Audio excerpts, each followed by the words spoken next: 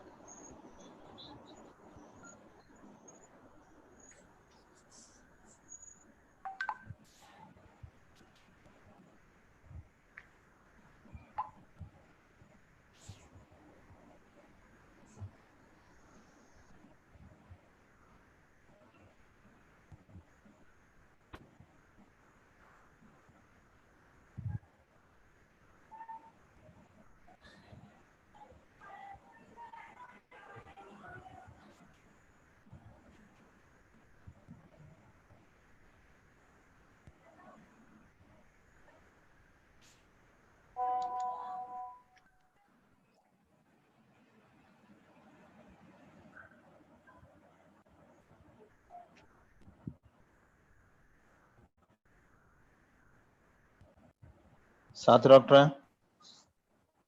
ഡോക്ടറെ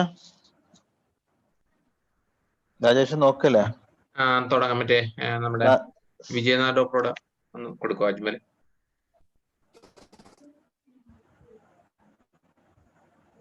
സാത്ത് ഡോക്ടർ തുടങ്ങിയല്ലേ? അർജുൻ തുടങ്ങാം. വിജയനാഥ് ഡോക്ടറെ നമ്മൾ 8 മണി കഴിഞ്ഞു. 3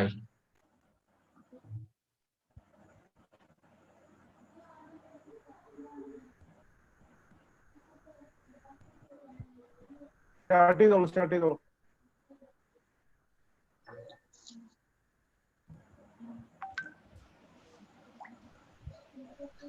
അജ്മൽ ഡോക്ടറെ രാജേഷ് മറ്റേ ഡോക്ടർ ഒന്ന് അൺമ്യൂട്ട് ആക്കുക. രാജു തോമസ് ഡോക്ടറെ. ഓക്കെ ഹാൻഡ് റൈസ് ചെയ്യോ? ഓക്കെ അൺമ്യൂട്ട് ചെയ്ത് ശരി. വിജയനാഥ് ഡോക്ടർ ഇല്ല അവിടെ? ഹലോ, അവിടെ ഉണ്ട്. ഹലോ, തുടങ്ങല്ലേ ഡോക്ടറെ? സ്റ്റാർട്ട് ചെയ്യാം.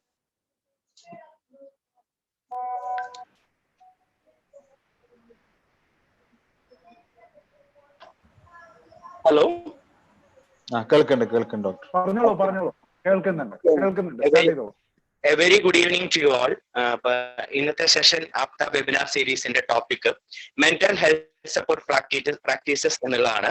അപ്പൊ ഈ സെഷൻ നയിക്കുന്നത് ഡോക്ടർ MV വിനോദ്കുമാർ ആണ്. അദ്ദേഹം BPSP ആയുർവേദ കോളേജ് കോട്ടക്കലിലെ സംഹിത സംസ്കൃതം സിദ്ധാന്ത വകുപ്പിന്റെ മേധാവിയാണ്.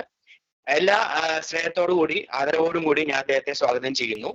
കൂടാതെ ഔപചാരികതയുടെ പേരിൽ AMA സംസ്ഥാന president Dr. Raju Thomas, Secretary Dr. Sadat Dinakar, Treasurer Dr. Mansoor Ali Gurkar, അതേപോലെ തന്നെ AMA Research Foundation Chairman Dr. Vinodkumar, AMA Executive Members, അതേപോലെ തന്നെ വെബിനാർ സീരീസിന്റെ ജീവാത്മാക്കളായ doctor Rajesh, doctor Arjun, doctor Ajmal, അതേപോലെ തന്നെ ലോകത്തെമ്പാടും നിന്നുള്ള വിവിധ വ്യൂവേഴ്സിനെ ഞാൻ സ്നേഹത്തോടു കൂടി ഈ വെബിനാർ സീരീസിലേക്ക് സ്വാഗതം ചെയ്യുന്നു.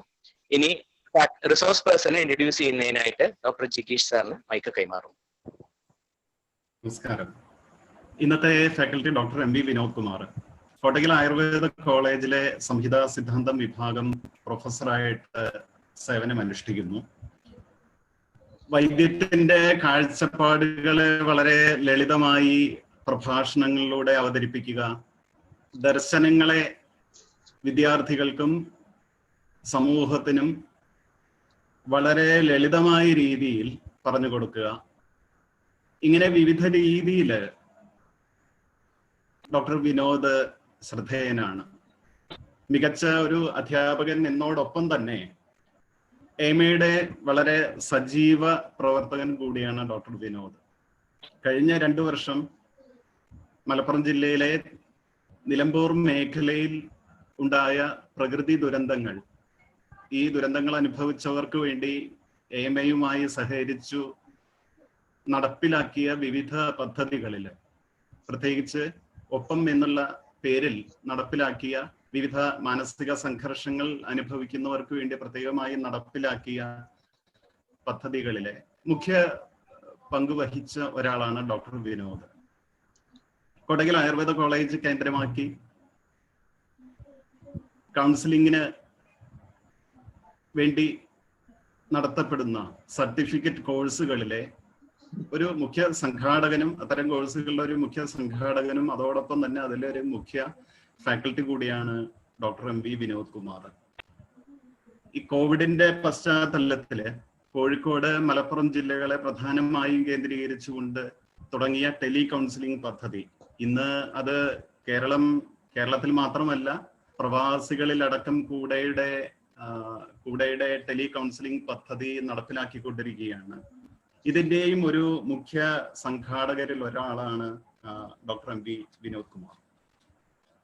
ഇവിടെ മുമ്പ് സൂചിപ്പിച്ച പോലെ ഒരുപക്ഷെ ഇന്ന് ഏറ്റവും അധികം കോവിഡിന്റെ ഒരു പശ്ചാത്തലത്തില് വൈദ്യശാസ്ത്ര രംഗത്ത് പ്രവർത്തിക്കുന്നവർ ഏറ്റവും അടിയന്തരമായി ഇടപെടേണ്ട ഒരു മേഖലയാണ് മാനസിക സംഘർഷങ്ങൾ അനുഭവിക്കുന്നവരുടെ പ്രശ്നങ്ങൾ.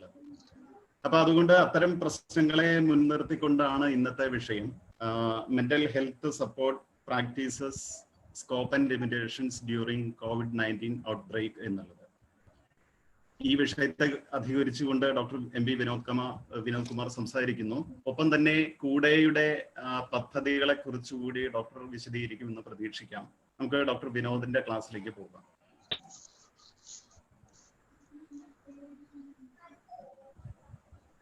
എല്ലാവർക്കും നമസ്കാരം. AMA കുടുംബത്തിലേക്ക് സ്ക്രീൻ കാണാലോ അല്ലെ? കാണാം സാർ. AMA കുടുംബത്തിലേക്ക് വീണ്ടും എത്തിച്ചേരാൻ സാധിച്ചതിൽ സന്തോഷം. കുടുംബത്തിൽ നിന്ന് വിട്ടുപോയിട്ടൊന്നുമില്ല, അതുകൊണ്ട് പിന്നെ വീണ്ടും എത്തിച്ചേരുന്നതിന് കാര്യമില്ല.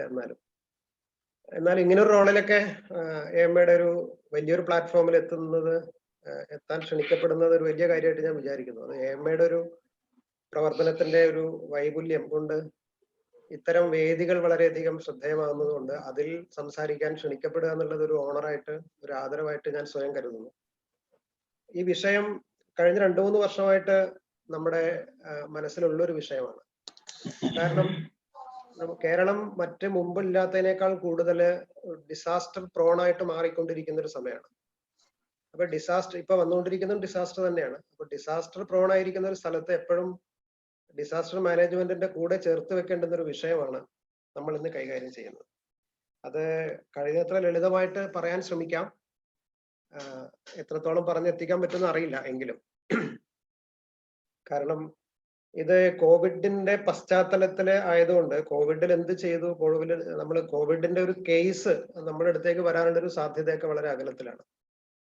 പക്ഷെ കോവിഡ് ഒരു സംഭവമായിട്ട് എടുത്തു കഴിഞ്ഞാല്, കോവിഡ് ഒരു രോഗമായിട്ടല്ല, കോവിഡ് ഒരു സംഭവമായിട്ട് എടുത്തു കഴിഞ്ഞാല് ഒരുപാട് തരത്തിലുള്ള ഈ പറഞ്ഞ ഒരു മെന്റൽ ഹെൽത്ത് സപ്പോർട്ട് വേണ്ടിവരുന്ന കോവിഡ് ബാധിതരല്ലാത്ത എന്നാൽ കോവിഡ് സംഭവത്തിൽ പങ്കാളികളായിരിക്കുന്ന ഒരുപാട് പേര് നമുക്ക് ചുറ്റുമുണ്ടെന്ന് നമുക്കറിയാം. അപ്പൊ അതുകൊണ്ടാണ് ഇങ്ങനെ ഒരു വിഷയത്തിന്റെ ഒരു പ്രാധാന്യം നമുക്ക് ബോധ്യപ്പെടുന്നത്. വിഷയത്തിലേക്ക് കടക്കുന്നതിന് മുമ്പ് എനിക്ക് 2 പേരെ ഓർക്കാനുണ്ട്. ഒന്ന് അഗ്നിവേശ് സാറാണ്.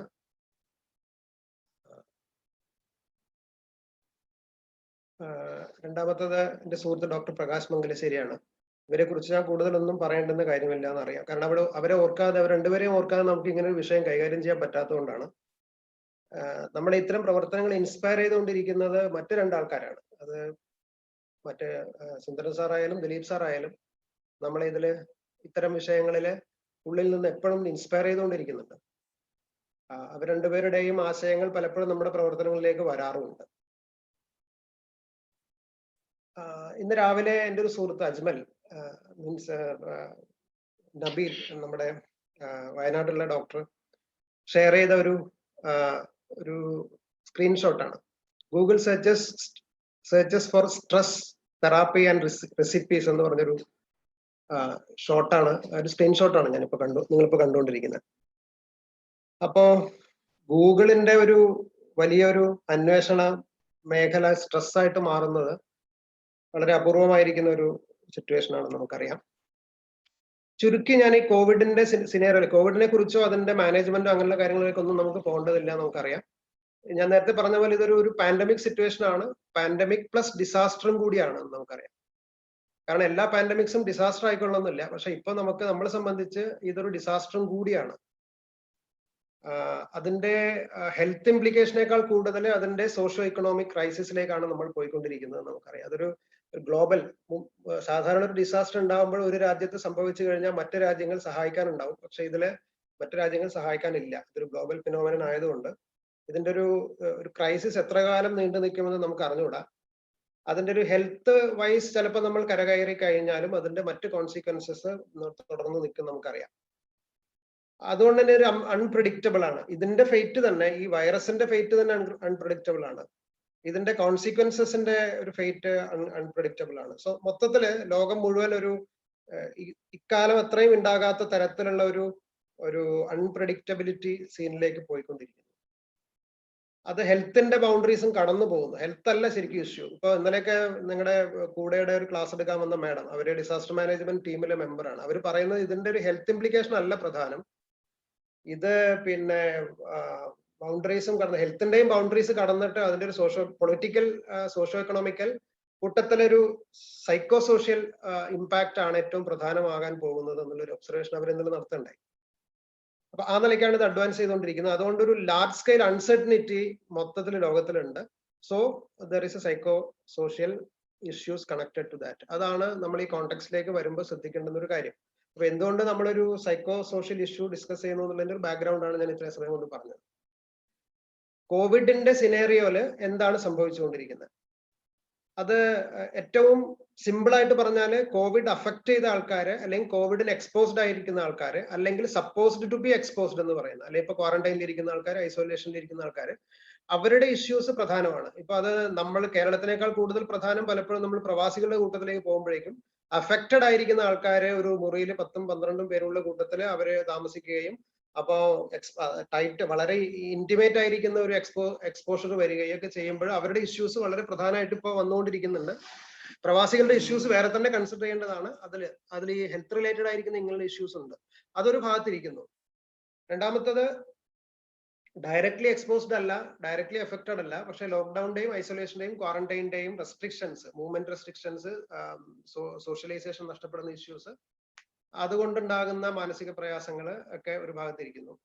ഇതിന്റെ ഒരു ഫേറ്റ് എന്താവുന്നതിനെ കുറിച്ചുള്ള ആൾക്കാരുടെ ഒരു കൺസേൺ, അത് പ്രത്യേകിച്ചും 60 വയസ്സിൽ കൂടുതലുള്ള ആൾക്കാർ എപ്പോഴും അവർ വളരെ ഫിലോസഫിക്കലായിട്ട് ലോകം എങ്ങോട്ടാ പോകുന്നത് എന്നുള്ളൊരു ചോദ്യം വളരെ വളരെ പ്രധാനമായിട്ട് ആൾക്കാർ 70-80 വയസ്സൊക്കെ കഴിഞ്ഞ ആൾക്കാർ ചോദിച്ചുകൊണ്ടിരിക്കുന്നു. അപ്പൊ അവർക്ക് ഓൾറെഡി ഉള്ള ഒരു അനാഥത്വം, അരക്ഷിതത്വം വളരെ കൂടുതലാണ്. അതുകൊണ്ട് എൽഡർലി ആയിരിക്കുന്ന ആൾക്കാരെ നമ്മൾ പ്രത്യേകിച്ച് കൺസിഡർ ചെയ്യേണ്ടതാണ്. അത് നമ്മൾ കുറച്ച് വഴിയെ പറയാം, ഇതിന്റെ ഭാഗമായിട്ട് നമുക്ക് പറയാം. Economic crisis leading to uncertain job, career, income, അത് ഞാൻ പ്രത്യേകിച്ച് വിശദീകരിക്കേണ്ട കാര്യമില്ല. അതാണ് ഇന്ന് ലോകം മുഴുവൻ വ്യാപിച്ചിരിക്കുന്ന ഒരു കൺസേൺ എന്ന് പറയുന്നത്. ഫാമിലി റിലേഷൻഷിപ്സിന് ഒരുപാട് പ്രശ്നങ്ങൾ വരുന്നു. പ്രത്യേകിച്ചും ഈ കഴിഞ്ഞ 45 ദിവസം വീടുകളിൽ ലോക്ക്ഡൌണിൽ കുടുങ്ങിയിരിക്കുന്ന ആൾക്കാരുടെ വീട്ടിലുള്ള ഡൈനാമിക്സിൽ ഒരുപാട് പ്രശ്നങ്ങൾ വരുന്നുണ്ട്. റിലേഷൻഷിപ്പിലുള്ള പ്രശ്നങ്ങൾ, ഈവൺ ഈ പിന്നെ ആൽക്കഹോളിസത്തിന്റെ issues, family issues, relationship issues, കുട്ടികളും അച്ഛനും അമ്മയും തമ്മിലുള്ള ഇഷ്യൂസ് ഒക്കെ. കാരണം സാധാരണഗതിയിൽ 24 മണിക്കൂർ ഒന്നിച്ചുണ്ടാവാത്ത ആൾക്കാർ പെട്ടെന്ന് ഒരു കുറെ ദിവസം ഒന്നിച്ചു വേണ്ടി വരുമ്പോൾ ഉണ്ടാകുന്ന ഒരുപാട് ഇഷ്യൂസ് വരാൻ പോകുന്നു, വന്നുകൊണ്ടിരിക്കുന്നു. റുട്ടീൻ ചേഞ്ച് ചെയ്യുന്നതിന്റെ ഒരു വിഷയം. രാവിലെയും ജോലിക്ക് പോകുന്ന ആൾക്കാർ അല്ലെങ്കിൽ പണിയെടുക്കാൻ പോകുന്ന ആൾക്കാർ അവരുടെ റുട്ടീൻ മാറുന്നത് കൊണ്ട് അവരുടെ ഒരു സൈക്കിൾ തന്നെ, നമ്മൾ സർക്കാഡിയൻ റിതം എന്നൊക്കെ പറയുന്ന പോലെ ഒരു ബയോളജിക്കൽ സൈക്കിളില്, ബയോളജിക്കൽ ക്ലോക്കിൽ വരുന്ന ഇഷ്യൂസ് ഒരുപാട് തരം അൺസർട്ടനിറ്റീസ് ഉണ്ടാക്കാൻ പോകുന്നു. അതിൽ പ്രധാനം സൈക്കോളജിക്കൽ ഇഷ്യൂസ് ആയിരിക്കും. ഇതൊന്നും അല്ലാത്ത ഒരു കാറ്റഗറി വരുന്നത് ഓൾറെഡി സൈക്കോമോർബിഡിറ്റീസിൽ ഇപ്പൊ OCD ആയിട്ടിരിക്കുന്ന ആൾക്കാർ വീണ്ടും കൈ കഴുകാൻ വേണ്ടിയിട്ട് നമ്മൾ പറഞ്ഞുകൊണ്ടിരിക്കുന്നത്. അപ്പൊ OCD ഉള്ള ആൾക്കാർ വീണ്ടും അതില് ഭയങ്കരമായിട്ട് ഒബ്സസീവ് ആവുകയും OCD വർദ്ധിക്കുകയും ആങ്സൈറ്റി വർദ്ധിക്കുകയും ഡിപ്രഷൻ കൂടുകയൊക്കെ ചെയ്യുന്ന, ഓൾറെഡി പ്രീമോർബിഡ് ആയിരിക്കുന്ന അവസ്ഥയിൽ ഇരിക്കുന്ന ആൾക്കാരുടെ ഇഷ്യൂസ് എക്സാസർബേറ്റ് ചെയ്യുന്നതാണ് മറ്റൊരു പ്രധാനപ്പെട്ട കാര്യം. അത് അങ്ങനെയുള്ള ആൾക്കാർ നമ്മുടെ സമൂഹത്തിൽ ഇതിന്റെ ഒരു പ്രിവലൻസ് അത്ര കുറവൊന്നുമല്ല. നല്ല രീതിയിൽ ഇപ്പൊ OCD ഒക്കെ ഒരുപാട്, മെന്റൽ ഹോസ്പിറ്റലിൽ മിഞ്ഞാന്ന് ക്ലാസ് എടുത്തപ്പോൾ മാഡം പറഞ്ഞു OCD ആയിട്ട് ഒരുപാട് പേര് വരുന്നു. അതിനൊക്കെയുള്ള സാധ്യത വർദ്ധിച്ചുകൊണ്ടിരിക്കുന്നു. Emerging problems associated with alcoholism, substance abuse, domestic violence, ഇതൊരു സോഷ്യൽ ഇഷ്യൂ ആയിട്ട് മാറാൻ പോകുന്നു. അപ്പൊ ഇത്രയാണ് ഈ കോവിഡുമായി ബന്ധപ്പെട്ടിട്ട് നമുക്ക് വന്നുകൊണ്ടിരിക്കുന്ന ഇഷ്യൂസ്. ഇതാണ് നമ്മൾ കൺസിഡർ ചെയ്യേണ്ടുന്ന വിഷയങ്ങളായിട്ട് വരുന്നത്. അടുത്ത വിഷയം ഇമ്മീഡിയറ്റ് ആയിട്ടുള്ള കൺസേൺസ് എന്തൊക്കെയാണ്? ഇമ്മീഡിയറ്റ് ആയിട്ടുള്ള കൺസേൺ എന്ന് പറഞ്ഞാൽ ഏത് തരത്തിലുള്ള ഒരു പാൻഡമിക് സിറ്റുവേഷൻ വന്നാലും അല്ലെങ്കിൽ ഒരു ഡിസാസ്റ്റർ വന്നു കഴിഞ്ഞാലും എല്ലാവർക്കും ഉണ്ടാകുന്ന ഒരു അക്യൂട്ട് സ്ട്രെസ് റെസ്പോൺസ് ഉണ്ട്. അതായത് ഒരു അപകടം സംഭവിച്ചു കഴിഞ്ഞാൽ ലോകത്തിൽ ആർക്കും ഉണ്ടാകാവുന്ന ഒരു റെസ്പോൺസ്. ഈ റെസ്പോൺസ് തനിയെ റിസോൾവ് ചെയ്ത് പോകുന്നതാണ് നമ്മൾ സാധാരണ പറയാം. പക്ഷെ അവിടെയും നമ്മൾ ചിലപ്പോൾ സപ്പോർട്ട് ചെയ്യേണ്ടി വരും. അങ്ങനെയുള്ള ഇഷ്യൂസ് ഉണ്ട്. അതായത് ഞാൻ പറയുന്നത് മറ്റൊരു പ്രശ്നവും ഇല്ലെങ്കിലും നമുക്ക് സപ്പോർട്ട് ചെയ്യേണ്ടുന്ന ആൾക്കാർ നമുക്ക് ചുറ്റുമുണ്ട്.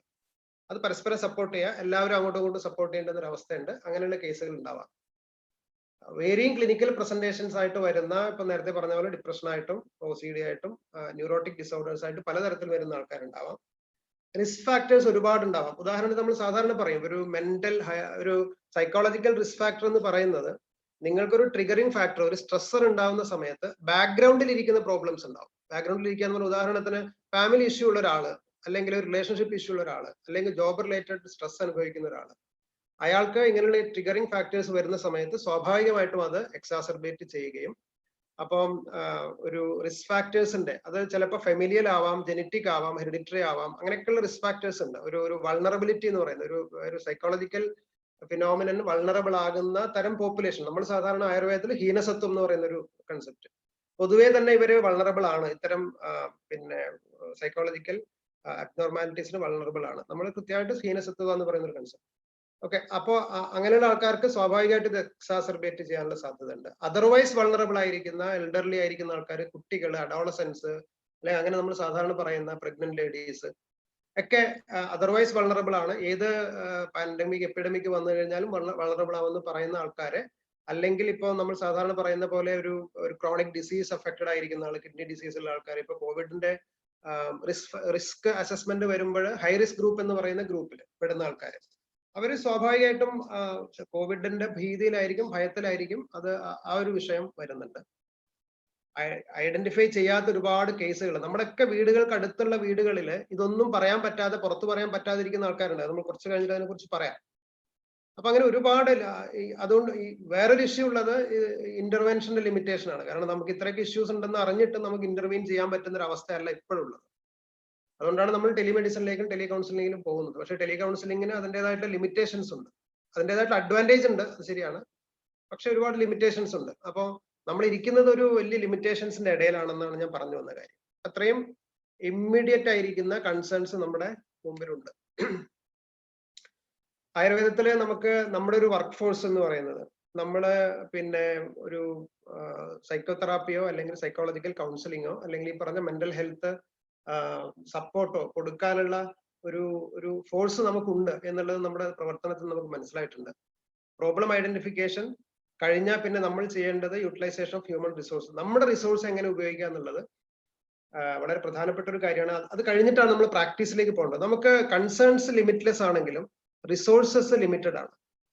പക്ഷെ നമ്മൾ അതിനെ എംപവർ ചെയ്യേണ്ടതുണ്ട്. ഈവൻ നമ്മൾ സ്റ്റുഡൻസിനെ പോലും നമുക്ക് ഉപയോഗിക്കാൻ പറ്റേണ്ടതുണ്ട്. നമുക്ക് മെന്റൽ ഹെൽത്ത് സ്ക്രീനിങ്ങിന് വേണ്ടിയിട്ട് മെന്റൽ ഹെൽത്ത് സപ്പോർട്ട് വളണ്ടിയേഴ്സിനെ നമുക്ക് ആവശ്യമുണ്ട്. സ്റ്റുഡൻസിനെയും ഇന്റേൺസിനെയും PGസിനെയും നമുക്ക് അതിൽ ഉപയോഗിക്കാം.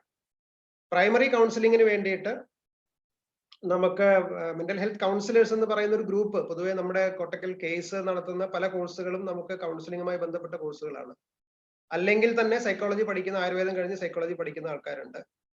അതൊന്നും അല്ലെങ്കിലും നമുക്കൊരു മിനിമം ട്രെയിനിങ്ങിലൂടെ ഇപ്പൊ നമ്മൾ ചെയ്യുന്ന ഒരു കാര്യം, ചെയ്യാൻ പോകുന്ന കാര്യം, നമുക്കൊരു ഒരു ക്ലിനിക്കില് ഒരു പേഷ്യന്റ് വന്നു കഴിഞ്ഞാൽ നമുക്ക് എങ്ങനെയാണ് അവരെ സാധാരണ ഒരു പേഷ്യന്റിൽ നിന്നും ഇതുവരെ നമ്മൾ കണ്ടിരുന്ന ഒരു പേഷ്യന്റിൽ നിന്നും വ്യത്യസ്തമായിട്ട് നമുക്ക് എങ്ങനെയാണ് അവരെ ഒന്നും കൂടെ കാണാൻ പറ്റുക എന്ന് പറയുന്ന ഒരു സംഗതി നമുക്കൊന്ന് ഒരു ഓറിയന്റേഷൻ ഉണ്ടാക്കാൻ വേണ്ടി ശ്രമിക്കാം.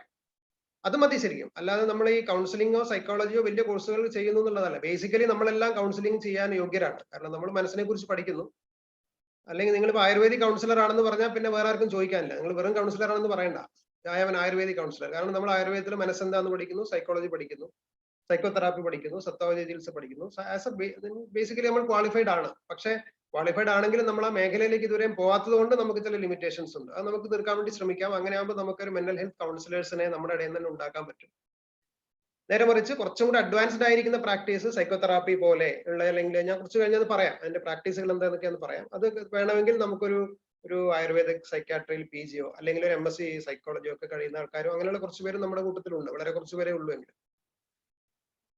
ഒരു സ്പെഷ്യലിസ്റ്റ് സൈക്യാട്രിസ്റ്റ് എന്ന് പറയുന്ന ആൾക്കാരുടെ എണ്ണം പൊതുവെ കുറവാണ്. നമ്മുടെ മാനസികം PG കഴിഞ്ഞ ആൾക്കാർ മാത്രമേ ഉള്ളൂ. അതുപോലെ നമ്മുടെ ഗവൺമെന്റ് ആയുർവേദ മെന്റൽ ഹോസ്പിറ്റലിൽ വർക്ക് ചെയ്യുന്ന ഡോക്ടേഴ്സ് അല്ലെങ്കിൽ വിവിധ പ്രൊജക്ടുകളിൽ വർക്ക് ചെയ്യുന്ന ആൾക്കാർ അവരാണ്. പക്ഷെ ഇത് നമുക്ക് എല്ലാ സമയത്തും സൈക്യാട്രിസ്റ്റുകളുടെ തന്നെ സർവീസ് വേണമെന്നില്ല. അവർ ശരിക്കും സ്പെഷ്യലിസ്റ്റുകളാണ്. നമുക്ക് നേരത്തെ പറഞ്ഞ പോലെ നമ്മുടെ പ്രാക്ടീസിൽ പോകുന്ന ആൾക്കാർക്ക് സിംപ്ലി നമുക്ക് ചെയ്യാൻ പറ്റുന്ന ചില എന്താ പറയാ, അവരുടെ ഒരു ഓറിയന്റേഷൻ മാറ്റിക്കഴിഞ്ഞാൽ നമുക്ക് അവരെ ഈ പേഷ്യൻസ് വരുമ്പോഴൊന്നും ഒരു സൈക്കോളജിക്കൽ മാനേജ്മെന്റ് പറ്റുന്ന രീതിയിലേക്ക് ഒന്ന് ട്രെയിൻ ചെയ്ത് എടുക്കാം. അതിനു വേണ്ടിയിട്ടുള്ള ഒരു തുടക്കം എന്ന നിലയിലാണ് നമ്മൾ ഇത് സംസാരിക്കുന്നതിനർത്ഥം. ഞാൻ ഇതിന്റെ കോവിഡിന്റെ വിശദാംശങ്ങളിലേക്ക് കൂടുതലായിട്ട് പോകുന്നില്ല. കാരണം എനിക്ക് തോന്നുന്നത് കോവിഡ് മാത്രമായിട്ട് നമുക്ക് പഠിക്കേണ്ട കാര്യമില്ല. കാരണം ഇനി കോവിഡ് കഴിഞ്ഞാലും മറ്റ് അവസ്ഥകൾ വരുമ്പോഴും നമുക്ക് പ്രശ്നങ്ങൾ ഉണ്ടല്ലോ. അപ്പൊ അതുകൊണ്ട് ഇവിടെ കാണിക്കുന്ന ഗോൾസ് എന്ന് പറയുന്നത് കോവിഡുമായി ബന്ധപ്പെട്ട അല്ലെങ്കിൽ ഈ പറഞ്ഞ കോവിഡ് റിലേറ്റഡ് ഇഷ്യൂസുമായിട്ട് ബന്ധപ്പെട്ട ഗോൾസ് ആണ്. അത് ബേർഡൻ അസസ്മെന്റ് ഒരു പ്രശ്നമായിട്ട് വരും. പ്രോപ്പർ സ്ക്രീനിങ് എന്നുള്ളത് വേറെ വിഷയമായിട്ട് വരും. നേരത്തെ പറഞ്ഞ പോലെ റിസ്ക് ഫാക്ടേഴ്സ് അസസ് ചെയ്യുക എന്നുള്ളത് ഒരു പ്രശ്നമായിട്ട് വരും.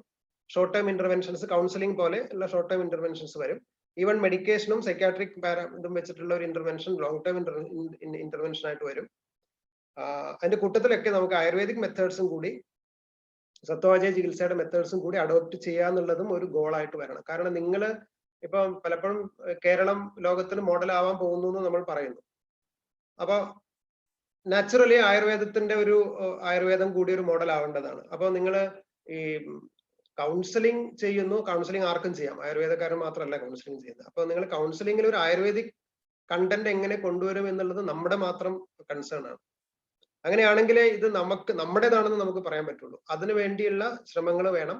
അതിന്റെ ഒരു മോഡലും കൂടി നമുക്ക് ഇതിലൂടെ കൊണ്ടുവരാൻ പറ്റണം. അത് കൗൺസിലിംഗിൽ നിന്ന് ടോട്ടലി ഡിഫറെന്റ് ആയിരിക്കുന്ന ഒരു മോഡൽ ആയിരിക്കില്ല. പക്ഷെ നമുക്ക് എക്സിസ്റ്റിംഗ് കൗൺസിലിംഗ് പ്രാക്ടീസസിലേക്ക് ആയുർവേദത്തിന്റെ കൺസെപ്റ്റും കൂടി ചേർക്കാൻ പറ്റും. ചേർത്തുകൊണ്ടിരിക്കുന്നു, പലരും ചെയ്തുകൊണ്ടിരിക്കുന്നു. നമുക്ക് നന്നായിട്ട് അത് ചെയ്യാൻ പറ്റും. അപ്പൊ അതും കൂടെ നമ്മുടെ ഒരു ഗോളായിട്ട് നമ്മൾ ചെയ്യേണ്ടതാണ്. ഇനി ഞാൻ ഈ കോവിഡിന്റെ സിനേറിയോ ഒന്ന് മെല്ലെ മാറുകയാണ്. കൂടയെ കുറിച്ച് സമയമുണ്ടെങ്കിൽ നമുക്ക് അവസാനം പറയാം. കൂടയിൽ സംഭവിച്ചുകൊണ്ടിരിക്കുന്നത് ടെലി കൗൺസിലിംഗ് ആണെന്ന് എല്ലാവർക്കും അറിയാം. അത് ചുരുക്കി പറഞ്ഞാല് മലപ്പുറം ജില്ലയിലുള്ള ആൾക്കാരിൽ തുടങ്ങി, മലപ്പുറം ജില്ലയിൽ നിന്ന് കേരളത്തിന്റെ പല ഭാഗങ്ങളിലേക്ക് പോയി, അത് കഴിഞ്ഞ് കേരളത്തിന്റെ പുറത്തുള്ള സംസ്ഥാനങ്ങളിലേക്ക് പോയി. ഇപ്പൊ ഏറ്റവും കൂടുതൽ വർക്ക് ചെയ്തുകൊണ്ടിരിക്കുന്നത് പ്രവാസികളുടെ ഇടയിലാണ്. അങ്ങനെ ഒരു ഏകദേശം അറ്റ് പ്രസന്റ് ഒരു 6000ഓളം കേസുകൾ പല നിലയ്ക്ക് കൈകാര്യം ചെയ്യാവുന്ന ഒരു 100-120 പേരുള്ള വർക്ക് ഫോഴ്സിലൂടെ നമുക്ക് അങ്ങനെ ചെയ്യാൻ പറ്റുന്ന ഒരു അവസ്ഥ ഉണ്ടായിട്ടുണ്ട്.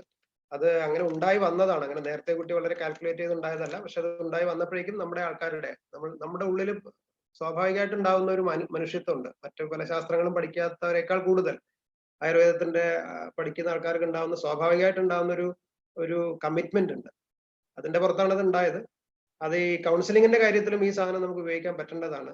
മറ്റേത് മെഡിക്കൽ പ്രാക്ടീഷണറേക്കാളും കൗൺസിലിംഗ് പഠിച്ചില്ലെങ്കിലും നമ്മൾക്ക് കൗൺസിലർ ആവാനുള്ള സാധ്യത വളരെ കൂടുതലാണ്. കാരണം നമ്മുടെ സംസാരം കൊണ്ട് തന്നെ പലപ്പോഴും ബെസ്റ്റ് എക്സാമ്പിൾ ഞാൻ പറയാം. നമ്മുടെ മലപ്പുറം ജില്ലയിലെ DMOന്റെ കീഴിൽ വർക്ക് ചെയ്യുന്ന സ്ഥലത്ത്, അതായത് അവിടുത്തെ പിന്നെ ടാസ്ക് ഫോഴ്സ് കൊറോണ സെല്ലിൽ നമ്മുടെ കുറച്ച് ഹൗസ് സർജൻസും ഡോക്ടർ സഫീറും അതിൽ പങ്കെടുക്കുന്നുണ്ട്. അപ്പൊ അവർ ചെയ്യുന്നത് ട്രേസ് ചെയ്യാണ് ചെയ്യുന്നത്, ട്രാക്കിംഗ് ആണ്. അതായത് പേഷ്യന്റിന്റെ വന്ന് എങ്ങോട്ട് പോയി എന്നുള്ള ട്രാക്കിംഗ് ആണ് അവർ ചെയ്യുന്നത്. ചെയ്യുമ്പോൾ ഇവര് ഫോൺ ചെയ്ത് സംസാരിക്കുകയാണ് ചെയ്യുക. ഫോൺ ചെയ്ത് സംസാരിക്കുന്ന സമയത്ത് അലോപ്പതി ഡോക്ടേഴ്സ് അപ്പുറത്തിരുന്ന് സംസാരിക്കുന്നുണ്ടാവും, നമ്മുടെ കുട്ടികൾ ഇപ്പുറത്തിരുന്ന് സംസാരിക്കുന്നുണ്ടാവും. നമ്മുടെ കുട്ടികൾ സംസാരിച്ച് കഴിഞ്ഞ് അവസാനിപ്പിക്കുന്നത് നിങ്ങൾക്ക് സുഖം തന്നെയാണല്ലോ അല്ലേ എന്ന് ചോദിച്ചിട്ട് അവസാനിപ്പിക്കാം. അപ്പൊ ഇത് കേട്ടപ്പോ സഫീർ എന്നോട് പറഞ്ഞത് 2-3 ദിവസം അവർ കളിയാക്കായിരുന്നു. നിങ്ങൾ എന്തിനാ ഇങ്ങനെയൊക്കെ ചോദിക്കുന്നത്, നിങ്ങൾക്ക് വിവരം അറിഞ്ഞാൽ പോരെ, നമ്മൾ എന്തിനാ ഇങ്ങനെ വിശദമായിട്ടൊക്കെ ചോദിക്കുന്നത്, അവരുടെ സുഖവിവരം ചോദിക്കാനല്ലല്ലോ, വിവരം അറിഞ്ഞാൽ പോരെയും ചോദിക്കും. പക്ഷെ 2 ദിവസം കഴിഞ്ഞപ്പോഴാണ് അവർക്ക് കാര്യം മനസ്സിലായത്. രണ്ടാമത് വിളിക്കേണ്ടി വരുമ്പോൾ നമ്മുടെ കുട്ടികൾ വിളിച്ച ആൾക്കാരുടെ റെസ്പോൺസ് കൂടുതലായിരുന്നു. അതായത് നമ്മൾക്ക് ആ വിളിയിൽ തന്നെ ഒരു ഹ്യൂമൻ ടച്ച് കൊണ്ടുവരാൻ പറ്റുന്നു എന്നുള്ളതാണ് നമ്മളും അവരും തമ്മിലുള്ള വ്യത്യാസം. ഇത് വളരെ എവിഡന്റ് ആയിട്ട് സഫീർ എന്നോട് പറഞ്ഞ കാര്യമാണ്. ഈ ഒരു പൊട്ടൻഷ്യൽ ആണ് ശരിക്കും നമ്മൾ കൗൺസിലിംഗിൽ ഉപയോഗിക്കേണ്ടത്. അല്ലാതെ കൗൺസിലിംഗ് എന്ന് പറഞ്ഞ് വേറെ എന്തൊക്കെയോ കൂടി പഠിച്ച് ചെയ്യുന്നതിന് പകരം നമ്മുടെ ക്ലിനിക്സിന്റെ സിനേറിയോയിലേക്ക് കൗൺസിലിംഗിന്റെ കമ്പോണൻസിനെ സിമ്പിൾ ആയിട്ട് എങ്ങനെ കൊണ്ടുവരാം എന്നുള്ളത് മാത്രമേ ആലോചിക്കേണ്ടതുള്ളൂ. അപ്പൊ നമുക്ക് ഒരു കൗൺസിലർ ആവാനുള്ള ഗുഡ് ക്വാളിറ്റീസ് ഉണ്ട്. നമുക്ക് കുറച്ചുകൂടെ ഞാൻ എപ്പോഴും പറയാറ്, ഞാൻ പദാർത്ഥ വിജ്ഞാനം പഠിപ്പിക്കുന്ന ആളായതുകൊണ്ട് പദാർത്ഥ വിജ്ഞാനം പഠിച്ചതിന്റെ ഗുണമാണെന്ന് ഞാൻ പറയാം. അത് എന്റെ ഒരു അഭിമാനം കൂടിയാണ്. കാരണം പദാർത്ഥ വിജ്ഞാനം പഠിക്കുമ്പോൾ നമുക്ക് അന്നേരം എന്താന്ന് മനസ്സിലാവാത്ത ഒരുപാട് കാര്യങ്ങൾ നമ്മൾ പഠിക്കേണ്ടി വരുന്നുണ്ട്. പക്ഷെ കുറെ കാലം കഴിയുമ്പോഴും മിക്കവാറും പദാർത്ഥ വിജ്ഞാനം പഠിക്കുന്ന കുട്ടികളൊക്കെ പറയുന്നത് ബോറാണെന്നാണ്. പക്ഷെ പലരും തിരിച്ചു വന്ന് പറഞ്ഞിട്ടുള്ളത്, സാറ് അന്ന് പഠിപ്പിച്ച കാര്യം മനസ്സിലായത് ഇപ്പോഴാണ് എന്ന് പറയുന്നത്. അതുകൊണ്ട് പ്രാക്ടീസിലേക്ക് വരുമ്പോഴേക്കൊരു മനസ്സിന്റെ കുറച്ച് വലിപ്പം നമുക്ക് കൂടുതലാണ് എന്ന് പലപ്പോഴും തോന്നാറുണ്ട്. നമുക്ക് ചില സക്സസ് സ്റ്റോറീസ് ഉണ്ടായിരിക്കാം, പ്രാക്ടീസിൽ നമുക്ക് ചിലപ്പോൾ ചില കാര്യങ്ങളൊക്കെ ഇങ്ങനെ കൗൺസിലിംഗ് പോലെ ചെയ്യാൻ പറ്റിയിരിക്കാം. പിന്നെ അതിന്റെ ഒരു നേച്ചർ നിങ്ങളുടെ മനസ്സിലൊക്കെ ഉണ്ടാവും, എന്താണ് നിങ്ങൾ ചെയ്യാൻ പറ്റിയത് എന്താണ്. പക്ഷെ അതിനേക്കാൾ നിങ്ങൾക്ക് പ്രശ്നം തോന്നുന്നത് അത് ചെയ്യാൻ പറ്റാത്ത കാര്യങ്ങളെ കുറിച്ചായിരിക്കും. മിക്കവാറും സംസാരിച്ച് തുടങ്ങി കഴിഞ്ഞത് എവിടെ എത്തിക്കണം എന്ന് അറിയാത്തൊരു പ്രയാസം പലരും പറയാറുണ്ട്. കാരണം നമ്മൾ സംസാരിച്ച് തുടങ്ങിക്കഴിഞ്ഞാൽ അവരും സംസാരിച്ചു തുടങ്ങിക്കഴിഞ്ഞാൽ ഇത് എവിടെയും എത്തിക്കാൻ പറ്റാതെ അവസാനം അവരുടെ വന്നതിനേക്കാൾ കൂടുതൽ പ്രശ്നം ഉണ്ടാക്കി പറഞ്ഞേക്കുന്ന പോലുള്ള ഇഷ്യൂസ് പലരും പറഞ്ഞു കേൾക്കാറുണ്ട്. അപ്പൊ അവിടെയൊക്കെ നമുക്ക് ചെറിയ ചെറിയ ടെക്നിക്സ് ഉപയോഗിക്കാൻ പറ്റേണ്ടതാണ്. കുറച്ച് കഴിഞ്ഞ് പറയാം. പലപ്പോഴും അൺഹെൽപ്ഫുൾ ആണ് നമ്മൾ ഒരിക്കലും കൗൺസിലിംഗ് എന്ന് പറയുമ്പോഴേക്കും ഈ പ്രശ്നം പരിഹരിച്ചു കൊടുക്കേണ്ട നമ്മളാണെന്നുള്ള വലിയൊരു ഉത്തരവാദിത്വം നമ്മൾ ഏറ്റെടുക്കരുത്. ഒരിക്കലും അങ്ങനെയല്ല. നമ്മൾ പ്രശ്നം പരിഹരിക്കാൻ പറ്റില്ല. നമ്മൾക്ക് അവരെ കൊണ്ട് പ്രശ്നങ്ങൾ പരിഹരിപ്പിക്കാനേ പറ്റുള്ളൂ. കൗൺസിലിംഗ് ബേസിക്കലി അതാണ്. അതായത് ഒരാളെ പ്രശ്നം പരിഹരിക്കാനായിട്ട് എംപവർ ചെയ്യുക എന്നുള്ളതാണ് കൗൺസിലിങ്ങിലൂടെ ചെയ്യുന്നത്. അല്ലാതെ നമ്മൾ നമ്മുടെ ധാരണ വെച്ചിട്ട് ചില കാര്യങ്ങൾ പറയലോ ചില അഡ്വൈസ് കൊടുക്കലോ ഒന്നും ഇതിൽ പറ്റില്ല. അത് കുറച്ച് കഴിഞ്ഞിട്ട് വിശദീകരിക്കാമെന്ന് തോന്നുന്നു. അതുകൊണ്ട് ചെറിയൊരു ട്രെയിനിങ് നമുക്ക് ആവശ്യമുണ്ട്. കൗൺസിലിങ്ങിന് സാധാരണ ഒരു കൗൺസിലിംഗ് ചെയ്യുന്ന സമയത്ത് പിന്നെ നമുക്കൊരു സെപ്പറേറ്റ് സെറ്റിംഗ് ആവശ്യമുണ്ടെന്ന് പറയും. കാരണം അത് ടിപ്പിക്കൽ കൗൺസിലിങ്ങിന്റെ സമയത്ത് നമ്മൾ സാധാരണ ഒരു ടേബിളിന്റെ മുകളിൽ സാധാരണ ഉണ്ടാവുന്ന വസ്തുക്കളൊന്നും ഉണ്ടാവാൻ പാടില്ല. കാരണം മിക്കവാറും ഒരു ഇമോഷണൽ ഔട്ട്ബസ്റ്റിംഗ് വരുമ്പോൾ അവിടെ ഇരിക്കുന്ന ഒരു സാധനം എടുത്ത് നിങ്ങളുടെ തലയിൽ അടിക്കാൻ ഇടവരരുത് എന്നാണ് സാധാരണ പറയുന്നത്. ബി പേപ്പർ ടെസ്റ്റ് പോലുള്ള സാധനങ്ങൾ പ്രത്യേകിച്ചും വെക്കാൻ പാടില്ല എന്നാണ്. പക്ഷെ നമ്മുടെ ക്ലിനിക്സിൽ ഇരുന്നിട്ട് ചെയ്യുന്ന സമയത്ത് നമ്മൾ അങ്ങനെ ഒരു ക്ലാസിക്കൽ കൗൺസിലിംഗ് ഒന്നും അല്ല ചെയ്യാൻ പോകുന്നുള്ളതുകൊണ്ട് നമ്മുടെ ക്ലിനിക്ക് തന്നെ വേണമെങ്കിൽ ഒരു as an extension of the clinic നിങ്ങൾക്ക് ചെയ്യാം. സെറ്റിംഗ്സ് പ്രധാനമാണ്. നമ്മൾ സാധാരണ ഒരു കൺസൾട്ടേഷൻ സെറ്റിംഗ്സിൽ ഇതല്ല, ശരിക്കും ക്ലാസ് എടുക്കുമ്പോൾ ഇങ്ങനെ അല്ല പറയേണ്ടത്, ഇതിന് സെപ്പറേറ്റ് സെറ്റിംഗ് വേണമെന്നാണ് പറയേണ്ടത്. പക്ഷെ നമ്മള് ആ നിലയ്ക്കുള്ള ഒരു ട്രെയിനിങ് അല്ല ഇപ്പൊ ഉദ്ദേശിക്കുന്നത് എന്നുള്ളത് കൊണ്ട് തൽക്കാലം നമുക്ക് നമ്മുടെ ഒപ്പിയിൽ ഇരുന്ന് ചെയ്യാൻ പറ്റുന്ന ചില കാര്യങ്ങളെ കുറിച്ച് സംസാരിക്കാം. ഒരു സൈക്കോസൊമാറ്റിക് ഡിസീസിനെ മാനേജ് ചെയ്യുന്നതിന്റെ ഒരു എയ്ഡ് ആയിട്ട് നമുക്ക് കൗൺസിലിങ്ങിനെ കൊണ്ടുവരാം. സൈക്കോസൊമാറ്റിക് ആണെന്ന് കണ്ടുപിടിക്കുന്ന രീതി നമുക്ക് കുറച്ച് കഴിഞ്ഞിട്ട് പറയാം.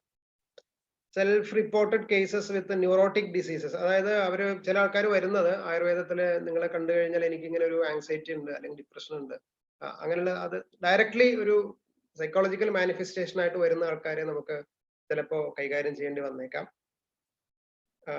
നേരെ മറിച്ച് ഒരു സൊമാറ്റിക് ഡിസീസുമായിട്ട് വരുന്ന ആളെ നിങ്ങൾക്ക് സെൻസിറ്റൈസ് ചെയ്യേണ്ടി വന്നേക്കാം. അതായത് ഇതിന്റെ പിറകിൽ ഇങ്ങനെ ഒരു വിഷയം ഉണ്ടാകാം, നിങ്ങളുടെ വീട്ടിലുള്ള റിലേഷൻഷിപ്പ് ഇഷ്യൂ, അല്ലെങ്കിൽ പലപ്പോഴും അങ്ങനെയാണ് അവർ വരുന്നത് തലവേദനയായിട്ടാണ്. പക്ഷെ തലവേദനയായിട്ട് വരുന്ന ആൾക്കാർ നമുക്ക് ചിലപ്പോൾ ഒന്ന് പറഞ്ഞിട്ട് തലവേദനയുടെ ഇഷ്യൂ ശരിക്കും തലയുടെ ഉള്ളിലുള്ളതല്ല, അത് നിങ്ങളുടെ മനസ്സിന്റെ ഇഷ്യൂ ആണ്, വീട്ടിലുള്ള ചില പ്രശ്നങ്ങൾ ഉണ്ടാകാം എന്ന് പറഞ്ഞ് സെൻസിറ്റൈസ് ചെയ്യേണ്ടുന്ന ഒരു അവസ്ഥ നമുക്ക് ചിലപ്പോൾ വന്നേക്കാം. ചിലപ്പോഴൊക്കെ എങ്കിലും നമുക്ക് കൈകാര്യം ചെയ്യാൻ പറ്റില്ല എന്നറിഞ്ഞിട്ട് റെഫർ ചെയ്യേണ്ടി വന്നേക്കാം. പലപ്പോഴും നമുക്ക് പറ്റാത്തൊരു കാര്യം അതാ, എന്താണ് നമുക്ക് പറ്റുക എന്താണ് നമുക്ക് പറ്റാത്തത് എന്ന് പറയുന്ന ഒരു ഡിഫറൻഷ്യൽ ഡയഗ്നോസിസ് പലപ്പോഴും നമുക്ക് പറ്റുന്നില്ല ഇത്തരം കേസുകളിൽ. അതൊരു വിഷയമാണ്. സൈക്കാട്രിക് എമർജൻസീസ് വരുമ്പോൾ, ഇപ്പോൾ ഉദാഹരണത്തിന് സൂയിസൈഡ് ടെൻഡൻസി വരുന്നു. സൂയിസൈഡ് ചെയ്യാൻ പറ്റുന്ന ഒരാൾ നിങ്ങളുടെ പേഷ്യന്റ് ആണ്. നിങ്ങളുടെ പേഷ്യന്റ് രാത്രി വിളിച്ചു പറയാണ് ഞാനിപ്പോ സൂയിസൈഡ് ചെയ്യുന്നു പറയുന്നു. എന്ത് ചെയ്യും? ഇത്തരം ചില ഇഷ്യൂസ് ഉണ്ട്. അതുപോലെ വീട്ടിലൊരു കുട്ടി വന്നിട്ട് പറയുന്നു അച്ഛൻ എന്നെ പീഡിപ്പിക്കുകയാണ് എന്ന് പറയുന്നു. വേറെ അച്ഛനോട് പറഞ്ഞു കഴിഞ്ഞാൽ ഞാൻ സൂയിസൈഡ് ചെയ്യും എന്ന് പറയുന്നൊരു ഇഷ്യൂ. ഇത്തരം എമർജൻസീസ് പലപ്പോഴും നിങ്ങൾ ആൾക്കാരുമായിട്ട് ഒന്ന് റാപ്പോ ബിൽഡപ്പ് ചെയ്ത് കഴിഞ്ഞാൽ, ഞാൻ പറഞ്ഞല്ലോ നമുക്ക് റാപ്പോ ബിൽഡ് ചെയ്യാനുള്ള കപ്പാസിറ്റി കുറച്ച് കൂടുതലാണ്. പലപ്പോഴും ആൾക്കാർ പേഴ്സണൽ ഇഷ്യൂസ് പോലെ നമ്മുടെ അടുത്ത് വന്ന് പറയും. അപ്പൊ അത്ര ഇഷ്യൂസ് വരുന്ന സമയത്ത്, ഇത്ര എമർജൻസീസ് വരുമ്പോൾ അതെങ്ങനെ കൈകാര്യം ചെയ്യണം എന്നുള്ളത് പ്രധാനപ്പെട്ട ഒരു കാര്യമാണ്. അപ്പൊ ഇത്രയും കാര്യങ്ങൾ നമ്മൾ മനസ്സിൽ വെച്ചിട്ട് വേണം അതിനെക്കുറിച്ച് നമുക്ക് ഓരോന്നായിട്ട് പറയാം, ഡിസ്കസ് ചെയ്യാം. ഇനി ഈ വരുന്ന പേഷ്യന്റിന്റെ നീഡ് എന്താണ് എന്ന് ചോദിച്ചു കഴിഞ്ഞാല്, ചില സമയത്തെങ്കിലും അവർ പറയാൻ വേണ്ടിയിട്ടാണ് വരുന്നത്. അത് നിങ്ങൾ ചില പേഷ്യൻസിനെ കണ്ടാൽ മനസ്സിലാവും. ഇപ്പൊ ഉദാഹരണത്തിന് ഒരു പേഷ്യന്റ് വന്നിട്ട് പറയണ കാലിന്റെ മുട്ടിന് വേദന ഉണ്ടെന്ന് പറയുന്നു. കുറച്ച് കഴിഞ്ഞിട്ട് പറയുന്നു തോളിലാണ് വേദന എന്ന് പറയുന്നു. കുറച്ച് കഴിഞ്ഞിട്ട് കാലിന്റെ അടിയിൽ വേദന എന്ന് പറയുന്നു. ഒരു സംശയം വേണ്ട, അവർക്ക് നിങ്ങളോട് സംസാരിച്ചാൽ മതി. കാരണം അവര് നോൺ സ്പെസിഫിക് ആയിരിക്കുന്ന വേദനയായിട്ടാണ് വരുന്നത്. ഞാൻ പറയുന്നത് നോൺ സ്പെസിഫിക് ആയിരിക്കുന്ന വേദന എല്ലാം സൈക്കോളജിക്കൽ ആണെന്നല്ല. പക്ഷെ അവർ സംസാരിക്കുന്ന കേട്ടാൽ നമുക്കറിയാം അവർ നിങ്ങളായിട്ട് സംസാരിക്കാനാണ് വരുന്നത്, എക്സ്പ്രസ് ചെയ്യാൻ വേണ്ടിയിട്ടാണ് വരുന്നത്. അവിടെ നിങ്ങൾക്ക് ഒന്നും ചെയ്യേണ്ടതില്ല, അവിടെ ലിസണറായിട്ട് ഇരുന്നാൽ മതിയാവും. അപ്പൊ നമ്മൾ എത്ര സമയം ഇരിക്കുന്നൊക്കെ ഒരു ചോദ്യമുണ്ട്. നമുക്ക് നമ്മുടെ സൗകര്യത്തിന് അനുസരിച്ച് ഇരുന്നാൽ മതി. നമ്മൾ എത്ര സമയം ഇരിക്കുന്നു എന്നുള്ളതല്ല, ഇരിക്കുന്ന സമയം ക്വാളിറ്റേറ്റീവ് ആണോ എന്നുള്ളതാണ് ചോദ്യം. കാരണം അപ്പോഴേക്കും നമ്മൾ അങ്ങോട്ട് നോക്കി ഇങ്ങോട്ട് നോക്കി മൊബൈലിൽ നോക്കി പറഞ്ഞു പോയി കഴിഞ്ഞാൽ ക്വാളിറ്റി ഉണ്ടാവില്ല. 10 മിനിറ്റ് ഇരുന്നാൽ മതി. 10 മിനിറ്റ് ഇരിക്കുന്ന സമയം എത്രത്തോളം നമുക്ക് ഒരു ഇന്റിമേറ്റ് ആയിട്ട് അവരോട് കാര്യങ്ങൾ ചോദിച്ചറിയാം എന്നുള്ളതാണ്. അല്ലാതെ ഇപ്പൊ സാധാരണ ചോദിക്കാറുണ്ട് കൗൺസിലിങ്ങിന് എത്ര സമയം എടുക്കും എന്ന് ചോദിക്കാറുണ്ട്. അപ്പൊ നമ്മൾ കണക്ക് പറയും, 3/4 മണിക്കൂർ മുതൽ 1 മണിക്കൂറുള്ള സമയമൊക്കെ പലപ്പോഴും എടുക്കും. അതിന് കൂടുതൽ പോയി കഴിഞ്ഞാൽ റിഡൻഡൻസി വരും. അതിന് കൂടുതൽ പോയി കഴിഞ്ഞാൽ പിന്നെ പറയുന്ന കാര്യം തന്നെ വീണ്ടും പറഞ്ഞുകൊണ്ടിരിക്കും. നേരെ മറിച്ച് 10 മിനിറ്റ് ഒക്കെ എന്ന് പറയുന്നത് റാപ്പോ ബിൽഡ് ചെയ്യാൻ മാത്രമുള്ള ഒരു സമയമാണ്. പക്ഷെ നമുക്കത് മതി. നമുക്ക് 10 മിനിറ്റ് എങ്കിൽ 10 മിനിറ്റ് മതി. മിക്കവാറും ഇങ്ങനെയുള്ള പേഷ്യൻസ് വരുന്നത് കെയർ നീഡ്സുമായിട്ടാണ്. അതായത് സാധാരണ നമ്മളെ ന്യൂറോട്ടിക് നീഡ് എന്ന് പറഞ്ഞൊരു സംഗതി ഉണ്ട്. ന്യൂറോട്ടിക് നീഡ് എന്ന് പറഞ്ഞാൽ നിങ്ങൾക്ക് എന്തുകൊണ്ടാണ് ആങ്സൈറ്റി ഉണ്ടാവുന്നത്, എന്തുകൊണ്ടാണ് ഡിപ്രഷൻ ഉണ്ടാവുന്നത്, എന്തുകൊണ്ടാണ് ഇങ്ങനെയുള്ള കാര്യങ്ങൾ വരുന്നതിന്റെ അതിന് ഉള്ളിലൊരു മീനിങ് ഉണ്ടാവും. നമ്മളെപ്പോഴും ഈ ഉള്ളിലുള്ള മീനിങ് വളരെ പ്രധാനപ്പെട്ടതാണ്. ഇപ്പൊ ഒരാൾ ദേഷ്യപ്പെട്ടുകൊണ്ടിരിക്കുന്നു എന്ന് വിചാരിച്ചു. ഈ ദേഷ്യപ്പെടുന്നത് നമ്മൾ സാധാരണ ഒരാൾ പറയുന്നത് അവന് ഭയങ്കര ദേഷ്യമാണ് എന്ന് പറയുമ്പോൾ നമ്മൾ ഒന്ന് കടത്തി ആലോചിക്കണം. There is A need inside. അതിന് ഉള്ളിലൊരു നീഡ് ഉണ്ട്. ഈ ദേഷ്യം വരുന്നതിനൊരു റീസൺ ഉണ്ട്, അല്ലെങ്കിൽ അതിനുള്ളിലൊരു മെക്കാനിസം ഉണ്ട്. പലപ്പോഴും പുരുഷന്മാര് ദേഷ്യപ്പെട്ട് കണ്ടിട്ടുള്ളത് കോൺഫിഡൻസ് ലൂസ് ചെയ്യുമ്പോഴാണ്, അല്ലാതെ അവർക്ക് ദേഷ്യം വന്നിട്ടല്ല. സ്ത്രീകൾ കരഞ്ഞു കണ്ടിട്ടുള്ളത് ദേഷ്യം വരുമ്പോഴാണ്. സ്ത്രീകളുടെ കരച്ചിലല്ല, അത് ദേഷ്യമാണ്. അപ്പൊ ഇതിന് ജെൻഡർ സ്പെസിഫിസിറ്റി ഉണ്ട് ഇത്തരം കാര്യങ്ങൾക്ക്. പുരുഷന്മാർക്ക് കോൺഫിഡൻസ് ലൂസ് ചെയ്യുമ്പോഴാണ്, ഭയം വരുമ്പോഴാണ് അവർക്ക് ദേഷ്യം വരുന്നത്. ഈ അടുത്തിറങ്ങിയൊരു സിനിമ ഉണ്ടല്ലോ, അയ്യപ്പനും കോശി എന്നുള്ള സിനിമയുണ്ട്. ആ സിനിമയിലെ പൃഥ്വിരാജ് അവതരിപ്പിക്കുന്ന കഥാപാത്രം ടിപ്പിക്കൽ ഈ പറഞ്ഞൊരു കാറ്റഗറിയിൽ പെടുന്നതാണ്. പേടിക്കുമ്പോഴാണ് അയാൾക്ക് ദേഷ്യം വരിക. അയാൾ അത് നന്നായിട്ട് ചെയ്തിട്ടുണ്ട് അദ്ദേഹം. അപ്പൊ ആ നിലയ്ക്ക് ഇവരുടെ ചില നീഡ്സ് ഉണ്ട്. എന്താണ് ഇവരുടെ ഉള്ളില് എന്നുള്ളൊരു സാധനം നമുക്ക് വളരെ പെട്ടെന്ന് ഒന്ന് തൊട്ടാൽ ചിലപ്പോൾ അറിയും ഈ സംഗതി. അത് നിങ്ങൾക്ക് അഡ്രസ് ചെയ്യാൻ പറ്റുക എന്നുള്ളത് ഏറ്റവും പ്രധാനപ്പെട്ട കാര്യം. അതുകൊണ്ട് ദേഷ്യം എന്ന് പറയുന്ന സാധനം, ഭയം എന്ന് പറയുന്ന സംഗതി, ഇതിന്റെയൊക്കെ ഉള്ളില് മറ്റൊരാൾ ഇരിക്കുന്നുണ്ട് എന്നുള്ളത് കാണാൻ നമുക്ക് പറ്റണം. ഇത് ഞാൻ പറയുന്ന ഒരു പ്രാവശ്യം കാണുമ്പോഴേക്കും അങ്ങ് കണ്ടുപിടിക്കാൻ പറ്റുന്നുള്ള അർത്ഥത്തിലല്ല. പക്ഷെ നമ്മൾ എപ്പോഴും ഇപ്പൊ കുട്ടികൾ പ്രത്യേകിച്ച് വരുമ്പോൾ റെബല്യസ് ആറ്റിറ്റ്യൂഡായിട്ട് വരുന്നു, പറഞ്ഞാൽ കേൾക്കില്ല, മൊബൈലിൽ ഇരിക്കുകയാണ് എന്ന് പറയുന്ന സമയത്ത് നമ്മൾ അവരെ കൈകാര്യം ചെയ്യേണ്ടത് അയ്യോ മോശമാണ്, മോന്റെ പെരുമാറ്റം വളരെ മോശമാണ് എന്ന് പറയുന്നതിന് അപ്പുറത്തേക്ക് നമ്മളത് കൈകാര്യം ചെയ്യേണ്ടത് വാട്ട് ഈസ് ദ റീസൺ എന്ന് പറയുന്ന ഒരു സാധനമാണ്. എന്തുകൊണ്ട് ഇങ്ങനെ സംഭവിക്കുന്നു? അവൻ ഹെൽപ്ലെസ് ആണ്. പലപ്പോഴും അവൻ ഹെൽപ്ലെസ് ആണ്. അതാണ് പ്രശ്നം. ഈ ഹെൽപ്ലെസ്നെസ് നമുക്ക് തിരിച്ചറിയാൻ പറ്റുമോ എന്നുള്ളതാണ് നമ്മുടെ ചോദ്യം. വീട്ടുകാർക്ക് ഹെൽപ്ലെസ്നെസ് തിരിച്ചറിയാൻ പറ്റില്ല. കാരണം വീട്ടുകാരെ ഒരു മോഡൽ സെറ്റ് ചെയ്തിട്ട് അവൻ ഇങ്ങനെ പോലെ ആവണം, അതായില്ലെങ്കിൽ അവര് ഹെൽപ്ലെസ് ആവും. അപ്പൊ രണ്ട് ഹെൽപ്ലെസ്നെസ്സും കൂടി കോംപ്ലിക്കേറ്റഡ് ആയിട്ട് ഉള്ള ഒരു പ്രശ്നമാണ് വീട്ടിലെ കെമിസ്ട്രിയിൽ ഇരിക്കുന്നത്. അവര് ഇതെന്താ ചെയ്യേണ്ടതെന്ന് അറിയില്ല, ഹെൽപ്ലെസ്. പയ്യൻ അതിനേക്കാൾ ഹെൽപ്ലെസ്. അപ്പൊ ഇതിന്റെ ഇടയിലൂടെ നമ്മളൊന്ന് ഇടപെട്ടിട്ട് ഇവൻ ഹെൽപ്ലെസ് ആണ്, അവന്റെ ഇമോഷൻസ് കൃത്യമായിട്ട് ചെയ്യാൻ പറ്റാത്തതുകൊണ്ടാണ് അവൻ റെബല്യസ് ആവുന്നത് എന്ന് പറയുന്ന രീതിയിലൊന്ന് പാരന്റ്സിനെ പറഞ്ഞ് മനസ്സിലാക്കാൻ പറ്റിയില്ലെങ്കിൽ അത് കൂടുതൽ പ്രശ്നങ്ങളിലേക്ക് പോകും. അപ്പൊ ഞാൻ പറയുന്നത് ഇങ്ങനെ ചില ശ്രദ്ധകൾ നമുക്ക് ആവശ്യമുണ്ട്. അത് നമുക്ക് ഒപിയിൽ വരുന്ന ആൾക്കാരിൽ നിന്ന് ഇത് കിട്ടും. പല ആൾക്കാരും ചോദിക്കുന്നത് എനിക്ക് എന്താ സംഭവിക്കുന്നത്, what happens to me, lack of proper appraisal of the situation. കൃത്യമായിട്ട് സിറ്റുവേഷൻ എന്താണെന്ന് മനസ്സിലാക്കാൻ പറ്റാതിരിക്കുന്നു. ഈ കോവിഡിന്റെ കാലത്ത് ഉണ്ടായിരുന്ന ഒരുപാട് വലിയ വിഷയം അതാണ്. കാരണം എങ്ങോട്ടായി പോകുന്നതെന്ന് അറിഞ്ഞൂടാ. ഇങ്ങനെ ഇപ്പൊ ഈ ചെറിയ പ്രശ്നത്തിന് ഈ രാജ്യം അടച്ചിട്ടുണ്ടെന്ന കാര്യമുണ്ടോ എന്നുള്ള പലരും ചോദിച്ചിട്ടുണ്ട്. ഇത് എങ്ങോട്ടായി പോകുന്നേ എന്ന് ചോദിക്കുന്നുണ്ട്. അപ്പൊ ചോദിക്കുമ്പോൾ നമ്മൾ പറയേണ്ടത് എന്തുകൊണ്ട് അടച്ചിടുന്നു എന്നുള്ള സയന്റിഫിക് മെറ്റീരിയൽ ആണ് പറയേണ്ടത്. അവിടെ നമ്മൾ ഉപദേശിക്കല്ല വേണ്ടത്, അവിടെ ഇൻഫർമേഷൻ കൊടുക്കുക വേണ്ടത്. ഇതിന്റെ ഒരു ഇൻഫെക്ടിവിറ്റി കൂടുതലാണ്, ഡെത്ത് റേറ്റിനേക്കാൾ കൂടുതൽ ഇൻഫെക്ടിവിറ്റി കൊണ്ടാണ് പ്രശ്നം ഉണ്ടാവുന്നത്. അതുകൊണ്ട് ഒരുപാട് പേര് ഒന്നിച്ച് ബാധിക്കുമ്പോൾ ഹോസ്പിറ്റൽസിൽ സൗകര്യം ഉണ്ടാവില്ല, ഇതാണ് വിഷയം എന്ന് പറഞ്ഞാൽ ഈ പ്രശ്നത്തിന് പരിഹാരമായി. അപ്പൊ പലപ്പോഴും നമ്മൾ ഈ കൗൺസിലിംഗ് എന്ന് പറയുന്നതിന്റെ ഒരു പ്രധാനപ്പെട്ട പ്രശ്നം എന്താണെന്ന് വെച്ച് കഴിഞ്ഞാൽ ഉപദേശങ്ങളല്ല, നമുക്ക് പലപ്പോഴും ഇൻഫർമേഷൻ കൊടുത്താൽ തന്നെ പ്രശ്നം തീരും. ഇപ്പൊ നമ്മുടെ അനുഭവം അതാണ്. ഇപ്പൊ മിക്കവാറും ഈ പ്രശ്നങ്ങളായിട്ട് വിളിക്കുന്ന ആൾക്കാര്, കോവിഡ് ബാധിച്ച് വിളിക്കുന്ന ആൾക്കാർ പലപ്പോഴും അവര് മരണത്തെ കുറിച്ച് മാത്രം കേൾക്കുന്നു. അപ്പൊ നമ്മൾ അതിന്റെ ഡെത്ത് റേറ്റ് കുറവാണെന്നോ അല്ലെങ്കിൽ മറ്റു പല രോഗങ്ങളെയും കമ്പയർ ചെയ്യുന്ന സമയത്ത് ഡെത്ത് റേറ്റ് ഇതിന് കുറവാണ് എന്ന് പറഞ്ഞ് അവരെ അത് കള്ളമല്ല നമ്മൾ പറയുന്നത്. കാരണം നമ്മൾ പറയുന്ന എക്സാമ്പിൾസ് ഒക്കെ എബോളയുടെ എക്സാമ്പിൾസും ഈ പറഞ്ഞ വസൂരിയുടെ എക്സാമ്പിൾ ഒക്കെയാണ് പറയുന്നത്, തെറ്റല്ല പറയുന്നത്. പക്ഷെ ശരിയായിട്ട് എല്ലാ കാര്യവും പറയുന്നില്ല എന്നുള്ളത് ശരിയാണ്. പക്ഷെ ആ സമയത്ത് അവരെ സമാധാനിപ്പിക്കാൻ പലപ്പോഴും നമ്മളെ സഹായിക്കുന്നത് ഇങ്ങനെ സെലക്റ്റീവ് ആയിട്ട് ചില ഫാക്ട്സ് പറയുമ്പോഴാണ്. അതായത് ഇപ്പം വളരെ ഹൈ റിസ്ക് ഗ്രൂപ്പിൽ അങ്ങേയറ്റത്തിരിക്കുമ്പോൾ മാത്രമാണ് ഫേറ്റൽ ആയിട്ട് മാറുന്നത് എന്നൊക്കെ പറഞ്ഞ് ഇവർ ഈ 100% മരണത്തിലേക്ക് എന്നുള്ള തോന്നലിൽ നിന്ന് ഒരു 5% മാത്രമേ മരണം സംഭവിക്കുന്നുള്ളൂ എന്നുള്ള ഒരു തോന്നലിലേക്ക്, അത് തന്നെ മൾട്ടിപ്പിൾ ഫാക്ടേഴ്സ് അഫക്റ്റഡ് ആവുമ്പോഴാണ്, റിസ്ക് ഫാക്ടേഴ്സ് ഇങ്ങനെ വരുമ്പോഴാണെന്നൊക്കെ പറഞ്ഞു വരുമ്പോൾ തന്നെ അതൊരു ഇൻഫർമേഷൻ ഗിവിംഗ് ആയിരിക്കുന്ന ഒരു സെഷൻ മാത്രമാണ്. പക്ഷെ അത് മതി ശരിക്കും.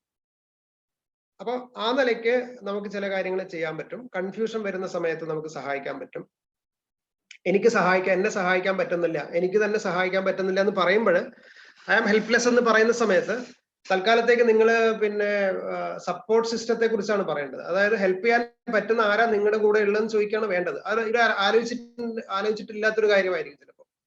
നിങ്ങൾ ആരുടെ ഹെൽപ്പാണ് അന്വേഷിക്കുന്നത് എന്ന് ചോദിക്കുമ്പോൾ പിന്നെ നമ്മൾ അങ്ങനെ ഡയറക്റ്റ് ചെയ്യാണ് വേണ്ടത്. കാരണം അയാളും കൂടെ വരികയും സംസാരിക്കുകയും ഹെൽപ്ലെസ് ആണെന്ന് പറയുന്ന ഒരാളെ ഹെൽപ്പ് ചെയ്യാൻ ആരെയാണ് നമുക്ക് സോഷ്യൽ സപ്പോർട്ടായിട്ട് കൊടുക്കാൻ പറ്റുന്നത് എന്ന് അവരെ കൊണ്ട് തന്നെ പറയിപ്പിക്കുക ചെയ്യാം. എന്റെ ചേച്ചി വന്നു കഴിഞ്ഞാൽ രക്ഷപ്പെടും, അല്ലെങ്കിൽ എന്റെ ചേച്ചിയാണ് എന്നെ സഹായിക്കുന്ന ആള്, അങ്ങനെയാണെങ്കിൽ തൽക്കാലത്തേക്ക് ചേച്ചിയെ വരാൻ പറയാണ് വേണ്ടത്. അങ്ങനെ അവരെ ഐഡന്റിഫൈ ചെയ്യുന്ന ഒരു സപ്പോർട്ട് സിസ്റ്റം ഉണ്ടാവും, എവിടെ നിന്നാണ് സപ്പോർട്ട് കിട്ടുക എന്നുള്ളത്. അപ്പൊ അത് പറഞ്ഞു കൊടുക്കുകയായിരിക്കും ചിലപ്പോൾ വേണ്ടി വരിക. I am easily becoming helpless, ഞാൻ പറഞ്ഞല്ലോ, വർത്ത്ലെസ്, ഹോപ്പ്ലെസ് ഒക്കെ ഡിപ്രഷന്റെ ഫീച്ചേഴ്സ് ആണ് ഈ പറഞ്ഞത്. സിറ്റുവേഷനുമായിട്ട് കോപ്പപ്പ് ചെയ്യാൻ പറ്റാത്ത അവസ്ഥ. അപ്പൊ നമുക്ക് കോപ്പിംഗ് സ്ട്രാറ്റജി എന്ന് പറയുന്ന ഒരു സ്ട്രാറ്റജിയാണ് പറഞ്ഞു കൊടുക്കേണ്ടത്. സെൽഫ് ബ്ലെയിമിങ്, സെൽഫ് അക്യൂസിങ് ആയിരിക്കുന്ന അവസ്ഥ, ഇതൊക്കെ ഇത്തരം അവസ്ഥകളായിട്ടാണ് can I be free from ചില ആൾക്കാരൊക്കെ വരുന്നത് ഞാൻ ഇതിനു വേണ്ടി മരുന്ന് കഴിക്കുന്നു, ഡിപ്രഷന് വേണ്ടി മരുന്ന് കഴിക്കുന്നു, അതിനെ ഒഴിവാക്കാൻ പറ്റുമോ എന്നുള്ള ചോദ്യമായിട്ട് ആൾക്കാർ വരുന്നു. അതൊക്കെ നമ്മൾ പരിഗണിക്കേണ്ടുന്ന വിഷയങ്ങളാണ്.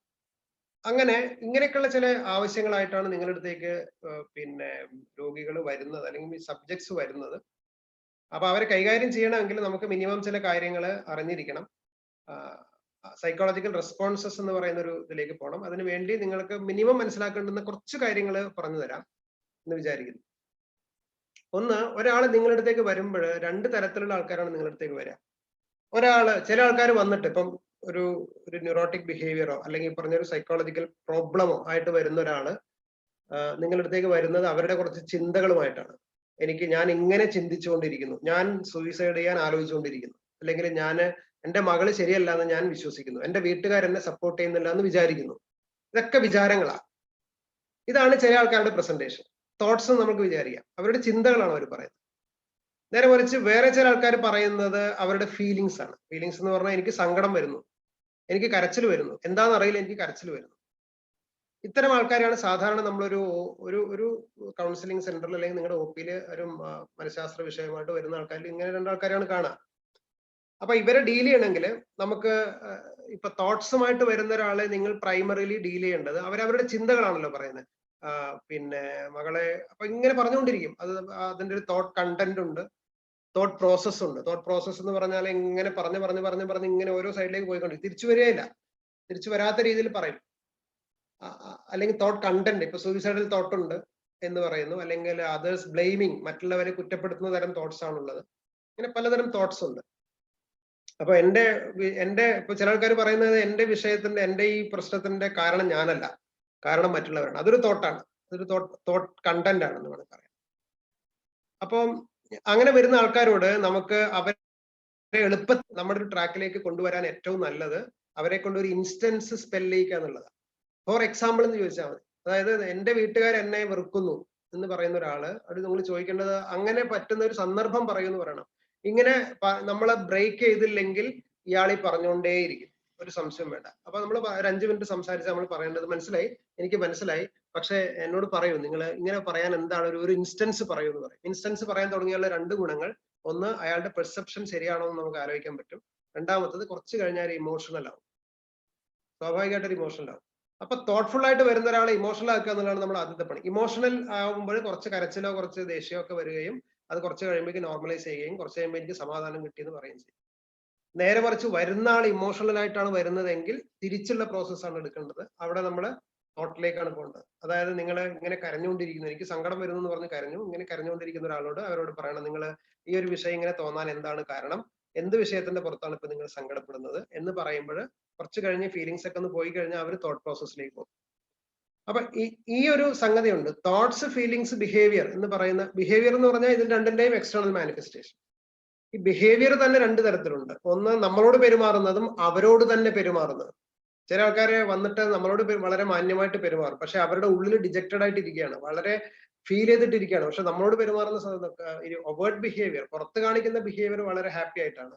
അല്ലെങ്കിൽ നമ്മളോട് ചില പേഷ്യൻസ് ഒക്കെ വന്നു കഴിഞ്ഞാൽ വളരെ ഹാപ്പി ആയിട്ട് സംസാരിക്കും, നമ്മൾ വിചാരിക്കും വളരെ ഹാപ്പി ആണെന്ന്, പക്ഷെ ഉള്ളിൽ യുദ്ധം നടന്നുകൊണ്ടിരിക്കാൻ നമുക്ക് അറിഞ്ഞൂടാ. അവരോട് തന്നെ എങ്ങനെ പെരുമാറുന്നത് എന്നുള്ളത് നമ്മുടെ ആയുർവേദത്തിൽ പറയും, ഉദ്ധരേത് ആത്മനാത്മാനം എന്ന് പറയും. സ്വയം ഒന്ന് മുകളിലേക്ക് പിടിച്ചു വലിക്കാനുള്ള കഴിവില്ലാത്ത ആൾക്കാർ ഉള്ളിൽ കുറ്റപ്പെടുത്തിക്കൊണ്ടിരിക്കും, പക്ഷെ പുറത്ത് കാണിക്കില്ല. ഇങ്ങനെയുള്ള ആൾക്കാരാണ് ശരിക്കും കോൺഫ്ലിക്റ്റഡ് ആയിട്ടുള്ള പേഴ്സണാലിറ്റി ആയിട്ട് മാറുന്നത്. അവർക്ക് ഭയങ്കര കോൺഫ്ലിക്റ്റ് ആയിരിക്കും. പുറമെ കാണാൻ എന്താ വെച്ച് കഴിഞ്ഞാൽ അത് പുറമെ സന്തോഷം മാത്രമേ കാണിക്കാവൂ എന്നൊക്കെ വിചാരിച്ച് നടക്കുന്ന ആൾക്കാരാണ്. അപ്പൊ ഈ 2 ബിഹേവിയറും പ്രധാനമാണ്. ഒന്ന് പുറത്ത് കാണിക്കുന്ന ബിഹേവിയറും പ്രധാനമാണ്, അവരോട് കാണിക്കുന്ന ബിഹേവിയറും പ്രധാനമാണ്. അപ്പൊ ഈ ഒരു ട്രയാഡ് നമ്മുടെ മനസ്സിൽ വേണം. ഒരാൾ പ്രസന്റ് ചെയ്യുന്ന സമയത്ത് ഈ 3 സംഗതികളെ നമ്മൾക്ക് ട്രേസ് ഔട്ട് ചെയ്യാൻ പറ്റണം. വളരെ ഈസിയാണ്. ഇനി മുതൽ നിങ്ങൾ ഒരാൾ സംസാരിക്കുമ്പോൾ ഈ 3 കൃത്യമായിട്ട് വരും. അത് ഈവൻ നമ്മുടെ പിന്നെ ഒരു ഫിസിക്കൽ സിംറ്റം പറയുമ്പോൾ പോലും ഈ സാധനം വരും. ഫിസിക്കൽ സിംറ്റം പറയുമ്പോൾ പോലും കാലിന്റെ മുട്ടിന് വേദന ഡോക്ടറെ എന്ന് പറയുന്ന സമയത്ത് എനിക്ക് തോന്നുന്നത് അത് വൈകുന്നേരം ആകുമ്പോൾ കൂടുന്നു എന്ന് പറയുമ്പോൾ ഒരു തോട്ട് പ്രോസസ്സാണ്. വേദന എന്ന് പറയുമ്പോൾ അവരുടെ മുഖത്ത് കാണുന്ന ഒരു അഫക്റ്റ് ഉണ്ട്. വേദന അതിൽ നിന്ന് നമുക്ക് ചില കാര്യങ്ങൾ ഇതെടുക്കാം. അവരുടെ ഒരു ബിഹേവിയർ നമുക്ക് കാണാൻ പറ്റും. അതുകൊണ്ട് ഇത് 3 നമുക്ക് ഏത് വ്യക്തികളിലും കണ്ടുപിടിക്കാൻ പറ്റും. അതാണ് ഒരു വഴി.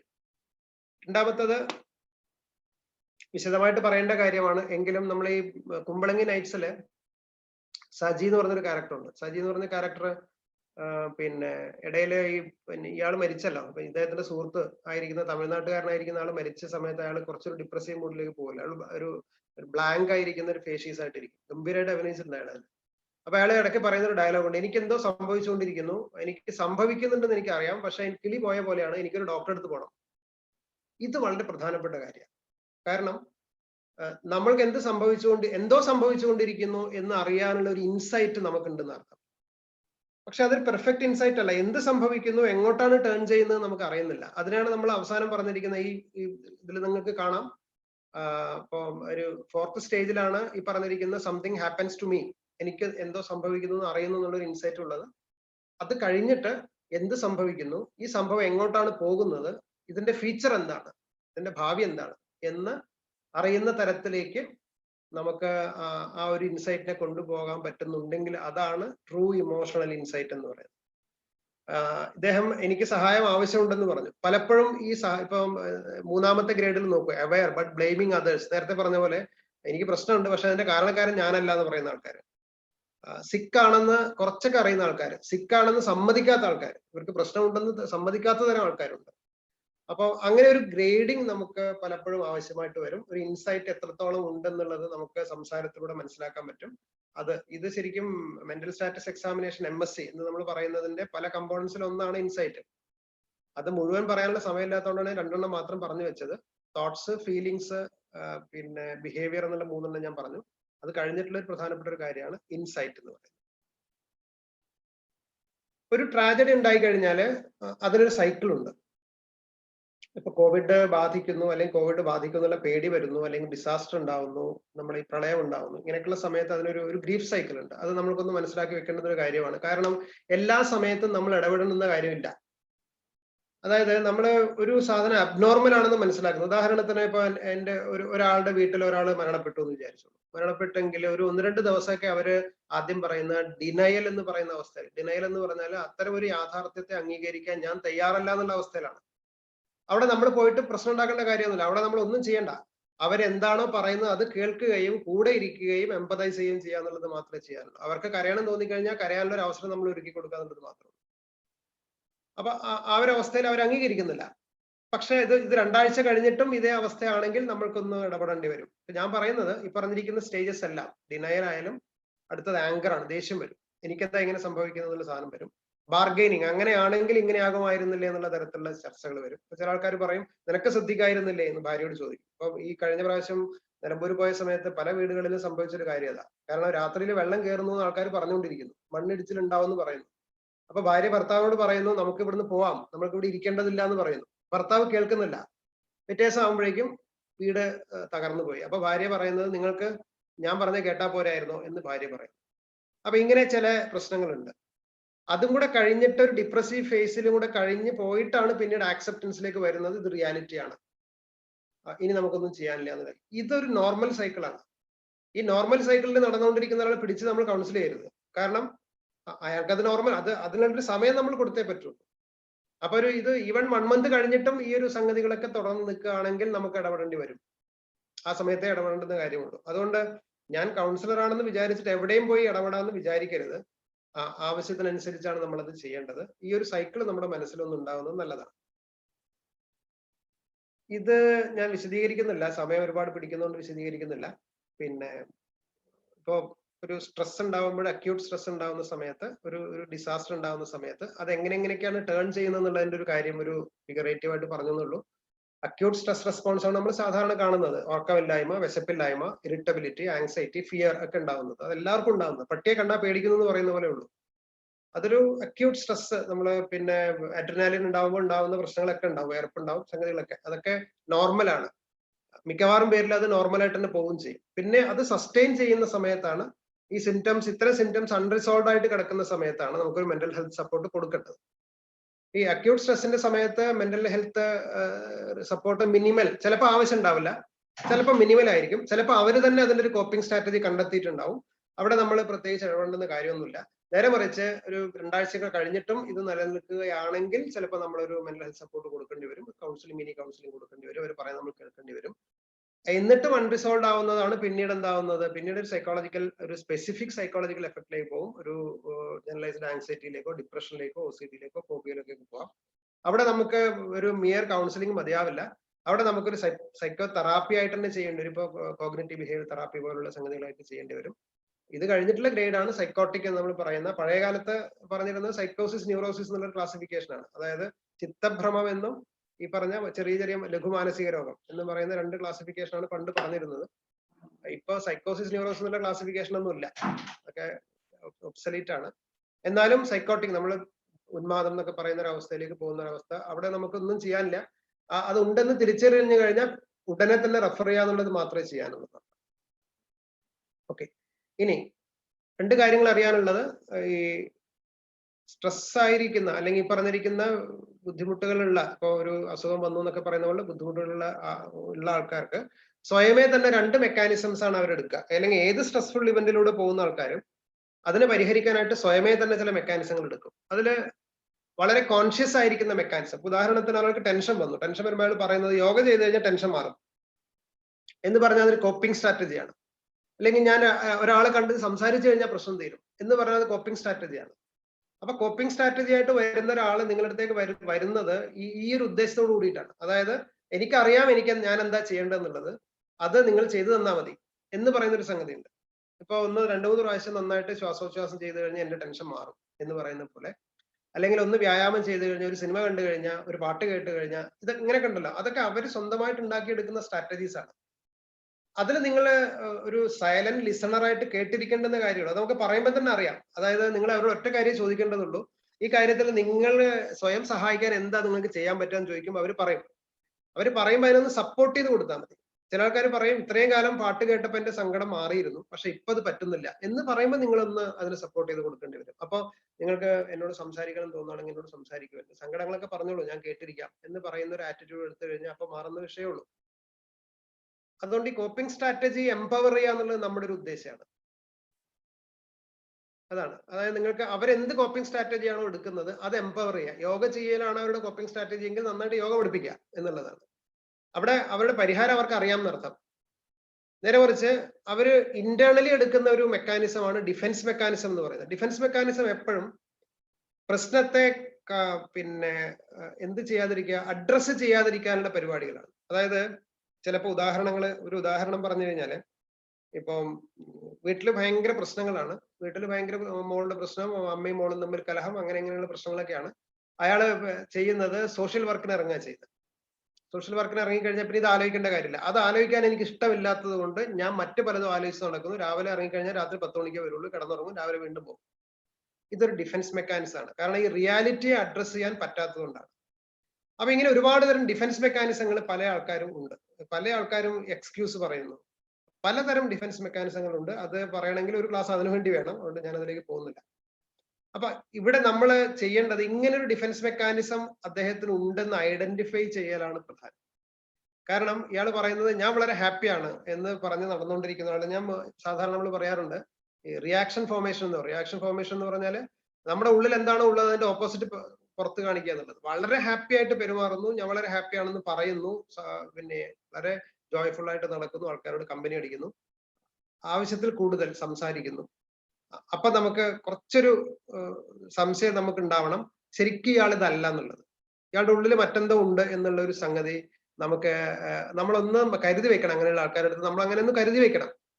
അപ്പൊ അത് അയാൾ അറിഞ്ഞുകൊണ്ട് ചെയ്യുന്നതല്ലത്. അയാൾ അത് ആ ഒരു സിറ്റുവേഷൻ ഇപ്പൊ പലപ്പോഴും പറയും ഡിസോസിയേഷൻ എന്നൊക്കെ പറയുന്ന പോലെ ചില മെക്കാനിസങ്ങളുണ്ട്. അതായത് ഇപ്പൊ അബ്യൂസ് നടന്നു അല്ലെങ്കിൽ റേപ്പ് നടന്നു എന്ന് വിചാരിച്ചു. റേപ്പ് നടക്കുന്ന സമയത്ത് കുട്ടി ആയിട്ട് നമ്മൾ സംസാരിക്കുമ്പോൾ പറയുന്നത് ഏയ് അങ്ങനെ നടന്നിട്ടില്ല, അങ്ങനെ ഒരു സംഗതി എനിക്ക് ഓർമ്മയില്ല. ഇത് പിന്നെ ഡിസോസിയേഷൻ ആണ്. അപ്പൊ അത് ഓർക്കാൻ താല്പര്യമില്ല എന്നുള്ളതാണ് വിഷയം. ഇത് നാടകമല്ല കേട്ടോ, ഞാൻ പറയുന്നത് ബോധപൂർവം ചെയ്യുന്നതല്ല, അത് നമ്മുടെ ഒരു സബ് കോൺഷ്യസിന്റെ ഒരു കളിയാണെന്ന് വേണമെങ്കിൽ നമുക്ക് പറയാം. പക്ഷെ ഇത് അപകടമാണ് ശരിക്കും. ഇത് നമുക്ക് പ്രോബ്ലം മാനേജ് ചെയ്യാൻ, അവരെ കപ്പാസിറ്റൈസ് ചെയ്യാൻ നമുക്ക് പറ്റുന്നില്ല. നമ്മൾ വിചാരിക്കുന്നത് അവര് അങ്ങനെ ചെയ്യുന്നതുകൊണ്ട് അവർക്ക് സമാധാനമാണല്ലോ, പിന്നെന്തിനാ നമ്മൾ ബുദ്ധിമുട്ടിക്കുന്നത് എന്നുള്ളതാണ്. പക്ഷെ അതൊരിക്കലും ഈ ഡിഫൻസ് മെക്കാനിസം ഡെവലപ്പ് ചെയ്തിട്ടാണ് ന്യൂറോസിസ് ഉണ്ടാകുന്നത് നമുക്ക് സാധാരണ പറയാറുണ്ട്. അതായത് എനിക്ക് പിന്നെ ഒരാളുടെ സഹായം ആവശ്യമുണ്ട്,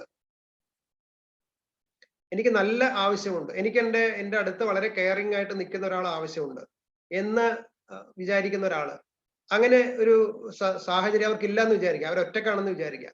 അപ്പൊ അവർ പുറത്ത് പറയുന്നത് എനിക്ക് ഭയങ്കര ധൈര്യമാണെന്ന്, എനിക്ക് ഭയങ്കര ധൈര്യമാണ്, എനിക്ക് ഒരാളുടെ സഹായം ആവശ്യമില്ല, എനിക്ക് എൻ്റെ കാര്യങ്ങളൊക്കെ ഞാൻ ചെയ്തോളും, എനിക്കൊരു പ്രശ്നമില്ല എന്ന് പറയുന്ന ആൾക്കാരെ നിങ്ങളൊന്ന് ശ്രദ്ധിക്കണം.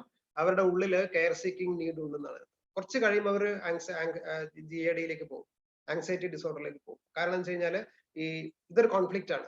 കാരണം എൻ്റെ ഉള്ളിലുള്ള വലിയൊരു പ്രശ്നം എനിക്ക് പുറത്ത് പറയാൻ പറ്റുന്നില്ല, കാരണം എനിക്കില്ല എന്ന് ഞാൻ തന്നെ വിശ്വസിക്കാൻ ശ്രമിക്കുന്നു, ഭയങ്കരമായിട്ട് ധൈര്യം കാണിക്കുന്നു. പല പുരുഷന്മാരും ഇങ്ങനെയാണ്, ഉള്ളിലുള്ള ഭയം പുറത്ത് കാണിക്കാതിരിക്കാൻ വേണ്ടി ഡിഫൻസ് എടുക്കും.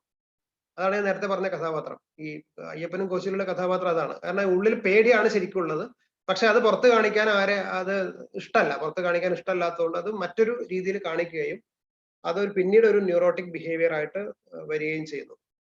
അപ്പൊ ഈ ഒരു മെക്കാനിസം നമ്മൾ ആൾക്കാരുടെ അടുത്ത് മനസ്സിലാക്കേണ്ടതാണ്. എങ്ങനെ മനസ്സിലാക്കുന്നു ചോദിച്ചു കഴിഞ്ഞാൽ മിക്കവാറും അവർ സംസാരിച്ച് വരുമ്പോൾ നമുക്കത് മനസ്സിലാവും, ഇവരുടെ ഉള്ളിൽ ഒരു ഡിഫൻസ് മെക്കാനിസം കിടന്ന് കളിക്കുന്നുണ്ടെന്നുള്ളത് നമുക്ക് മനസ്സിലാവും. അപ്പൊ ഞാൻ ഇത്രയും പറഞ്ഞത് 3 കാര്യങ്ങളാണ്. ഒന്ന്, സ്ട്രെസ് റെസ്പോൺസ് എന്താണ്, ഏതൊക്കെ തരത്തിൽ അത് വരുന്നു, ഗ്രീഫ് സൈക്കിൾ എന്ന് പറഞ്ഞാൽ എന്താണ് എന്നുള്ള കാര്യങ്ങൾ പറഞ്ഞു. അത് കഴിഞ്ഞിട്ട് ഒരു സബ്ജക്ട് അയാളുടെ സ്ട്രെസ് മിനിമൈസ് ചെയ്യാൻ എടുക്കുന്ന സെൽഫ് ആയിരിക്കുന്ന മെക്കാനിസങ്ങൾ എന്താന്ന് പറഞ്ഞു. അതിൽ കോപ്പിംഗ് മെക്കാനിസം പോസിറ്റീവ് ആണ്. കോപ്പിംഗ് മെക്കാനിസം തന്നെ പോസിറ്റീവും നെഗറ്റീവും ഉണ്ട്. നേരത്തെ പറഞ്ഞൊക്കെ പോസിറ്റീവ് ആണ്. പാട്ട് കേൾക്കുന്നു, യോഗ ചെയ്യുന്നു, ആൾക്കാരോട് സംസാരിക്കുന്നു, ഇടയ്ക്ക് കരയുന്നു, സംസാരിച്ച് വേറെ ആളോട് റിലീസ് ചെയ്യുന്നു, ഇമോഷണൽ റിലീസ് ചെയ്യുന്നു, അങ്ങനെയൊക്കെ ഉള്ളതൊക്കെ പോസിറ്റീവ് ആണ്. നേരെ മറിച്ച് മദ്യപാനം, ഡ്രഗ് അബ്യൂസ്, വീട്ടിൽ ബഹളം ഉണ്ടാക്കുന്നു, ദേഷ്യപ്പെടുന്നു, കറ്റാസ്ട്രഫൈസേഷൻ എന്നൊക്കെ പറഞ്ഞാൽ മൊത്തം ബഹളം ഉണ്ടാക്കി പാനിക്കായിട്ട് മാറി പ്രശ്നങ്ങൾ ഉണ്ടാക്കി അങ്ങനെ പോകുന്നു, അതൊക്കെ കോപ്പിംഗ് മെക്കാനിസം ആണ്. പക്ഷെ അത് നെഗറ്റീവാണ്. കാരണം അതിലൂടെ അവർ തീരുമാനിച്ചിട്ടാണ് മദ്യം കഴിക്കുന്നത്. മദ്യത്തിനങ്ങ് തനിയെ അടിമപ്പെട്ട് പോകുന്നില്ല, അവർ തീരുമാനിക്കുന്നു ഇങ്ങനെ ചെയ്തു കഴിഞ്ഞാൽ എനിക്ക് എൻ്റെ സ്ട്രെസ് മാറും തീരുമാനിക്കുന്നു. അപ്പൊ അവിടെ അത് കോപ്പിംഗ് ആണ്, പക്ഷെ നെഗറ്റീവ് ആണ്, നെഗറ്റീവ് കോപ്പിംഗ് ആണ്. അപ്പൊ ഇത്രയും കാര്യങ്ങളാണ് ഞാനിപ്പോ പറഞ്ഞത്. ഇനി നമുക്ക് ചെയ്യാനുള്ള ചില കാര്യങ്ങളിലേക്ക് പോവാം. സൈക്കോളജിക്കൽ ഇന്റർവെൻഷൻ എന്ന് നിങ്ങൾ കേൾക്കുമ്പോൾ നിങ്ങൾ എപ്പോഴും കൗൺസിലിംഗ് എന്നാ കേട്ടിട്ടുണ്ടാവുക. പക്ഷെ ഈ എല്ലാം കൗൺസിലിംഗ് അല്ല, അല്ലെങ്കിൽ കൗൺസിലിങ്ങിനേക്കാൾ കുറഞ്ഞതുണ്ട്, കൗൺസിലിങ്ങിനേക്കാൾ കൂടിയതുണ്ട്. ഇപ്പോ അഡ്വൈസ് എന്ന് പറയുന്നത് ശരിക്കും ഒരു ഇന്റർവെൻഷൻ ആണ്. ഞാൻ നേരത്തെ പറഞ്ഞല്ലോ, ഈ പിന്നെ ഇൻഫർമേഷൻ കൊടുക്കുക എന്ന്, ഗൈഡൻസ്. രണ്ടാമത്തത് ഗൈഡൻസ്, ഇൻഫർമേഷൻ കൊടുക്കുക മാത്രമേ ചെയ്യേണ്ടത്. അപ്പൊ നിങ്ങൾ ക്യാൻസറുമായിട്ട് ടെൻഷനായിട്ട് ഒരാൾ വരുന്നു, അപ്പൊ നമ്മളോട് ചോദിക്കുന്നു ഡോക്ടർ എന്റെ ക്യാൻസർ മാറും ചോദിക്കുന്നു.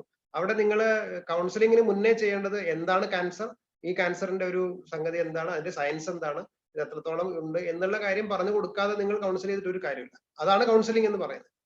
അപ്പൊ അത് ഗൈഡൻസ് ആണ്. അഡ്വൈസ് എന്ന് പറഞ്ഞാൽ ഒരു വൺ ഡയറക്ഷണൽ, ഒരു ചോദ്യം ചോദിക്കുന്നതിന് ഒരു ഉത്തരം പറയുന്നു. ഗൈഡൻസ് എന്ന് പറയുമ്പോൾ പല ഓപ്ഷൻസിലേക്ക് എങ്ങോട്ടാ പോകേണ്ടത്. അപ്പൊ പറയുന്നു നിങ്ങൾ ക്യാൻസർ ആണ്, എങ്ങോട്ട് പോകണം എന്ന് ചോദിക്കുന്ന സമയത്ത് അത് MCC ആണ് നല്ലത്, അല്ലെങ്കിൽ ആയുർവേദത്തിൽ ഇങ്ങനെ ചെയ്യാം, ഹോമിയോയിൽ അങ്ങനെയുണ്ട്, ഇതിൽ നിങ്ങൾ ഏതാണെന്ന് വെച്ചാൽ എടുക്കൂ എന്നൊക്കെ പറഞ്ഞ് ഗൈഡ് ചെയ്യുന്നു. കൗൺസിലിംഗ് കുറച്ചും കൂടെ അണ്ടർസ്റ്റാൻഡിംഗ് ബേസ്ഡ് ആണ്. അണ്ടർസ്റ്റാൻഡിംഗ് ബേസ്ഡ് എന്ന് പറഞ്ഞാൽ കൗൺസിലിംഗ് ഒരു ഉത്തരത്തിലേക്ക് എത്തിക്കൊള്ളണം എന്ന് നിർബന്ധമില്ല. ഗൈഡൻസ് ഒരു ഉത്തരം പറയും, ഗൈഡൻസ് അല്ലെങ്കിൽ അവരെ ഒരു ഉത്തരത്തിലേക്ക് എത്തിക്കും. കൗൺസിലിംഗില് നമ്മൾ ഉത്തരത്തിലേക്ക് എത്തിക്കല്ല ചെയ്യുന്നത്, അവരുടെ പ്രശ്നങ്ങൾ നമ്മൾ മനസ്സിലാക്കുകയും നമ്മൾ അവരെ ഒരു ഉത്തരത്തിലേക്ക് എത്തിക്കാൻ പ്രേരിപ്പിക്കുകയും ചെയ്യും. ഒരിക്കലും നിങ്ങളുടെ ഒരു ഉത്തരമല്ല കൊടുക്കേണ്ടത് കൗൺസിലിംഗിൽ എന്ന് പറഞ്ഞാൽ ഈ പ്രശ്നം ഇങ്ങനെ പരിഹരിക്കാന്ന് പറയല്ല. പരിഹരിക്കാനുള്ള അവരുടെ ഓപ്ഷൻസ് കണ്ടിട്ട് ഇങ്ങനെയൊക്കെയുള്ള ഓപ്ഷൻസ് ഉണ്ട്, ഈ ഓപ്ഷൻസിൽ ഇങ്ങനെയൊക്കെയുള്ള പ്രശ്നങ്ങളുണ്ട്, നിങ്ങൾ കുറച്ചും കൂടെ അതൊന്ന് ആലോചിച്ച് ചെയ്യൂ എന്ന് പറയുന്ന ഒരു എന്താ പറയാ, നമ്മൾ സാധാരണ ഫെസിലിറ്റേറ്റർ എന്ന് പറയല്ലോ, ഫെസിലിറ്റേറ്ററിന്റെ ഒരു റോളാണ് കൗൺസിലിംഗിൽ ഉള്ളത്. അതുകൊണ്ട് അത് ശരി, നമ്മൾ സാധാരണ പറയാം അവരോട് ആർഗ്യൂ ചെയ്യാൻ പാടില്ല. അവർ പറയുന്നത് അവരുടെ ശരിയാണ്, അതിലെന്തെങ്കിലും തെറ്റുണ്ടെങ്കിൽ നമുക്ക് തെറ്റ് ഇങ്ങനെയാണെന്ന് പറഞ്ഞു കൊടുക്കാം, തിരുത്തണം എന്ന് പറയാൻ നമുക്ക് അവകാശമില്ല എന്ന് പറയും. കൗൺസിലിംഗ് അതിനെ കുറിച്ച് കുറച്ചും കൂടി വിശദമായിട്ട് പറയാം. സൈക്കോതെറാപ്പി, ട്രാൻസാക്ഷൻ അനാലിസിസ് എന്നൊക്കെ പറഞ്ഞാൽ കുറച്ചും കൂടെ ഹയർ പ്രാക്ടീസ് ആവശ്യമുള്ളതാണ്. അത് നമ്മൾ CBT എന്ന് പറയും, അല്ലെങ്കിൽ ബിഹേവിയറൽ തെറാപ്പി, അത് കുറച്ച് പ്രാക്ടീസ് ആവശ്യമുള്ളതാണ്. ഈ കൗൺസിലിംഗ് എന്ന് പറഞ്ഞാൽ സംസാരം മാത്രമേ ഉള്ളൂ, പ്രാക്ടീസ് ഇല്ല. പക്ഷെ സൈക്കോതെറാപ്പി എന്ന് പറയുമ്പോഴേക്കും കുറച്ച് പ്രാക്ടീസ് വരും. അപ്പൊ നമ്മള് അവരോട് ഒരു വൈകുന്നേരം വീട്ടിൽ പോയി കഴിഞ്ഞാൽ ഡയറി എഴുതണം, ഡയറി എഴുതാൻ ഒരു മെറ്റീരിയൽ കൊടുക്കുന്നു, അവരെ കൊണ്ട് എഴുതിപ്പിക്കുന്നു, പിറ്റേ ദിവസം അത് വായിപ്പിക്കുന്നു, ഇങ്ങനെ ചില പ്രാക്ടീസ് ചെയ്യിപ്പിക്കുന്നു. അവരുടെ തോട്ട്, ഇപ്പൊ ഉദാഹരണത്തിന് എനിക്ക് സന്തോഷമില്ല ഡോക്ടറെ എന്ന് പറഞ്ഞ് വരുന്ന ഒരാളോട് നമുക്ക് കൊടുക്കാവുന്ന ഒരു എക്സസൈസ് എന്താണ്, നിങ്ങൾ അടുത്ത പ്രാവശ്യം വരുമ്പോഴേക്കും നിങ്ങളെ സന്തോഷിപ്പിച്ച 10 കാര്യങ്ങൾ എഴുതി കൊണ്ടുവരൂ എന്ന് പറയും. സന്തോഷം ഇല്ലാതുകൊണ്ടാണല്ലോ വന്നേ. അപ്പൊ കുറച്ച് കഴിയുമ്പോൾ അവർക്ക് മനസ്സിലാവും സന്തോഷിക്കാനുള്ള വകുപ്പുകൾ എന്റെ ജീവിതത്തിൽ ഉണ്ടെന്ന് മനസ്സിലാവും എന്ന് പറയുന്ന പോലുള്ള ചില പ്രാക്ടീസുകൾ ചെയ്യുകയും കുറച്ചും കൂടെ ഡീപ്പറായിട്ട് പോവുകയും ചെയ്യുമ്പോഴാണ് സൈക്കോതെറാപ്പി ആവുന്നത്. സൈക്കോതെറാപ്പി എന്ന് പറയുന്ന സംഗതി ഒരു നല്ല ട്രെയിനിങ് ഉണ്ടെങ്കിലേ ചെയ്യാൻ പറ്റുള്ളൂ. പക്ഷെ കൗൺസിലിംഗ് നമുക്ക് സാധാരണഗതിയിലൊക്കെ ചെയ്യാൻ പറ്റുന്ന ഒരു കാര്യമാണ്. ട്രാൻസാക്ഷൻ അനാലിസിസ് അതിന്റെ വേറൊരു വിഭാഗമാണ്, അതിന്റെ ഡീറ്റെയിൽസിലേക്ക് ഞാൻ പോകുന്നില്ല. അതും നമുക്ക് കുറച്ച് ട്രെയിനിങ്ങും കുറച്ച് അണ്ടർസ്റ്റാൻഡിംഗ് ഒക്കെ ആവശ്യമുള്ളതാണ്. അവിടെ അപ്ലിക്കേഷനും പ്രാക്ടീസും ഒക്കെ വരും. അതിനേക്കാൾ കുറച്ചും കൂടെ ഹയർ പ്രാക്ടീസിലേക്കാണ് ഈ ഹിപ്നോട്ടിസവും. എനിക്കറിയില്ല, ഹിപ്നോട്ടിസത്തിന്റെ കാര്യം എനിക്കറിയില്ല. സ്മൃതി മെഡിറ്റേഷൻ എന്ത് തന്നെ ആയാലും അതിനേക്കാൾ ഹയർ ആയിരിക്കുന്ന ഒരു പ്രാക്ടീസാണ്. ദിലീപ് സാർ ചെയ്തുകൊണ്ടിരിക്കുന്ന പ്രാക്ടീസാണ്. അതിന്റെ കാര്യങ്ങളിലേക്ക് ഞാൻ പോകുന്നില്ല. അത് കുറച്ചും കൂടെ മെഡിറ്റേറ്റീവ് ആണെന്ന് പറയും. റിയലൈസേഷൻ ബേസ്ഡ് ആണ്. അവര് തന്നെ അവരുടെ പ്രശ്നങ്ങൾ റിയലൈസ് ചെയ്ത് പോകുന്ന ഒരു കുറച്ച് പിന്നെന്താ, കുറച്ച് ഇലോങ്ങേറ്റഡ് ആണ്, കുറച്ച് വലുതാണ്, ഒരു വലിയ പ്രോസസ്സാണ്, കുറച്ച് സമയം വേണ്ടതാണ്. അവരുടെ സഹകരണം ധാരാളം വേണം, കാരണം അവര് സഹകരിക്കാതെ ഇതൊട്ടും നടക്കില്ല. അപ്പൊ ആ നിലയ്ക്ക് ഒരു സ്മൃതിയിലേക്ക്, പാസ്റ്റ് മെമ്മറിയിലേക്ക് പോവുകയും അവരെ ഇതിന്റെ കോസ് അന്വേഷിച്ച് കണ്ടുപിടിക്കുകയൊക്കെ ചെയ്യുന്നത്, അതിലൊരു മെഡിറ്റേറ്റീവ് ആയിരിക്കുന്ന രീതിയിലാണ് സ്മൃതി മെഡിറ്റേഷൻ പോകുന്നത്. ഞാൻ ഇത്രയും പറയാൻ കാരണം എല്ലാം ഒന്നല്ല എന്ന് പറയാൻ വേണ്ടിയിട്ടാണ്. കൗൺസിലിംഗ് എന്ന് പറയുമ്പോഴേക്കും നമ്മൾ അഡ്വൈസ് നമുക്ക് ചിലപ്പോൾ കൊടുക്കേണ്ടി വരുന്നത് അഡ്വൈസ് ആയിരിക്കും, അത്രേ ഉള്ളൂ സംഗതി. ചിലപ്പോൾ കൊടുക്കേണ്ടി വരുന്നത് ഗൈഡൻസ് ആയിരിക്കും. ചിലപ്പോൾ കൗൺസിലിംഗ് ആയിട്ട് നമ്മൾ കുറച്ചും കൂടെ സംസാരിക്കേണ്ടി വരും. അത് നിന്നില്ലെങ്കിൽ സൈക്കോതെറാപ്പിയിലേക്ക് പോകേണ്ടി വരും. അതും പറ്റിയില്ലെങ്കിലാണ് നമ്മൾ സ്മൃതി മെഡിറ്റേഷൻ പോലുള്ള ടെക്നിക്സിലേക്ക് പോകേണ്ടത്. അപ്പൊ ഇങ്ങനെ ഒരുപാട് തരത്തിലുള്ള പ്രാക്ടീസ് ഉണ്ടെന്ന് പറഞ്ഞതുള്ളൂ. ഇനി എത്ര സമയമുണ്ടെന്ന് എനിക്ക് അറിയില്ല, നോക്കാം. സ്ട്രാറ്റജീസ്, നമുക്ക് എടുക്കാവുന്ന ചില സ്ട്രാറ്റജീസ് ഉണ്ട്. അത് ഞാൻ കുറച്ചൊക്കെ പറഞ്ഞു കഴിഞ്ഞതാണ്. ഒന്ന് ഇൻഫർമേഷൻ ബേസ്ഡ് ആണ്. ഇൻഫർമേഷൻ ബേസ്ഡ് എന്ന് പറഞ്ഞാൽ നേരത്തെ ഞാൻ പറഞ്ഞു, അതായത് ഈ വസ്തുവിനെ കുറിച്ച്, അവരെ ടെൻഷൻ അടുപ്പിക്കുന്ന ഒരു വസ്തുവിനെ കുറിച്ച് കൃത്യമായിരിക്കുന്ന ഇൻഫർമേഷൻ കൊടുക്കുക എന്നുള്ളത് മാത്രമേ ചിലപ്പോൾ ആവശ്യമുണ്ടാവുള്ളൂ. നമ്മളിപ്പം മിക്കവാറും കോവിഡിന്റെ കാര്യത്തിൽ ചെയ്തുകൊണ്ടിരിക്കുന്ന ഒരു സ്ട്രാറ്റജി അതാണ്. അവര് ആര് വിളിച്ചു കഴിഞ്ഞാലും നമ്മൾ ആദ്യത്തെ 10 മിനിറ്റ് സംസാരിക്കുന്നത് കോവിഡിനെ കുറിച്ചാണ്.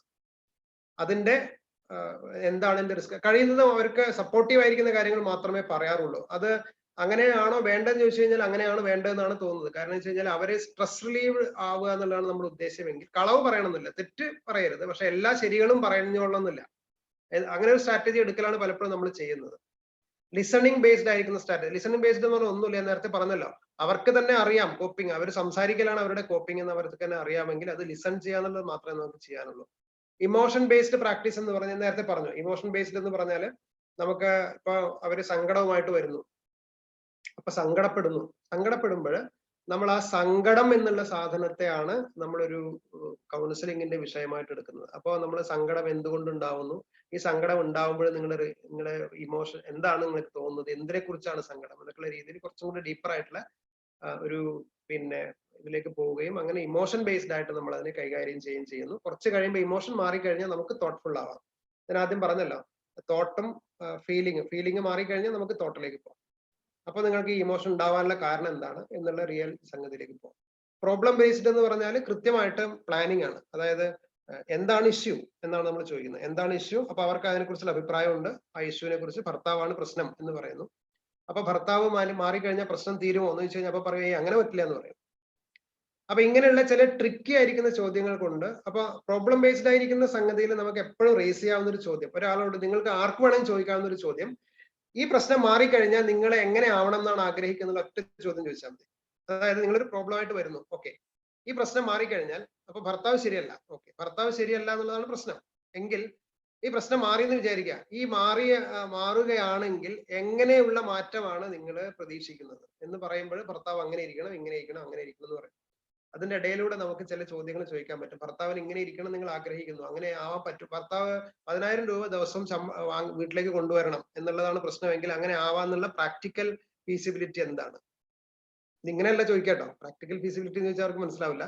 അല്ല, അപ്പൊ അയാൾക്ക് ശരിക്കും ഇത് പറ്റുമോ എങ്ങനെ എന്നുള്ള ചോദ്യത്തിലേക്ക് കൊണ്ടുപോവുകയും അങ്ങനെ ഓരോ പ്രോബ്ലത്തെയും അനലൈസ് ചെയ്യുന്ന രീതിയിലാണ് അത് പോകുന്നത്.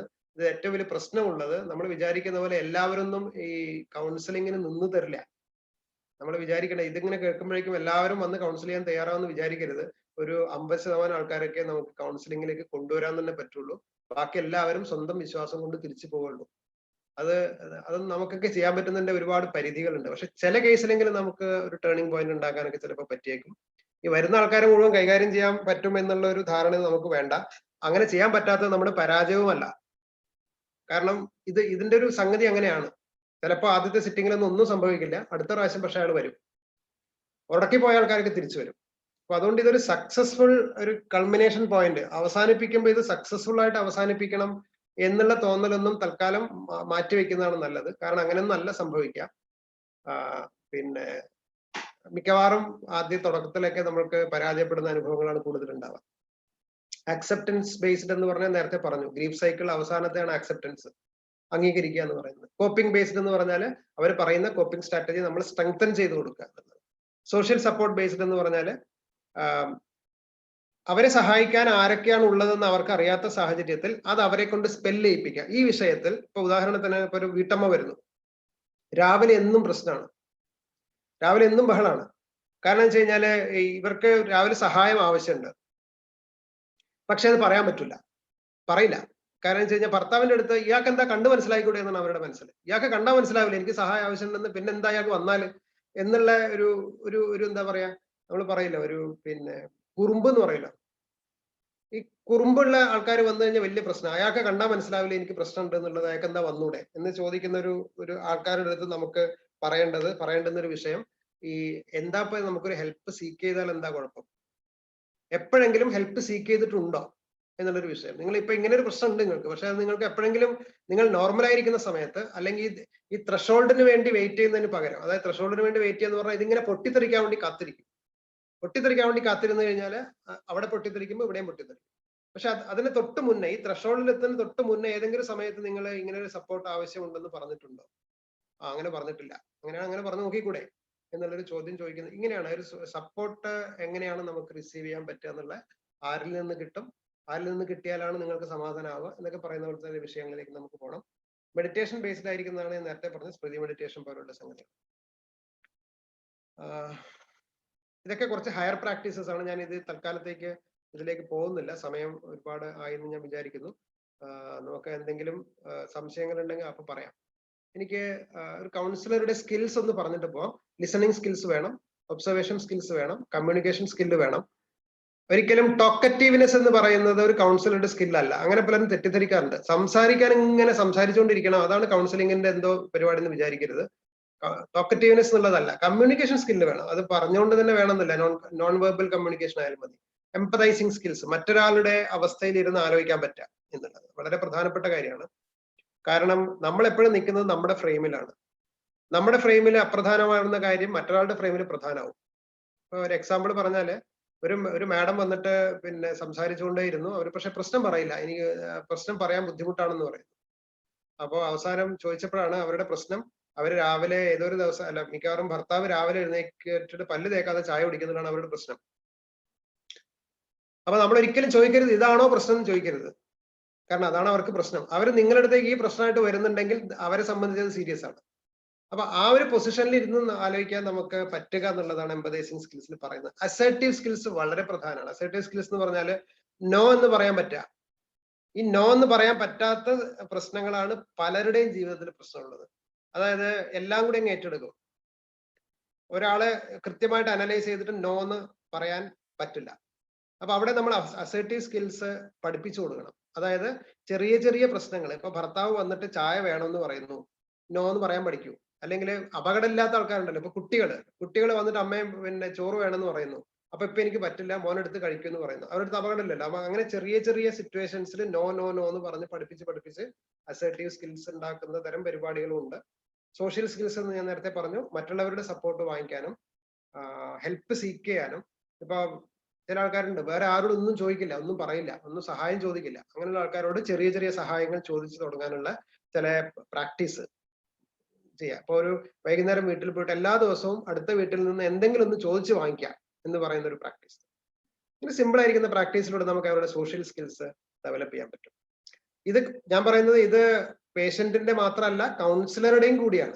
ഇപ്പൊ ഞാൻ പറഞ്ഞത് ഇപ്പൊ അവസാനം പറഞ്ഞത് പേഷ്യന്റിന്റെ ആണ്, അല്ലെങ്കിൽ സബ്ജക്റ്റിന്റെ ആണ്. കൗൺസിലർക്ക് ഇത് ആവശ്യമുണ്ട്, അസർട്ടീവ് സ്കിൽസ് ആവശ്യമുണ്ട്. വേണ്ടാത്ത സമയത്ത് ഇനി ഇവിടെ നിർത്തിക്കോളൂ എന്ന് നമുക്ക് പറയേണ്ടി വരും. അതായത് ഇങ്ങനെ സംസാരിച്ച് പോകുന്ന സമയത്ത് 1 മണിക്കൂർ 2 മണിക്കൂർ സംസാരിക്കാൻ പറ്റില്ല. അപ്പൊ അവിടെ ബ്ലോക്ക് ചെയ്തിട്ട് ഇതുവരെയും പറഞ്ഞ കാര്യം എനിക്ക് മനസ്സിലായി, കൂടുതൽ എന്തെങ്കിലും പറയാനുണ്ടോ എന്ന് ചോദിക്കാനുള്ള ഒരു അസർട്ടീവ്നെസ് നമുക്ക് വേണം. ഓക്കെ, അത്രയും സ്കിൽസ് ആണ് നമുക്ക് വേണ്ടത്. ഇനി കൗൺസിലിങ്ങിന്റെ ചില കൗൺസിലിങ്ങിന്റെ ക്വാളിറ്റി മെയിൻറ്റെയിൻ ചെയ്യാനുള്ള ഒരു എന്തൊക്കെ ഇൻഡെക്സുകളാണ് ഉള്ളത് എന്നുള്ളതാണ്. ഒരു 2-3 സ്ലൈഡും കൂടെ കഴിഞ്ഞ് നമുക്ക് അവസാനിപ്പിക്കാം. സംശയങ്ങൾ എന്തുണ്ടെന്ന് ചോദിക്കാം. ഈ തേന്മാവൻ കൊമ്പത്തിലെ പപ്പുവിന്റെ റോൾ ഉണ്ടല്ലോ, താൻ ആരാണെന്ന് തനിക്കറിയില്ലെങ്കിൽ ഞാൻ തനിക്ക് പറഞ്ഞു തരാൻ താൻ ആരാണ്. ഇതാണ് ശരിക്കും കൗൺസിലിങ്ങിന് ചെയ്യുന്നത്. അതുകൊണ്ട് കൗൺസിലിങ്ങിന്റെ ആചാര്യൻ സിഗ്മണ്ട് ഫ്രോയിഡ് അല്ല, അത് കുതിരവട്ടം പപ്പുവാണ്. ആ ഡയലോഗ് വളരെ പ്രധാനപ്പെട്ട ഡയലോഗാണ്. ഈ കൗൺസിലർ ചെയ്യുന്ന പരിപാടി അതാണ്. അവരുടെ സിറ്റുവേഷൻ എന്താണെന്ന് അവർക്ക് മനസ്സിലാക്കാത്തപ്പോൾ നമ്മൾ അവരുടെ സിറ്റുവേഷൻ പറഞ്ഞ് മനസ്സിലാക്കുക എന്നുള്ളതാണ് ചെയ്യുന്നത്. എപ്പോഴും കൗൺസിലിംഗ് പലപ്പോഴും നിങ്ങൾക്ക് തോന്നാവുന്ന ഒരു സംശയം, ഇപ്പൊ ഒരാളെയും കൂട്ടി വേറെ ആൾ വരുന്നു എന്നിട്ട് പറയണു ഡോക്ടറെ ഇവനൊന്ന് കൗൺസിൽ ചെയ്യണമെന്ന് പറയണു, അത് ചെയ്യാൻ പറ്റില്ല. സെൽഫ് റിപ്പോർട്ടഡ് കേസുകൾ മാത്രമേ കൗൺസിലിംഗ് ചെയ്യാവൂ. അപ്പൊ നിങ്ങൾ ചോദിക്കും പിന്നെ അവരിൽ എന്താ ചെയ്യാൻ ചോദിക്കും. അങ്ങനെ പ്രശ്നമില്ല. അപ്പൊ അമ്മ മോനെയും കൂട്ടിയിട്ട് വന്നിട്ട് പറയുന്നു മോൻ എന്തോ പ്രശ്നമുണ്ട്. അപ്പൊ നമ്മൾ ആലോചിക്കേണ്ടത് അമ്മയ്ക്കാണോ പ്രശ്നം മോനാണോ പ്രശ്നം എന്നുള്ളതാണ് നമ്മൾ ആലോചിക്കേണ്ടത്. നമ്മുടെ ഈ മാടമ്പള്ളിയിലെ മനോരോഗി ആരാന്ന് ചോദിക്കുമല്ലോ, മാടമ്പള്ളിയിലെ മനോരോഗി ഗംഗയാണോ മറ്റേ ശ്രീദേവിയാണോ ചോദിക്കുന്ന പോലെ അമ്മമാര് പ്രശ്നമായിട്ട് വരികയാണെങ്കിൽ അമ്മമാര് സംസാരിച്ചുകൊണ്ടേ ഇരിക്കുന്നുണ്ടെങ്കിൽ ട്രീറ്റ്മെന്റ് വേണ്ടത് അമ്മമാർക്കാണ്. പക്ഷെ നമുക്കത് പറയാൻ പറ്റില്ല. ആ സമയത്ത് നമ്മൾ ചില സ്ട്രാറ്റജീസ് എടുക്കേണ്ടി വരും. അപ്പൊ അവരോട് ചോദിക്കേണ്ടത് മോൻ പുറത്തുപോയി നിൽക്കട്ടെ, ഞാൻ നിങ്ങളോട് സംസാരിക്കാന്ന് പറഞ്ഞിട്ട് അവരോട് സംസാരിക്കണം. അതുപോലെ മാറി നിൽക്കുന്ന മകനെ നമ്മൾ കൺസിഡർ ചെയ്തിട്ട് അവനുമായിട്ട് റാപ്പ് ഉണ്ടാക്കണം. കാരണം മിക്കവാറും കുട്ടികൾ വന്ന് നമ്മളോട് സംസാരിക്കില്ല. നമ്മളോട് സംസാരിക്കാത്ത സമയത്ത് അവര് നെഗറ്റീവായിട്ടാണ് ഇരിക്കുന്നത്. കാരണം അവര് നമ്മളെ കാണുന്നത് അമ്മയുടെ എക്സ്റ്റൻഷൻ ആയിട്ടാണ്. അമ്മയ്ക്ക് പകരം ഒരാളെന്നുള്ള നിലയ്ക്കാണ് അവൻ വന്നിട്ടുണ്ടാവുക. പക്ഷെ നമ്മളൊരു ട്രിക്കി ആയിട്ട് അവന്റെ കൂടി നമ്മൾ മനസ്സിലാക്കുന്നു എന്നുള്ള തരത്തില് ഒരു ഡയലോഗോ അല്ലെങ്കിൽ പിന്നെ അവനെ എംപതൈസ് ചെയ്യുന്ന തരത്തിലുള്ള ഡയലോഗോ എടുത്തിട്ടാണ് അത്തരം പ്രശ്നങ്ങൾ പരിഹരിക്കുക സാധാരണ. അപ്പൊ അയാളുടെ തീരുമാനങ്ങൾ, അയാളുടെ പേഴ്സണൽ ഡിസിഷൻസ് മാറ്റുക. Never plan counselling with an intention of changing one's personal decisions. മകള് പിന്നെ വേറെ ആളുടെ കൂടെ ഒളിച്ചോടി പോയി, അവളെ വീട്ടിലേക്ക് കൊണ്ടുവരാൻ പറ്റില്ല. ആ ഡിസിഷൻ നമ്മളായിട്ട് മാറ്റേണ്ട കാര്യമൊന്നുമില്ല, അതാണ് ഡിസിഷൻ. പക്ഷെ അതായത് ടെൻഷൻ ഉണ്ടാക്കുന്നുണ്ടെങ്കിൽ അത് നമ്മൾ പരിഗണിക്കണം. പക്ഷെ ആ ഡിസിഷൻ നമ്മൾ പറഞ്ഞിട്ട് മാറ്റില്ല. നിങ്ങൾ മകളെ വിളിക്കണം, മകളെ വിളിക്കല്ലേ വേണ്ടത്, നിങ്ങളുടെ മകളല്ലേ, വേറെ ആരുടെ മകളല്ലല്ലോ എന്നൊക്കെ പറഞ്ഞ് നമ്മൾ അഡ്വൈസ് ചെയ്തിട്ട് കൊളാക്കരുത്. അയാളുടെ ഡിസിഷൻ അതാണെങ്കിൽ അവിടെ ഇരിക്കട്ടെ.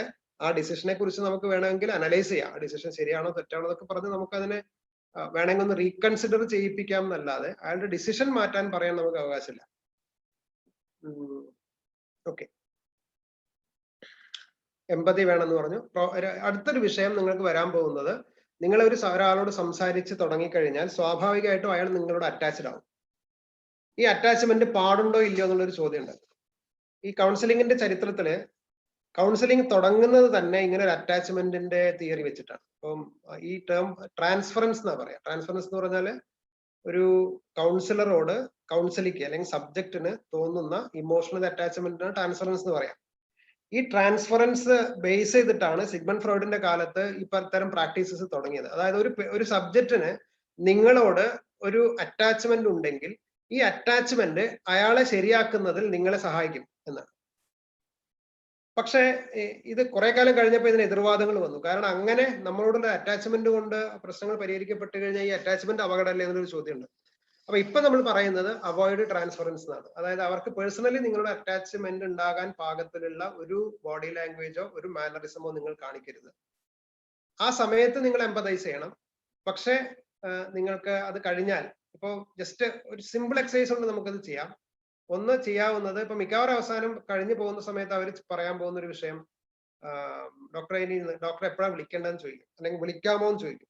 ആ സമയത്ത് നിങ്ങൾ ഈ പറഞ്ഞ 80 എല്ലാം ഒഴിവാക്കിയിട്ട് ഏതെങ്കിലും ഒരു സമയം പറയാം. അതായത് ചൊവ്വാഴ്ച 4 മുതൽ 5 വരെ വിളിച്ചോളൂ എന്ന് പറഞ്ഞു കഴിഞ്ഞാൽ അവർക്ക് മനസ്സിലാവും ആ സമയത്ത് മാത്രമേ വിളിക്കേണ്ട കാര്യമുള്ളൂ, ഇയാൾക്ക് അങ്ങനെ വിളിക്കാൻ തയ്യാറല്ലാത്ത ഒരാളാണ്. ഇതൊരിക്കലും ഒരു ത്രെട്ടനിങ് ആയിട്ട് പറയരുത്, പക്ഷെ അവർക്കത് കൺവേ ചെയ്യും കൂടെ വേണം. ഇതാണ് ട്രാൻസ്ഫറൻസ് ഒഴിവാക്കാനുള്ള ഒരു വഴി. കൗണ്ടർ ട്രാൻസ്ഫറൻസ് എന്ന് പറഞ്ഞാൽ തിരിച്ചാണ്. അതായത് ഈ കൗൺസിലിയോട് അറ്റാച്ച്ഡ് ആവുക എന്ന് പറയുന്ന അവസ്ഥ. അതായത് കൗൺസിലി വന്നിട്ട് അല്ലെങ്കിൽ പറഞ്ഞ സബ്ജക്റ്റ് വന്ന് സംസാരിച്ചു പോയി, ഇയാൾക്ക് ഉറക്കല്ലേ രാത്രിയാകുമ്പോൾ, എന്നാലും അവർ ഇങ്ങനെയൊക്കെ പറയാൻ പാടുണ്ടോ, അങ്ങനെയൊക്കെ ചെയ്യാൻ പാടുണ്ടോ, എന്തായി ആവോ ഇന്നത്തെ കാര്യം എന്നൊക്കെ പറഞ്ഞാൽ രാത്രിയാകുമ്പോൾ ഫോൺ എടുത്ത് വിളിക്കും, എന്തായി ഇന്നത്തെ കാര്യം എന്നൊക്കെ ചോദിച്ച് വിളിക്കും. ഒരിക്കലും ചെയ്യാൻ പാടില്ല. കൗണ്ടർ ട്രാൻസ്ഫറൻസിനേക്കാൾ അപകടമാണ്.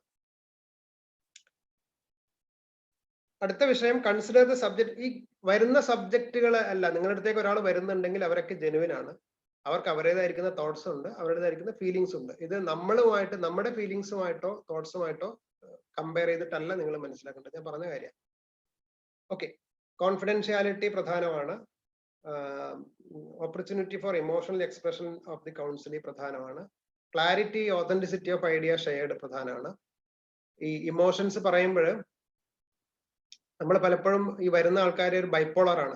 ഈ പടം നിങ്ങൾ കണ്ടിട്ടുണ്ടോന്ന് അറിയില്ല, ഇത് പ്രേംജി ആണ്. പ്രേംജി എന്ന് പറഞ്ഞ നടനാണ്. അദ്ദേഹത്തിന്റെ ഒരു പ്രസിദ്ധമായിരിക്കുന്ന ഒരു പടമാണ്. അതായത് ഒരേ സമയത്ത് രണ്ട് ഇമോഷൻ. ഇതൊരു ഇമോഷനാണ്, അത് ഹാപ്പിയാണ്. മറ്റേത് അദ്ദേഹം സങ്കടപ്പെട്ടിരിക്കുകയാണ്. ഇത് ഒരേ സമയത്താണ് ചെയ്യുന്നത്. ഏകലോചനം എന്നാണ് ഇതിന്റെ പേര്. ഇതാണ് ശരിക്കും മനുഷ്യന്റെ ഒരു യാഥാർത്ഥ്യം എന്ന് പറയുന്നത്. കാരണം ഒരു ഭാഗത്ത് വെളിച്ചവും മറ്റേ ഭാഗത്ത് ഇരുട്ടും എന്നൊക്കെ പറയുന്ന ഒരു ബൈപ്പോളർ ക്യാരക്ടർ മനുഷ്യന്മാർക്ക് എല്ലാവർക്കും ഉണ്ട്. അത് നമ്മൾ മനസ്സിലാക്കേണ്ട ഒരു കാര്യം. എല്ലാവരും ഒരേ സമയത്ത് എല്ലാ സമയത്തും ഒരുപോലെ അല്ല, എല്ലാവരും ബൈപ്പോളർ ആണ്. പക്ഷെ ബൈപ്പോളറായിട്ട് മാനിഫെസ്റ്റ് ചെയ്യുന്നത് ചിലപ്പോൾ ഉണ്ടാവില്ല എന്ന് മാത്രം. അപ്പൊ ഈ ഒരു സാധ്യത നമ്മുടെ മനസ്സിൽ വേണം. കാരണം സങ്കടപ്പെടുന്നയാൾക്ക് സങ്കടം മാത്രമേ ഉള്ളൂ എന്നല്ല നമ്മൾ വിചാരിക്കേണ്ടത്, അല്ലെങ്കിൽ സന്തോഷിക്കുന്നയാൾക്ക് സന്തോഷം മാത്രമേ ഉള്ളൂ എന്നല്ല. സങ്കടപ്പെടുന്ന ആൾ സന്തോഷിക്കുന്നുണ്ട്, സന്തോഷിക്കുന്ന ആൾ സങ്കടപ്പെടുന്നുണ്ട്. നിങ്ങളുടെ അടുത്തേക്ക് ഒരാൾ വരുന്നുണ്ടെങ്കിൽ അതൊരു ഇഷ്യൂ ആയിട്ടാണ് വരുന്നത്. ഇതിന് ചില പ്രശ്നങ്ങളുണ്ട്. ഇപ്പൊ നിങ്ങൾ പ്രാക്ടീസിൽ ഇപ്പൊ കൗൺസിൽ ചെയ്യാൻ പോയി കഴിഞ്ഞാൽ ഒരാൾ വരുന്നു, വന്നിട്ട് സംസാരിച്ച് കഴിഞ്ഞിട്ട് പറയാണ്, ഡോക്ടറെ ഞാൻ ഇന്ന് രാത്രി ആത്മഹത്യ ചെയ്യുന്നു പറയാണ്. എന്ത് ചെയ്യും? ലീഗൽ ഇഷ്യൂസ് പ്രധാനമാണ്. അത്തരം കോൺഫിഡൻഷ്യാലിറ്റി വേണമെന്ന് പറയുമ്പോൾ തന്നെ, ഇപ്പൊ ഉദാഹരണത്തിന് 18 വയസ്സിൽ താഴെയുള്ള കുട്ടികൾ നിങ്ങളുടെ അടുത്തേക്ക് വന്നാൽ വളരെ കെയർഫുൾ ആയിരിക്കണം. അവരെന്ത് പറഞ്ഞാലും ഒരു പോക്സോ ആക്ടിനുള്ളിൽ വരുന്നതാണെങ്കിൽ, ഗാർഹിക പീഡനം വെച്ച് പോക്സോ ആക്ടിനുള്ളിൽ വരുന്നതാണെങ്കിൽ പോലീസിനെ അറിയിച്ചേ പറ്റുള്ളൂ. അത് നിങ്ങൾ അതിൽ കോൺഫിഡൻഷ്യാലിറ്റി വിചാരിക്കരുത്. അതുപോലെ സൂയിസൈഡൽ ടെൻഡൻസി ആയിട്ട്, അറ്റ്മോസ്റ്റ് സൂയിസൈഡൽ ടെൻഡൻസി ആയിട്ട് വരുന്ന ആൾക്കാരെ വന്നു കഴിഞ്ഞാൽ എന്ത് കോൺഫിഡൻഷ്യാലിറ്റി ബ്രേക്ക് ചെയ്തിട്ടായാലും വിവരങ്ങൾ വീട്ടിൽ കൊടുക്കണം. വീട്ടിലല്ലെങ്കിൽ എവിടെയാണോ സേഫ് ആയിട്ടുള്ളത് അവിടെ കൊടുത്തേ പറ്റുള്ളൂ. അപ്പോ ലീഗൽ ആവുക എന്നുള്ളത് പ്രധാനമാണ്.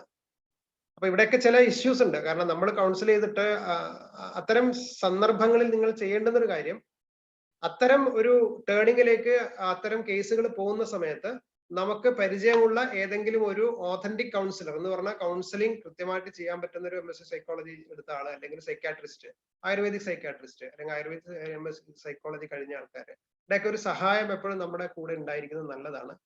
വെച്ചാൽ നമ്മളത് ഒഴിവാക്കണം എന്നുള്ള അർത്ഥത്തിലല്ല, പക്ഷെ ലീഗൽ ഇംപ്ലിക്കേഷൻസ് മനസ്സിലാക്കുകയും ചോദിച്ച് മനസ്സിലാക്കുകയും ചെയ്യുന്ന അവസ്ഥ ഉണ്ടാവും. അപ്പൊ അത് അത് വളരെ റെയർ ആയിട്ട് മാത്രം ഉണ്ടാവുന്ന ഒരു ഫിനോമിനൻ ആണ്. നിങ്ങളുടെ അടുത്തേക്ക് ഒരു മേജർ ഡിപ്രഷൻ ആയിട്ടുള്ള ഒരാള് ശരിക്കും സാധാരണഗതിയിൽ ഒരു ആയുർവേദ ഫിസിഷ്യന്റെ അടുത്തേക്ക് ചികിത്സയ്ക്ക് വേണ്ടി, കൗൺസിലിങ്ങിന് വേണ്ടി വരില്ല, ചികിത്സയ്ക്ക് വേണ്ടി വരും. അപ്പൊ നിങ്ങൾക്ക് ഇടപെടേം വേണ്ടി വരും. അപ്പൊ അത്തരം ഇഷ്യൂസിലൊക്കെ നമുക്കൊരു ലീഗൽ ഇംപ്ലിക്കേഷൻ അതിൽ വരും. അപ്പം ഞാൻ ഭയക്കാൻ വേണ്ടി പറയുന്നതല്ല. ആ സമയത്തൊക്കെ നമുക്കൊരു ഹയർ റെഫറൽ ആയിട്ട് ഒരാളെ നമ്മൾ എപ്പോഴും കണ്ടുവെക്കുന്നത് നല്ലതാണ്. ഒരു സൈക്കാട്രിസ്റ്റ്, ആയുർവേദിക് സൈക്കാട്രിസ്റ്റ് ആയാലും വേണ്ടില്ല, സൈക്കാട്രിസ്റ്റ് ആയാലും വേണ്ടില്ല, അവരെ നമ്മൾ കണ്ടുവെച്ചിട്ട് നമ്മൾ ലീഗലി സേഫ് ആയിട്ടിരിക്കുന്നതാണ് എപ്പോഴും നല്ലത്, പ്രത്യേകിച്ച് എമർജൻസി സിറ്റുവേഷൻസിൽ. പിന്നെ ഞാൻ ആദ്യം പറഞ്ഞ പോലെ നമ്മൾ ചെയ്യാൻ എലിജിബിൾ ആണോ എന്നുള്ള ചോദ്യത്തിന് ആണെന്നാണ് ഉത്തരം. കാരണം നമ്മൾ ആയുർവേദിക് സൈക്കോതെറാപ്പി അല്ലെങ്കിൽ ആയുർവേദിക് സൈക്കോളജി എന്ന് പറയുന്ന ഒരു സബ്ജക്റ്റിൽ പഠിച്ച ആൾക്കാരാണ്. നമ്മളൊരു ക്ലിനീഷ്യനാണ്. ഒരു ക്ലിനീഷ്യന് നമുക്ക് എപ്പോഴും ഒരു ക്ലിനിക്കൽ ബാക്ക്ഗ്രൗണ്ട് ഇല്ലാത്ത ഒരാൾ കൗൺസിലിംഗ് ചെയ്യുന്ന പോലെ അല്ല ക്ലിനിക്കൽ ബാക്ക്ഗ്രൗണ്ട് ഉള്ള ഒരാൾ കൗൺസിലിംഗ് ചെയ്യുന്നത്. മറ്റേത് തർക്കം വരുന്നത് കൗൺസിലിംഗ് മാത്രം BA സൈക്കോളജി പഠിക്കുന്നു, കൗൺസിലിംഗിന് ഇറങ്ങുന്നു. അത് വേറെ ഇഷ്യൂ ആണ്. കാരണം വെച്ച് കഴിഞ്ഞാൽ അവർക്ക് ക്ലിനിക്കൽ ബാക്ക്ഗ്രൗണ്ട് ഇല്ല. നമുക്ക് ക്ലിനിക്കൽ ബാക്ക്ഗ്രൗണ്ട് ഉണ്ട്. അതുകൊണ്ട് എലിജിബിലിറ്റി കൺസേൺ ഒന്നും വലിയ പ്രശ്നമൊന്നുമില്ല. പക്ഷെ നമുക്ക് മാനേജ് ചെയ്യുക, എത്ര ഇത്തിക്കൽ ഇഷ്യൂസ് വരിക എന്നൊക്കെ പറയുന്നത് പ്രധാനപ്പെട്ട ഒരു വിഷയമായിട്ട് വരും. സാധാരണ കാണുന്ന ഹേർഡിൽസ് എന്ന് പറയുന്നത് സെൽഫ് റിപ്പോർട്ടഡ് അല്ലാത്ത സബ്ജക്ട് വരുന്നതാണ്. ഞാൻ നേരത്തെ പറഞ്ഞു കഴിഞ്ഞു. ട്രാൻസ്ഫറൻസ് ഡെവലപ്പ് ചെയ്യുന്നത് വേറെ ഇഷ്യൂ ആണ്.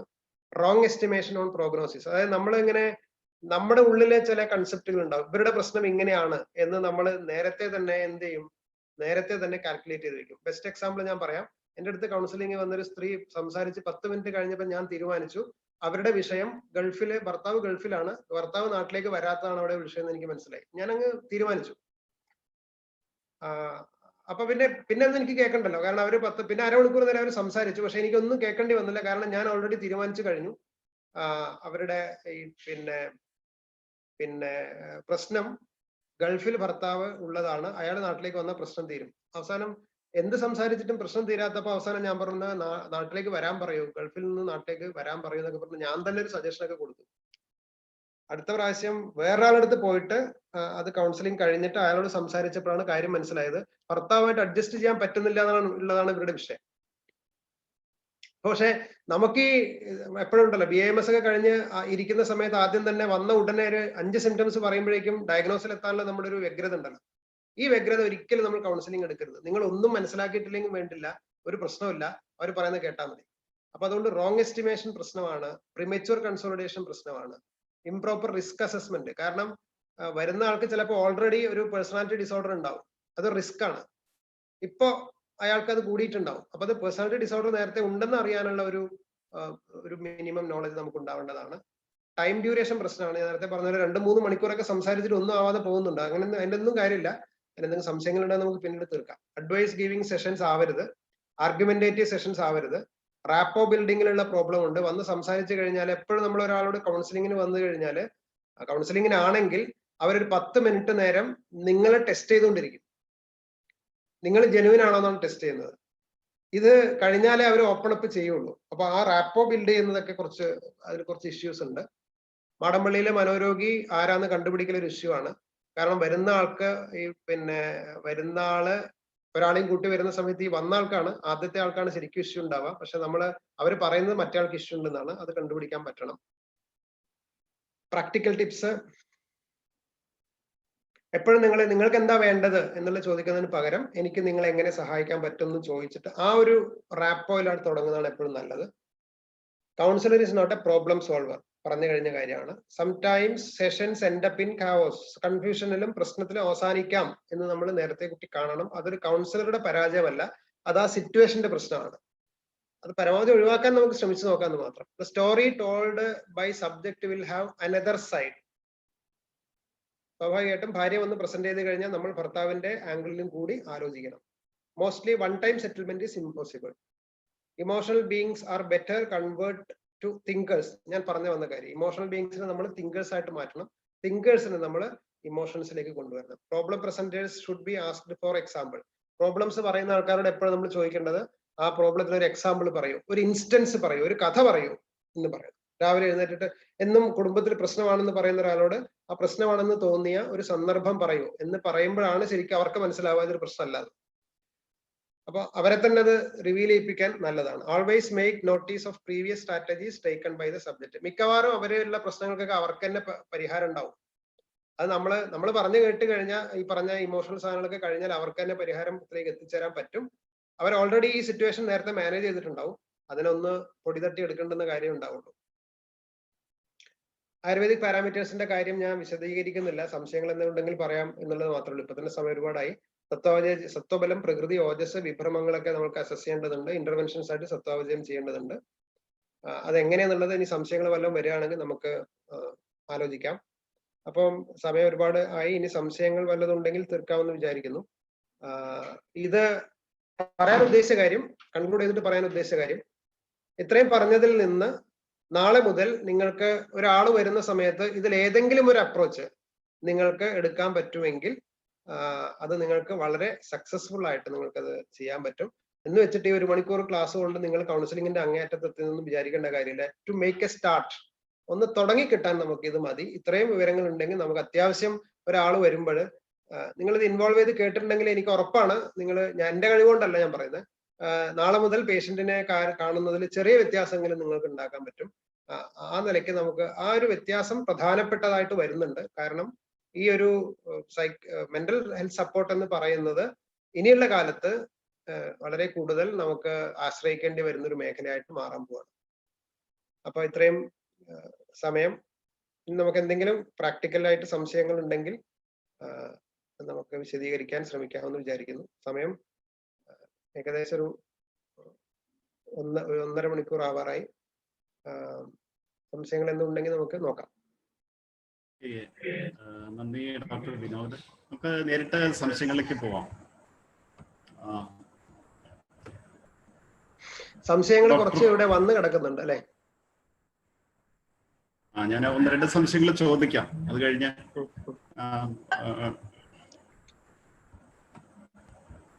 ഡോക്ടർ ബിപിൻ.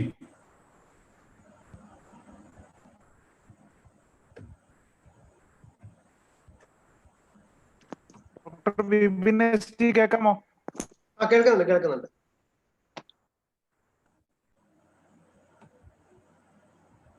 അർജുന്റെ പടമാണല്ലോ വരുന്നത്. ഡോക്ടർ വിപിനെ അൺമ്യൂട്ട് ചെയ്തിട്ടില്ല.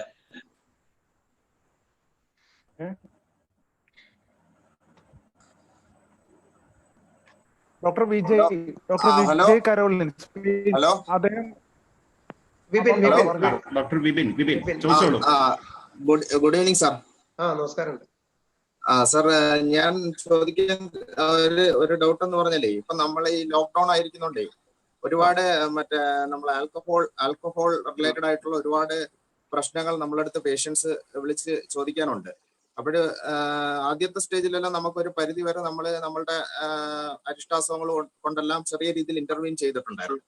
പക്ഷെ ഇത് ഈ ലോക്ക്ഡൌണിന്റെ ഇത് എക്സ്റ്റെൻഡ് ചെയ്ത് പോകുന്നിടത്തോളം ഇവരുടെ ഈ മെന്റൽ ഹെൽത്ത് ഒരു ഡീറേഞ്ച്മെന്റ് വരുന്ന മാതിരിയാണ് നമുക്ക് ഈ ഇന്ററോഗേഷനിൽ അറിയാൻ സാധിക്കുന്നത്. അപ്പോഴേ സാറിന്റെ സജഷൻ എന്ന് പറഞ്ഞാൽ എനിക്ക് ചോദിക്കാനുള്ള 2-3 ക്വസ്റ്റ്യൻ എന്ന് പറഞ്ഞാൽ, നമ്മൾ ടെലിമെഡിസിൻ ഒരു വഴിയായിരിക്കുമല്ലോ ഈ പേഷ്യൻസ് കൂടുതൽ നമ്മളടുത്ത് ഇന്ററാക്ട് ചെയ്യുന്നത്. അപ്പോൾ നമുക്ക് അവർക്ക് എന്ത് സൈക്കോളജിക്കൽ സപ്പോർട്ടാണ് നമുക്ക് കൊടുക്കാൻ പറ്റുന്നത്? പിന്നെ അല്ലാതെ ഇപ്പൊ 1-to-1 ഇന്ററോഗേഷൻ വഴി പേഷ്യന്റ് വരുവാണെങ്കിൽ നമുക്ക് എന്തൊക്കെ മൊഡാലിറ്റീസ് അഡോപ്റ്റ് ചെയ്യാം? പിന്നെ ഈ അവരുടെ ഈ ഒരു ക്വസ്റ്റ്യൻ ചുരുക്കി ചോദിക്കണേ.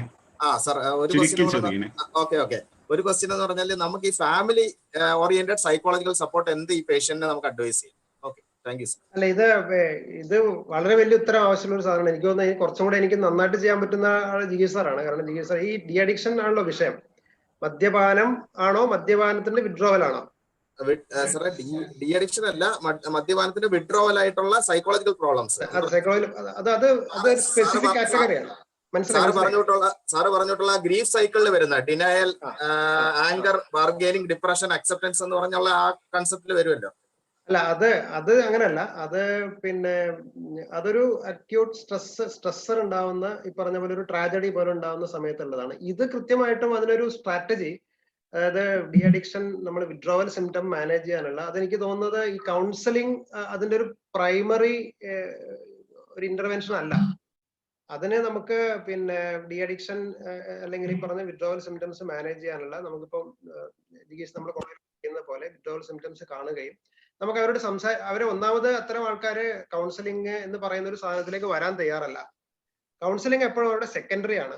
നമുക്ക് അവിടെ മെഡിക്കൽ മാനേജ്മെന്റോ അല്ലെങ്കിൽ ഡി അഡിക്ഷൻ മെത്തേഡ്സോ, ഡി അഡിക്ഷൻ സെന്റേഴ്സിലുള്ള മെത്തേഡ്സോ അങ്ങനെയൊക്കെയുള്ള സാധനങ്ങളാണ്. അവിടെ നമ്മൾക്ക് അവര് പേഴ്സണലി അവർ തയ്യാറായിട്ട് വരികയാണെങ്കിൽ നമുക്ക് സംസാരിക്കാൻ ബുദ്ധിമുട്ടില്ല. പക്ഷെ അങ്ങനെ അല്ലാത്തൊരു സ്ഥലത്ത് ടെലിഫോൺ കൗൺസിലിങ്ങിലൂടെ അത്തരം കേസുകൾ മാനേജ് ചെയ്യാൻ ബുദ്ധിമുട്ടാണ് എന്നാണ് എൻ്റെ ഒരു തോന്നൽ. അത് ചെയ്യാൻ അത് പ്രയാസം തന്നെയാണ്. കാരണം വെച്ച് കഴിഞ്ഞാൽ അത് അത്രയ്ക്കും വിത്ഡ്രോവൽ സിംറ്റംസ് കാണിക്കുന്ന സമയത്ത് ഇപ്പൊ നമ്മൾ ട്രൈ ചെയ്തുകൊണ്ടിരിക്കുന്നത് കുറച്ച് മെഡിക്കൽ മാനേജ്മെന്റും ആണ് ആദ്യം ചെയ്യുന്നത്. കാരണം നമ്മള് അരിഷ്ടങ്ങള് ഇപ്പൊ പറഞ്ഞ പോലെ ഖർജൂരാതി മന്ത്രം പോലുള്ള ചില സംഗതികള് ഇതെന്തായാലും ഇതൊരു പാക്കേജ് ആണ്. ഒരാളെ വിളിച്ച് സംസാരിക്കില്ല. നമ്മൾ ആദ്യം ഈ പറഞ്ഞ പോലെ ഒരു ഫാമിലി സപ്പോർട്ടാണ് നമുക്ക് ആദ്യമായിട്ട് അതിൽ വേണ്ടത്. ഫാമിലിയോട് പറഞ്ഞിട്ട് അവർ ചെയ്യാവുന്ന ചില കാര്യങ്ങൾ പറയാണ്. ഇദ്ദേഹത്തോട് നമുക്ക് പ്രത്യേകിച്ച് ഒന്നാമത്തെ ഘട്ടത്തിൽ പ്രത്യേകിച്ച് ഒന്നും പറയാനില്ല. അവരുടെ ഫാമിലി അതെങ്ങനെ അഡ്ജസ്റ്റ് ചെയ്യുന്നു, അവരെങ്ങനെ മാറ്റങ്ങൾ കൊണ്ടുവരുന്നു, അതിൽ എന്തൊക്കെ മെഡിക്കേഷൻസ് ചെയ്യാം എന്നുള്ള സംഗതിയിലേക്ക് നമുക്ക് പോകാൻ പറ്റുള്ളൂ. കൗൺസിലിംഗ് എന്നുള്ള നിലയിൽ ഇയാളെ പിടിച്ച് കൗൺസിൽ ചെയ്തുകൊണ്ട് ആ സമയത്ത് പ്രത്യേകിച്ച് എന്തെങ്കിലും ഫലം ഉണ്ടാക്കാൻ പറ്റുമെന്ന് തോന്നുന്നില്ല. നമുക്ക് അടുത്ത ചോദ്യത്തിലേക്ക് പോവാം. ഡോക്ടർ വിജയ് സ്പെയിനിൽ നിന്നാണ്. കോവിഡ് രോഗികളെ ചികിത്സിച്ച് പരിചയമുള്ള ഒരാൾ കൂടിയാണ്. ഡോക്ടർ വിജയ്, നമസ്കാരം. Can you hear me? Yes, yes. Okay. ഇല്ല, basically I M doctor Vijay. ഞാൻ ട്രിവാൻഡ്രം കോളേജിൽ നിന്ന് പഠിച്ചിറങ്ങിയതാണ്. ഞാൻ ബാഴ്സലോണ സ്പെയിനിൽ പ്രൈവറ്റ് പ്രാക്ടീസ് ചെയ്യുന്ന ഡോക്ടറാണ്. ഇവിടെ ക്ലിനിക്കിലൊന്നും പോയി പേഷ്യൻസിനെ കാണുന്ന സ്റ്റേറ്റസ് ഇല്ല. പക്ഷെ എൻ്റെ ഏർലിയർ പേഷ്യൻ്റ് ആയിരുന്ന 1-2 പേർക്ക് അവർ ഓൾമോസ്റ്റ് കോവിഡ് ആണെന്നുള്ള ഒരു ഡയഗ്നോസിസിലുള്ളവരാണ്. അപ്പൊ അവരുടെ മാനേജ്മെന്റ് എനിക്ക് ചെയ്യേണ്ടി വന്നു. ബിക്കോസ് അപ്പൊ ആ ഒരു അനുഭവം ഒന്ന് ഷെയർ ചെയ്യാനായിട്ട് ഈ അവസരം ഒന്ന് ഉപയോഗിക്കുകയാണ്. ഡോക്ടർ ഇദ്ദേഹത്തിന്റെ വിനോദിന്റെ ക്ലാസ് വളരെ മനോഹരമായിരുന്നു. അതിന്റെ ഒരു കോണ്ടെക്സ്റ്റിലും അല്ല ഞാൻ സംസാരിക്കുന്നത്. പക്ഷെ ഒരു മിനിറ്റ് ഈ ഒരു കാര്യം ഒന്ന് പറയാനായിട്ട് ഉതകുന്നതാണെങ്കിൽ എനിക്ക് ഹാപ്പിയാണ്.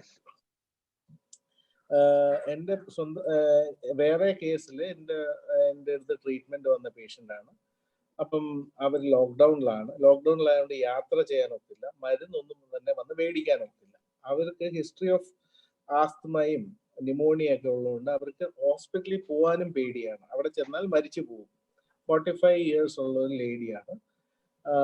അവരവിടെ ചെന്നാൽ അവർക്ക് ഭയങ്കര ആങ്സൈറ്റിയാണ്, ഭീതിയാണ്. അവർക്ക് കോവിഡ് വന്ന് അവർ മരിച്ചു പോകും. അതുകൊണ്ട് എങ്ങനെ ട്രീറ്റ് ചെയ്യാനൊക്കെ എനിക്ക് അലോപ്പതി മരുന്നിനകത്ത് കഴിക്കാൻ വയ്യ, ആന്റിബയോട്ടിക് വേണം കഴിക്കാം.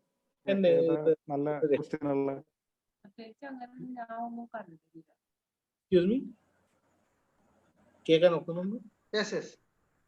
കണ്ടിന്യൂ. What was it? എന്താ മനസ്സിലായില്ല. എന്തോ ഒരു ക്വസ്റ്റ്യൻ വന്നോ ചോദിച്ചു. Okay, anyway I would like to share ചെയ്യാൻ ഉദ്ദേശിക്കുന്ന കാര്യം എന്ന് പറഞ്ഞാൽ അവരുടെ സിംറ്റംസ് പറഞ്ഞതിൽ നോർമൽ ഒരു പനിയുടെയും വളരെയധികം ദേഹം വേദനയും ടെമ്പറേച്ചർ 37.7 to 38 വരെയൊക്കെ കൂടുകയും ചെയ്തു. ആ സമയത്ത് നമ്മളുടെ തിളപ്പിച്ചാറ്റിയ വെള്ളവും ചൂടുള്ള വെള്ളവും കഞ്ഞിയും അത് എണ്ണയില്ലാത്ത ആഹാരവും ഒക്കെ കൊടുത്ത് ടെമ്പറേച്ചർ മാനേജ് ചെയ്യാൻ ഒക്കും. അവർക്ക് എൻ്റെ അടുത്ത് വന്നിട്ട് മരുന്ന് മേടിക്കാൻ പോലും ഇവിടെ ട്രാവൽ ചെയ്യാൻ ഒക്കില്ല. അതുകൊണ്ട് വീട്ടിലുള്ള ഏത് സാധനം വെച്ച് ട്രീറ്റ് ചെയ്യേണ്ടി വന്നു. ഇതില് പറയാൻ ഉദ്ദേശിച്ച കാര്യം എന്ന് പറഞ്ഞാൽ രണ്ടാമത്തെ ദിവസം ആഹാരം കഴിച്ചിട്ട് 3 മണിക്കൂർ കഴിഞ്ഞവർക്ക് ടെമ്പറേച്ചർ കൂടിയെന്ന് പറഞ്ഞു. അതിൽ നിന്ന് ജ്വരമാണെന്നുള്ള ഒരു ലൈനിൽ ട്രീറ്റ്മെന്റ് എടുത്തു. ഇവിടെ മരുന്നൊന്നും കിട്ടാനില്ല. അതുകൊണ്ട് അഡാപ്റ്റ് ചെയ്തു. ഉണക്ക മുന്തിരിങ്ങ വീട്ടിലുണ്ടായിരുന്നു, ചോദിച്ച് മനസ്സിലാക്കി. അപ്പൊ അതിൽ നിന്ന് എടുത്ത് ഒരു കഷായം ഉണ്ടാക്കി പഞ്ചസാരയും ചേർത്ത് കഴിക്കാൻ പറഞ്ഞു. അത് കഴിഞ്ഞ് ടെമ്പറേച്ചർ കുറഞ്ഞു. അവര് സ്റ്റിൽ അവരിപ്പം ഇന്ന് 12th day ആയി. അവരുടെ ടെമ്പറേച്ചർ സ്റ്റേബിൾ ആണ്. അവരുടെ വീക്ക്നെസ്സും ഇടയ്ക്കിടയ്ക്ക് ബോഡി പെയിൻ ഉണ്ട്. അവർക്ക് ന്യൂമോണിയ ഇല്ല. വൺ ഓഫ് ദ ഗ്രേറ്റസ്റ്റ് അവരുടെ ഏറ്റവും വലിയ പേടി അതാണ്. ടെമ്പറേച്ചർ സ്റ്റേബിൾ ആയിട്ട്. ഞാൻ ഇതിൽ നിന്ന് പറയാൻ ഉദ്ദേശിക്കുന്ന കാര്യം നമ്മളുടെ പല മരുന്നുകളും അല്ലെങ്കിൽ നമ്മളുടെ പല അറിവുകളും ഈ ആയുർവേദ ഈ പറഞ്ഞ അസുഖങ്ങൾക്ക് ഉപയോഗിക്കാൻ ഒക്കുന്നതാണ്. നമുക്ക് അത്രയും കസ്റ്റമൈസ്ഡ് ആയാണ് നമ്മുടെ അറിവുള്ളത്. ഈ സ്റ്റാൻഡേർഡ് മരുന്നുകൾ തന്നെ ഉപയോഗിക്കണമെന്നില്ല. അതിനെ അഡാപ്റ്റ് ചെയ്ത് സിറ്റുവേഷനെ അഡാപ്റ്റ് ചെയ്ത് ജ്വര ചികിത്സയിലുള്ള കാര്യങ്ങൾ ചെയ്താൽ പോലും മാറുന്ന അസുഖമാണെന്ന് എനിക്ക് അനുഭവം വന്നിട്ടുണ്ട്.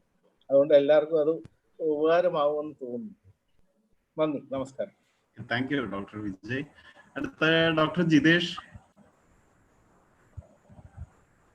Doctor Jitesh M K. Hello hello കേൾക്കാനുണ്ടോ സർ? സർ ഇതിൽ മെഡിക്കൽ മാനേജ്മെന്റ് എന്താ സർ? സർ ഇതിൽ മെഡിക്കൽ മാനേജ്മെന്റ് റോൾ എവിടെയാണ് സർ? ശരിക്കും എത്രത്തോളം ഉണ്ട് ഇത്തരം കേസുകളിൽ? എല്ലാം തന്നെ ഇപ്പോ സാർ ഒരു ക്ലിനീഷ്യൻ അല്ലെങ്കിൽ ഒരു ഫിസിഷ്യൻ കം രണ്ടും കൂടി കമ്പൈൻ ചെയ്ത് പ്രാക്ടീസ് ചെയ്യുന്ന ഒരാളാണ്. അപ്പോ ഇത്തരം കൗൺസിലിങ്ങിന് മാത്രമാണ് റോൾ ഉള്ളത് ഇങ്ങനെയുള്ള കേസുകളിലൊക്കെ? അതോ ഞാൻ പറയാൻ ഉദ്ദേശിച്ച കാര്യം, നമ്മളെ ബേസിക്കലി നമ്മൾ ക്ലിനീഷ്യൻസ് ആണ്. നമ്മുടെ കൗൺസിലിംഗ് അല്ല നമ്മുടെ പ്രധാനപ്പെട്ട മേഖല. പക്ഷെ കൗൺസിലിംഗിന്റെ ഒരു എലമെന്റ്സ് കൊണ്ടുവന്ന് കഴിഞ്ഞാൽ, ഒരു ബെറ്റർ അണ്ടർസ്റ്റാൻഡിങ് കൊണ്ടുവരാൻ പറ്റിക്കഴിഞ്ഞാൽ പല രോഗങ്ങളിലും നിങ്ങൾക്കൊരു ക്ലിനിക്കൽ എഫിക്കസി വർദ്ധിപ്പിക്കാൻ പറ്റും എന്നുള്ളതേ ഉള്ളൂ. ക്ലിനിക്കൽ സംഗതിക്ക് പകരം വെക്കാനുള്ളതല്ല കൗൺസിലിംഗ് എന്ന് പറയുന്നത്. ചില സ്ഥലത്ത് കൗൺസിലിംഗ് മാത്രമേ വർക്ക് ചെയ്യുള്ളൂ, മരുന്ന് കൊടുത്തിട്ട് കാര്യമില്ല. അല്ലെങ്കിൽ ആ മരുന്ന് കൊടുക്കുന്നത് തന്നെ പിന്നെ ചിലപ്പോൾ കൂടുതൽ പ്രശ്നങ്ങളിലേക്ക് പോയേക്കാം. അതൊരു പ്യുവർലി ഒരു സൈക്കോളജിക്കൽ ഫിനോമിനൻ ആണെങ്കിൽ, ഇപ്പൊ നമ്മൾ പറഞ്ഞ പോലെ OCD പോലെ അല്ലെങ്കിൽ അത്തരം സംഗതികളിലൊക്കെ പ്രാക്ടീസ് ആണ് വേണ്ടത്. അവിടെ മെഡിസിൻ എന്നുള്ളതിനേക്കാൾ കൂടുതൽ കുറച്ചും കൂടെ ബിഹേവിയറൽ തെറാപ്പി നമ്മൾ പറയും. ബിഹേവിയർ കറക്ഷനും ബിഹേവിയർ തെറാപ്പിയും കോഗ്നിറ്റീവ് CBT പോലുള്ള പ്രാക്ടീസസും, അത് ലോങ് ടേം പ്രാക്ടീസും ഫോബിയലൊക്കെ, അവിടെയൊക്കെ മെഡിസിൻ പ്ലസ് പ്രാക്ടീസ് ആണ് വേണ്ടത്. അല്ലെങ്കിൽ നമ്മുടെ ഒരു സിനാരിയോ എന്ന് പറയുന്നത്, തലവേദനയായിട്ട് വരുന്ന ഒരാൾക്ക് ഒരു ബെറ്റർ മാനേജ്മെന്റിന് വേണ്ടി നിങ്ങൾക്ക് എങ്ങനെ പിന്നെ കൗൺസിലിംഗ് ഉപയോഗിക്കുക എന്നുള്ളത് മാത്രമേ ഉള്ളൂ. അതിനുള്ളിൽ ഒരു സൈക്കോളജിക്കൽ കമ്പോണന്റ് ഉണ്ടെന്ന് കണ്ടെത്താൻ പറ്റിക്കഴിഞ്ഞാൽ, തലവേദനയായിട്ട് വരുന്നു, അപ്പൊ അത് നമ്മളൊരു മെഡിക്കൽ മാനേജ്മെന്റ് ചെയ്യുന്നു, പ്ലസ് കൂട്ടത്തിലൊരു അവരെ മനസ്സിലാക്കി സംസാരിക്കുന്നു, അവരുടെ ഇഷ്യൂസ് അഡ്രസ് ചെയ്യുന്നു എന്ന് പറയുമ്പോഴേക്കും തലവേദനയുടെ ഉള്ളിലിരിക്കുന്ന ഒരു സൈക്കോളജിക്കൽ കമ്പോണന്റിനെ നമുക്ക് അഡ്രസ് ചെയ്യാൻ പറ്റുകയാണെങ്കിൽ ഒരു ബെറ്റർ റിസൾട്ട് ഉണ്ടാക്കാൻ പറ്റും എന്നുള്ളതാണ് നമ്മുടെ ഉദ്ദേശ്യം. അത് കേസ് ടു കേസ് വേരിയിങ് ആണ്. അത് പിന്നെ കൗൺസിലിംഗ് കൊണ്ട് മാത്രം നടക്കുമോ എന്നുള്ളതൊക്കെ കേസ് ടു കേസ് വേരിയിങ് ആണ്. പക്ഷെ നമ്മുടെ ഒരു ആവശ്യം എന്ന് പറയുന്നത് ഇതാണെന്ന് എനിക്ക് തോന്നുന്നത്. മൊത്തത്തിൽ പ്രാക്ടീഷണേഴ്സിന്റെ ആവശ്യം എന്ന് പറയുന്നത്, നമ്മുടെ അടുത്തേക്ക് വരുന്ന കേസിൽ നമുക്കൊരു സൈക്കോളജിക്കൽ കമ്പോണന്റ് കണ്ടെത്താൻ പറ്റിയാൽ അതിനെ ഒന്ന് അഡ്രസ് ചെയ്യാൻ എങ്ങനെ പറ്റും എന്നുള്ള സംഗതി മാത്രമേ ചെയ്യാൻ പറ്റുള്ളൂ. അല്ലാതെ ഇത് മറ്റേതിന് പകരമാകുന്നില്ല. എപ്പോഴും രണ്ടും കൂടി ചെയ്യുമ്പോൾ കുറച്ചും കൂടി റിസൾട്ട് ഉണ്ടാവും എന്നുള്ളത് മാത്രമേ ഉള്ളൂ. പക്ഷെ ചില കണ്ടീഷൻസിൽ അത് കൃത്യമായിട്ടും കൗൺസിലിംഗ് ചെയ്യേണ്ടുന്ന കണ്ടീഷൻസ് ആണ്. പക്ഷെ അത് എനിക്ക് തോന്നുന്നത് അത് ഒരു എക്സ്പെർട്ട് കൗൺസിലറൊക്കെ കൊടുക്കേണ്ടുന്ന കാര്യങ്ങളായിരിക്കും.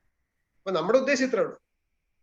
നമ്മളിപ്പോ ഒരു പിന്നെ തലവേദനയായിട്ട് വരുന്ന ഒരാൾക്ക് ഒരു കൗൺസിലിംഗിന്റെ കമ്പോണന്റോട് ചേർത്താൽ ബെറ്റർ റിസൾട്ട് ഉണ്ടാക്കാൻ പറ്റും എന്നുള്ളത് മാത്രമാണ്. അല്ലാതെ ഒരു മരുന്നിന് പകരം എന്നുള്ള അർത്ഥത്തിലല്ല നമ്മളോട് ഉദ്ദേശിച്ചത്. ഡോക്ടർ രാജശേഖരൻ.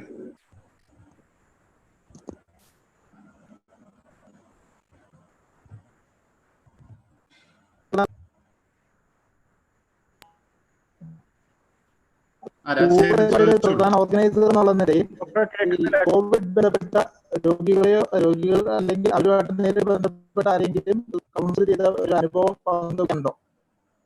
ഉണ്ട്, ധാരാളം അല്ല, ഉണ്ട്. ഈവൻ നമ്മളെ ഗൾഫിലുള്ള പ്രോഗ്രാമുകളിൽ നമ്മൾ ചെയ്യുന്നത്, അവിടുത്തെ ഈവൻ ഹോസ്പിറ്റലിൽ അഡ്മിറ്റ് ചെയ്ത കേസുകളിൽ പോലും നമ്മൾ വിളിക്കുന്നുണ്ട്.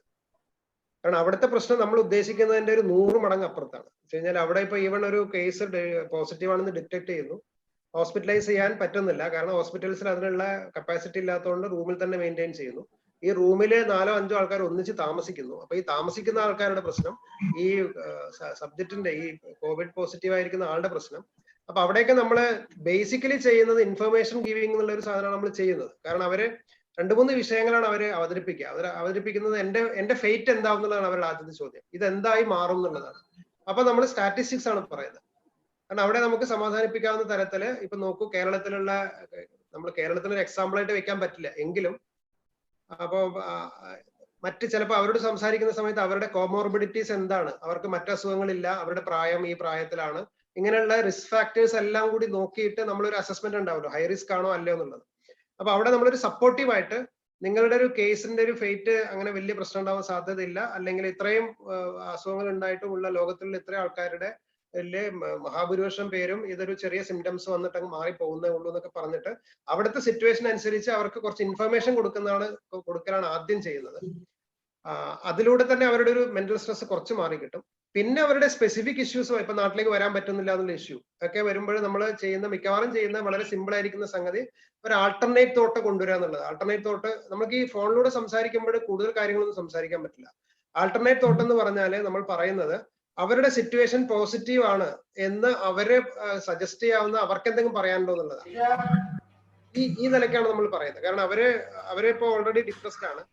പക്ഷെ ആ സിറ്റുവേഷൻ അവർക്ക് മറ്റേതെങ്കിലും സിറ്റുവേഷനേക്കാളും നല്ലതാണ് എന്ന് അവരെ കൊണ്ട് തന്നെ സ്പെല്ലിയിപ്പിക്കുക എന്ന് പറയുന്ന പരിപാടിയാണ് ആൾട്ടർനേറ്റ് തോട്ടിൽ ചെയ്യുന്നത്. അതായത് ഫോർ എക്സാമ്പിൾ നമ്മള് ചെറുതായിട്ട് പനിയുണ്ട്, ജലദോഷമുണ്ട്, ഇങ്ങനെയുള്ള സാധനങ്ങളൊക്കെ വരുന്നു. അപ്പൊ അവര് പറയുന്നു അടുത്ത മുറിയിലുള്ള ആൾക്ക് ഇപ്പൊ ഹോസ്പിറ്റലിലേക്ക് കൊണ്ടുപോയി അയാൾ ഭയങ്കര പനിയായിട്ടും തൊണ്ടവേദനയായിട്ട് ഇരിക്കുകയായിരുന്നു എന്ന് അവരെ കൊണ്ട് തന്നെ പറയിപ്പിക്കുക. അപ്പൊ അത്രയും പ്രശ്നം എനിക്കില്ല എന്ന് പറയുന്ന പോലെ ആ സിറ്റുവേഷനിൽ നമ്മൾ എക്സാമ്പിൾ ഉണ്ടാക്കിയെടുക്കുകയാണ് ചെയ്യുന്നത്.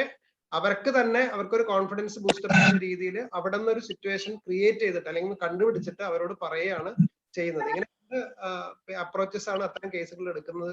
നമ്മളൊരു 10ഓളം കേസുകൾ ഇങ്ങനെ സംസാരിച്ചിട്ടുണ്ട്. അതുപോലെ പിന്നെയുള്ള പ്രശ്നം വരുന്നത് കൂടെ താമസിക്കുന്ന ആൾക്കാർക്കാണ്.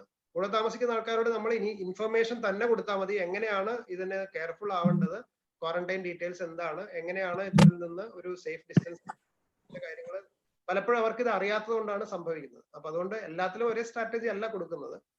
പിന്നെ ജോലിയുടെ പ്രശ്നങ്ങളൊക്കെ ആയിട്ട് വിളിക്കുന്ന ആൾക്കാരുണ്ട്. അവിടെയൊക്കെ നമ്മൾ ഈ ഒരു ആൾട്ടർനേറ്റ് തോട്ട് കൊണ്ടുവരിക എന്നുള്ളതാണ് നമ്മൾ സാധാരണ ചെയ്യുന്ന ഒരു അപ്രോച്ച്. അത് വളരെ സിമ്പിൾ ആയിട്ട് ചെയ്യാൻ പറ്റാറുണ്ട് പലപ്പോഴും. അതായത് ഇപ്പൊ ജോലിയുടെ പ്രശ്നം പറയുമ്പോൾ നമ്മൾ പറയുന്നത് ലോകത്തിൽ എല്ലായിടത്തും ഇത് സംഭവിച്ചുകൊണ്ടിരിക്കുന്നു. ഏതെങ്കിലും നിലയിൽ ഇത് ഓവർകം ചെയ്തല്ലേ ലോകത്തിന് പറ്റുള്ളൂ. അപ്പൊ ഇത് നിങ്ങളുടെ മാത്രം പ്രശ്നമല്ല എന്നൊക്കെ പറഞ്ഞിട്ടുള്ള ടെക്നിക്സ് തന്നെയാണ് എടുക്കുന്നത്. സാധാരണ നമ്മൾ പറയുന്ന കാര്യങ്ങളൊക്കെ തന്നെയാണ് പറയുന്നത്. പക്ഷെ അത് കുറച്ച് കൺവിൻസിംഗ് ആയിട്ട് നമുക്ക് പറയാൻ പറ്റണം എന്നുള്ളത് മാത്രമേ ഉള്ളൂ. നമ്മൾ അതിൽ ഇൻവോൾവ് ആണെങ്കിൽ നമുക്കത് കൺവിൻസിംഗ് ആയിട്ട് പറയാൻ പറ്റും.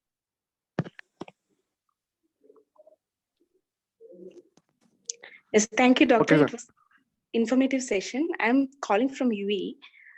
My concern is നമ്മുടെ placebo treatments, Ayurvedic treatments, placebo therapies എന്തെങ്കിലും കൊടുക്കാൻ പറ്റുമോ?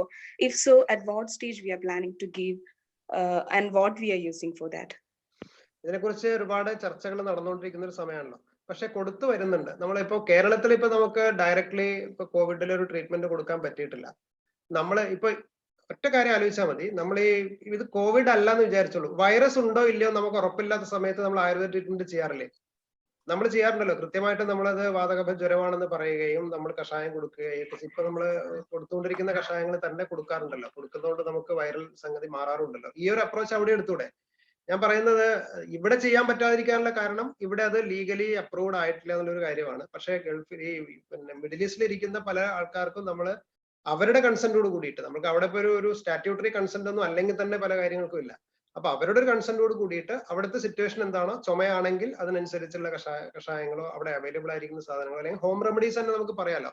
സാധാരണ പറയുന്ന നമ്മൾ ഈ ജലദോഷപ്പനിക്ക് അല്ലെങ്കിൽ ഒരു ഇൻഫ്ലുവൻസ വരുന്ന സമയത്ത് ഇത് കുറച്ചുകൂടെ പ്രശ്നമുള്ളതാണ് എന്ന് അറിയാമെങ്കിലും അവിടെ പറയാവുന്ന ചില കാര്യങ്ങൾ നമുക്ക് സജസ്റ്റ് ചെയ്യാവുന്നതേ ഉള്ളൂ. പക്ഷെ അത് ഇവിടുത്തെ നിലയിൽ നമുക്ക് ചെയ്യാൻ പറ്റുന്നില്ല എന്നല്ലേ ഉള്ളൂ. നമുക്കത് ഇപ്പം സൈദൻ സാറ് സംസാരിച്ചൊരു വിഷയം അതല്ലേ, നമുക്ക് മാറ്റാൻ പറ്റുമെന്ന് നമ്മൾ പറയുന്നു. പക്ഷെ നമുക്കത് ചെയ്യാൻ പറ്റാത്തതിന്റെ ഒരു ബുദ്ധിമുട്ട് മാത്രമേ ഉള്ളൂ. അപ്പൊ അത് തീർച്ചയായിട്ടും അവരെ എന്ത് പ്രസന്റേഷൻ ആണോ കാണിക്കുന്നത് അതിനനുസരിച്ചുള്ള മെഡിസിൻസ് ഓൾറെഡി നമ്മൾ ചെയ്തുകൊണ്ടിരിക്കുന്ന കാര്യങ്ങൾ ചെയ്യാൻ പറ്റേണ്ടതാണ്, ചെയ്യാൻ പറ്റാവുന്നതേ ഉള്ളൂ. ചെയ്യുന്നുണ്ട്. ഇപ്പൊ കുറച്ചുപേരൊക്കെ ചെയ്തു തുടങ്ങിയിട്ടുണ്ട്. പ്രത്യേകിച്ചും നമ്മുടെ ഇവിടെ കോട്ടക്കലകളിൽ ഒന്ന് കുറച്ചു പേര് ഇപ്പൊ ഓൾറെഡി ഓവർ ഫോൺ അവിടെ മരുന്നടക്കം അവൈലബിൾ ആക്കിയിട്ട് ചികിത്സ തുടങ്ങിയിട്ടുണ്ട്. ഡോക്ടർ ദിനേശ് അതിന്റെ ഒരു വർക്ക് ചെയ്യുന്നുണ്ട് എന്നുള്ളത് കണ്ടിരുന്നു. നമ്മൾ മെഡിസിൻസ് കൊടുത്തിട്ടില്ല ഇതുവരെ. ഇന്നലെ ഒരു കേസിന് ഒരു തൊണ്ടവേദനയും ഇതൊക്കെ ആയിട്ട് വന്ന സമയത്ത് നമ്മള് നെഞ്ചിൽ കഫക്കെട്ടലൊക്കെ ആയിട്ട് വന്ന സമയത്ത് അവിടെ അവൈലബിൾ ആയിരിക്കുന്നത് കുറച്ച് ഓപ്ഷൻസ് കൊടുത്തിട്ടുണ്ട്. അപ്പൊ DMKയും യോഷാദി വടകമാണ് കിട്ടിയത്. അത് കഴിക്കാൻ പറഞ്ഞിട്ടുണ്ട്. ഇന്നത്തേക്ക് അത് കുറഞ്ഞിട്ടുണ്ട്. ഇത് പക്ഷേ നമുക്ക് അവരുടെ ഒരു പേഴ്സണൽ കൺസെന്റിൽ ചെയ്യാവുന്ന കാര്യം ആണ് എന്ന് എനിക്ക് തോന്നുന്നത്. ഇവിടെ നമുക്കത് ചെയ്യാൻ പറ്റില്ല.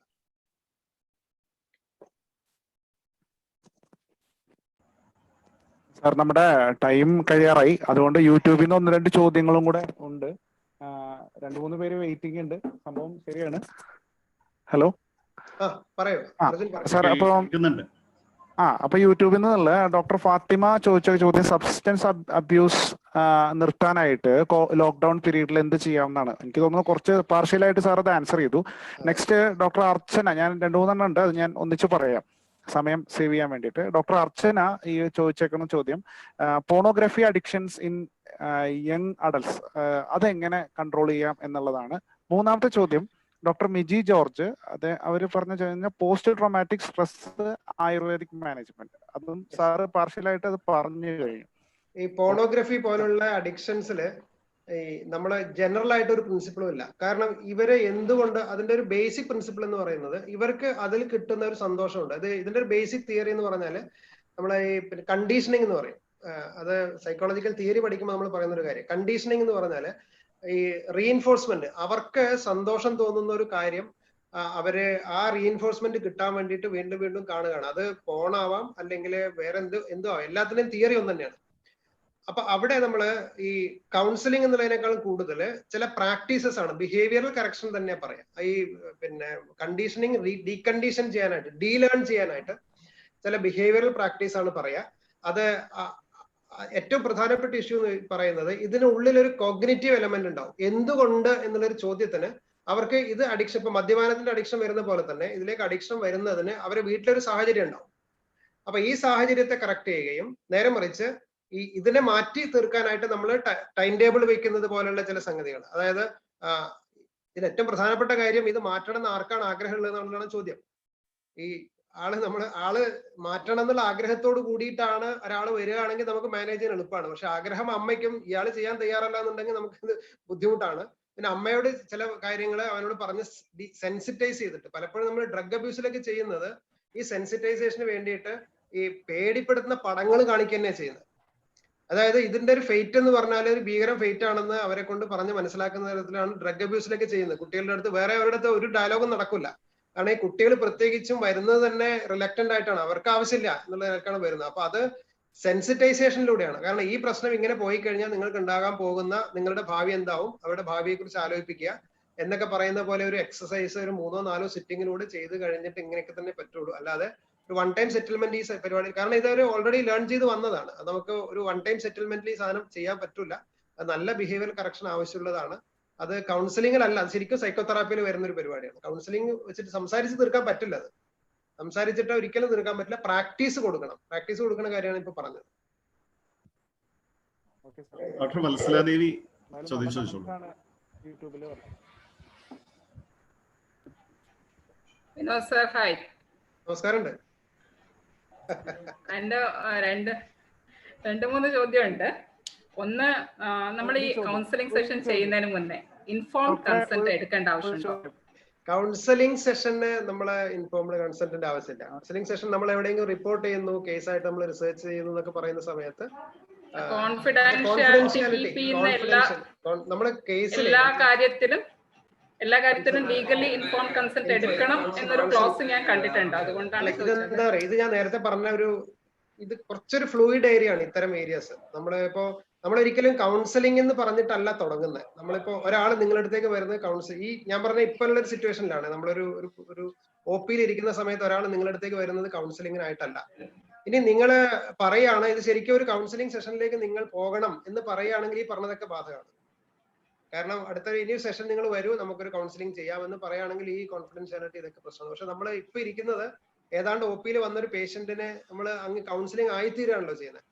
അപ്പൊ നമുക്ക് അത് ആ നിലയിൽ എടുത്ത് പോയാൽ മതി എന്നാണ് എനിക്ക് തോന്നുന്നത്. രണ്ടാമത്തെ ചോദ്യം, നമ്മളൊരു കൗൺസിലിംഗ് ഒരു കൗൺസിലിംഗ് ഇതായിട്ട് തന്നെ സീരിയസ് ആയിട്ട് തന്നെ ചെയ്യാൻ പോവുകയാണെങ്കിൽ how are you going to document it? Documentation എങ്ങനെ ചെയ്യും? ഡോക്യുമെന്റേഷൻ 2 അഭിപ്രായമുണ്ട്. ഒന്ന്, നമ്മള് സാധാരണ ഒരു കേസ് ഷീറ്റ് എഴുതുന്നത് പോലെ നമ്മൾ ഇവരുടെ ഇംപ്രഷൻസ് എഴുതി വെക്കണം എന്ന് തന്നെയാണ്. സാധാരണ ഇപ്പം പേര്, അതിന്റെ ഡീറ്റെയിൽസ്, അവരുടെ ഫാമിലി ട്രീ വരയ്ക്കുക, അവരുടെ മറ്റെല്ലാ ഡീറ്റെയിൽസ് നമ്മൾ അറിയണമല്ലോ. അതുപോലെ നമ്മുടെ ഇംപ്രഷൻസ് എന്താണ് എന്ന് പറഞ്ഞു വെക്കാം. ഇത് എഴുതുന്നുണ്ടെന്നുള്ള കാര്യം അവരോട് പറയുകയും കൂടെ വേണം. കാരണം ചിലപ്പോഴൊക്കെ 2 കാര്യങ്ങൾ അതുകൊണ്ട് നമ്മൾ ഡോക്യുമെന്റ് ചെയ്യുന്നുണ്ട് എന്നുള്ളത് കൊണ്ട് ഇവർ പറയുന്ന പ്രസന്റേഷൻസ് ഒക്കെ റിയലിസ്റ്റിക് ആയിരിക്കും. കാരണം ഇറ്റ് ഈസ് ഡോക്യുമെന്റഡ്, അല്ലെങ്കിൽ ഇത് സംസാരിക്കുന്നത് ഇയാൾ സീരിയസ് ആയിട്ടാണ് കേൾക്കുന്നത് എന്നുള്ളത് കൊണ്ട് ആ ഒരു സാധനം. രണ്ടാമത്തത്, കുറച്ച് കഴിയുമ്പോഴേക്കും നമുക്കിത് കൺസോളിഡേറ്റ് ചെയ്യേണ്ട ഒരു കാര്യമുണ്ട്. കാരണം ഈ പറഞ്ഞതൊക്കെ നമ്മള് ബുദ്ധിരാക്ഷസന്മാരൊന്നുമല്ല, നമ്മുടെ ഉള്ളിൽ ഈ സാധനങ്ങൾ മുഴുവൻ ഇരിക്കുന്നില്ല. അതുകൊണ്ട് പോയിന്റ്സ് ജസ്റ്റ് നോട്ട് ഡൗൺ ചെയ്ത് വെക്കാം, നമ്മുടെ കൺക്ലൂഷൻസ് എഴുതി വെക്കാം. പക്ഷേ നേരത്തെ പറഞ്ഞതുപോലെ ഇതൊരു കേസ് ആണ്. പക്ഷെ നമ്മളൊരു പിന്നെ മറ്റേ ഇൻലൻഡിന്റെ പുറത്ത് എഴുതുക അല്ലെങ്കിൽ റാപ്പറിന്റെ പുറത്ത് എഴുതുക, ഇമാതിരി പരിപാടി ചെയ്യരുത്. സീരിയസ് ആയിട്ട് പേരെന്താണ്, എവിടെന്നാ വരുന്നത്, വയസ്സെത്രയായി, വീട്ടിലാരൊക്കെ ഉള്ളതെന്ന് പറഞ്ഞ് ഫാമിലി ട്രീ അടക്കം വരച്ച് വെച്ചുകൊണ്ട് ഡോക്യുമെന്റ് ചെയ്യാവുന്നതേ ഉള്ളൂ. പക്ഷെ നമ്മൾ പ്രൊവൈഡഡ് ഇത് അവരോട് പറയണം. പക്ഷെ നമ്മൾ ഡോക്യുമെന്റ് ചെയ്യുന്നത് നമുക്ക് കൂടുതൽ മനസ്സിലാക്കാം. കാരണം അടുത്ത പ്രാവശ്യം വിളിക്കുമ്പോൾ ഈ പ്രശ്നം കേസ് ഷീറ്റ് എടുക്കണ്ടേ നമുക്ക്. ഈ നമ്മൾ എഴുതിക്കൊണ്ടിരിക്കുമ്പോ വിൽ വി ബി ലൂസിങ് ആ അറ്റൻഷൻ നമുക്ക് മാറിപ്പോകില്ലേ പേഷ്യന്റ് ഒക്കെ സംസാരിക്കുന്ന? അത് നമ്മളൊരു പിന്നെ പരിചയം കൊണ്ട് അങ്ങ് ചെയ്യാവുന്നതല്ലേ ഉള്ളൂ. ഇപ്പൊ പ്രത്യേകിച്ചും MSc ഒക്കെ ചെയ്ത് കഴിഞ്ഞാൽ, മെന്റൽ സ്റ്റാറ്റസ് എക്സാമിനേഷൻ ചെയ്ത് കഴിഞ്ഞാല് കൃത്യമായിട്ടും അത് നമ്മൾ എഴുതി വെക്കേണ്ടതാണ് നല്ലത്. Okay, thank you. ഡോക്ടർ അടുത്ത ആൾക്ക് കൊടുക്കാം. കാരണം എന്ന് വെച്ചാൽ കുറെ പേര്. അവസാനത്തെ ചോദ്യം ഡോക്ടർ ജോയ്സ്. സാറേ നമസ്കാരം. നമസ്കാരം സാറേ, ഈ നമ്മള് രസവ സ്രോതോ ദുഷ്ടിയുടെ നിദാനം തന്നെ ചിന്താനം ചാതി ചിന്തനാഥാണ്. രസോപി ശ്ലേഷ്മമായിട്ട് റിലേറ്റ് ആയി.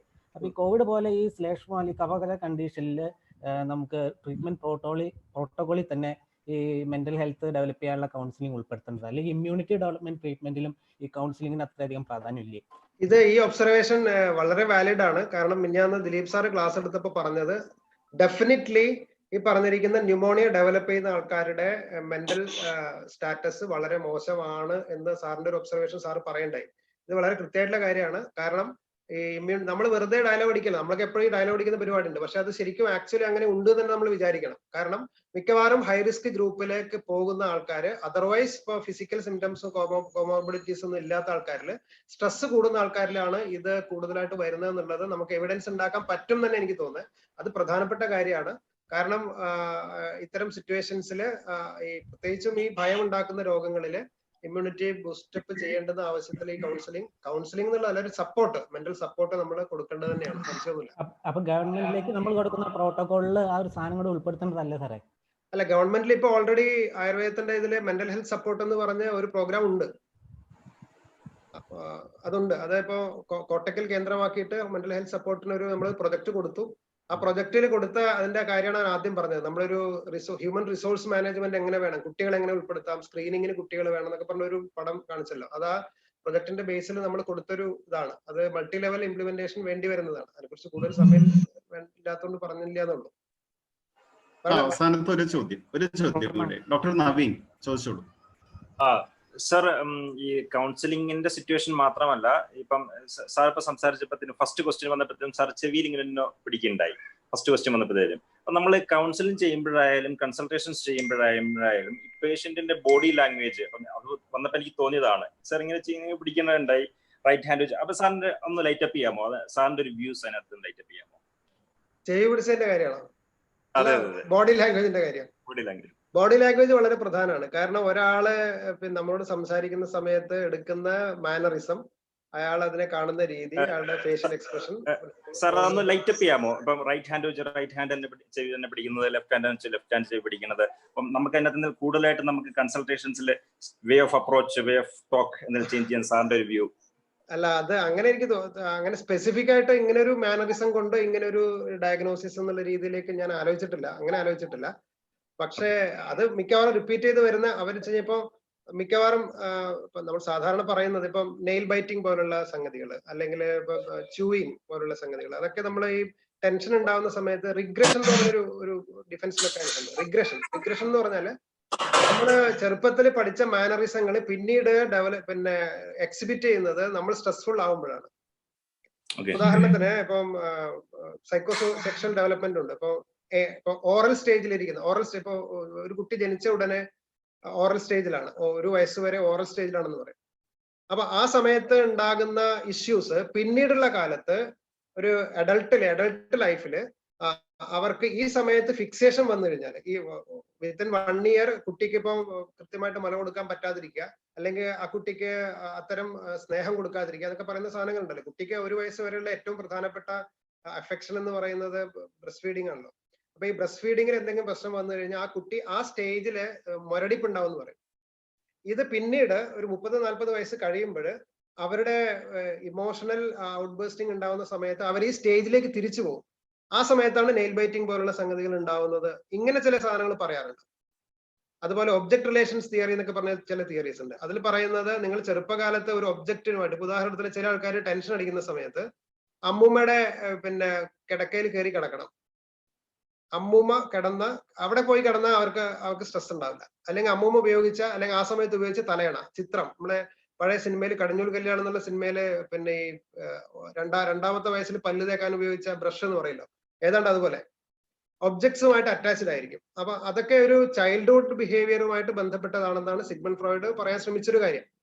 അപ്പൊ അതിനൊക്കെ ശരിക്കും ഇതുണ്ട്. പക്ഷെ എനിക്കത് എലിസിറ്റ് ചെയ്യാൻ പറ്റിയിട്ടില്ല. എന്റെ കാര്യത്തിൽ അല്ലെങ്കിൽ വേറൊരാളുടെ കാര്യത്തിൽ നമുക്ക് അങ്ങനെ ഈ നെയിൽ ബൈറ്റിംഗ് ഒക്കെ നമുക്ക് ചെയ്യാം. നമുക്ക് ഏതാണ്ട് ആ സാധനത്തിൽ ചെയ്യാം.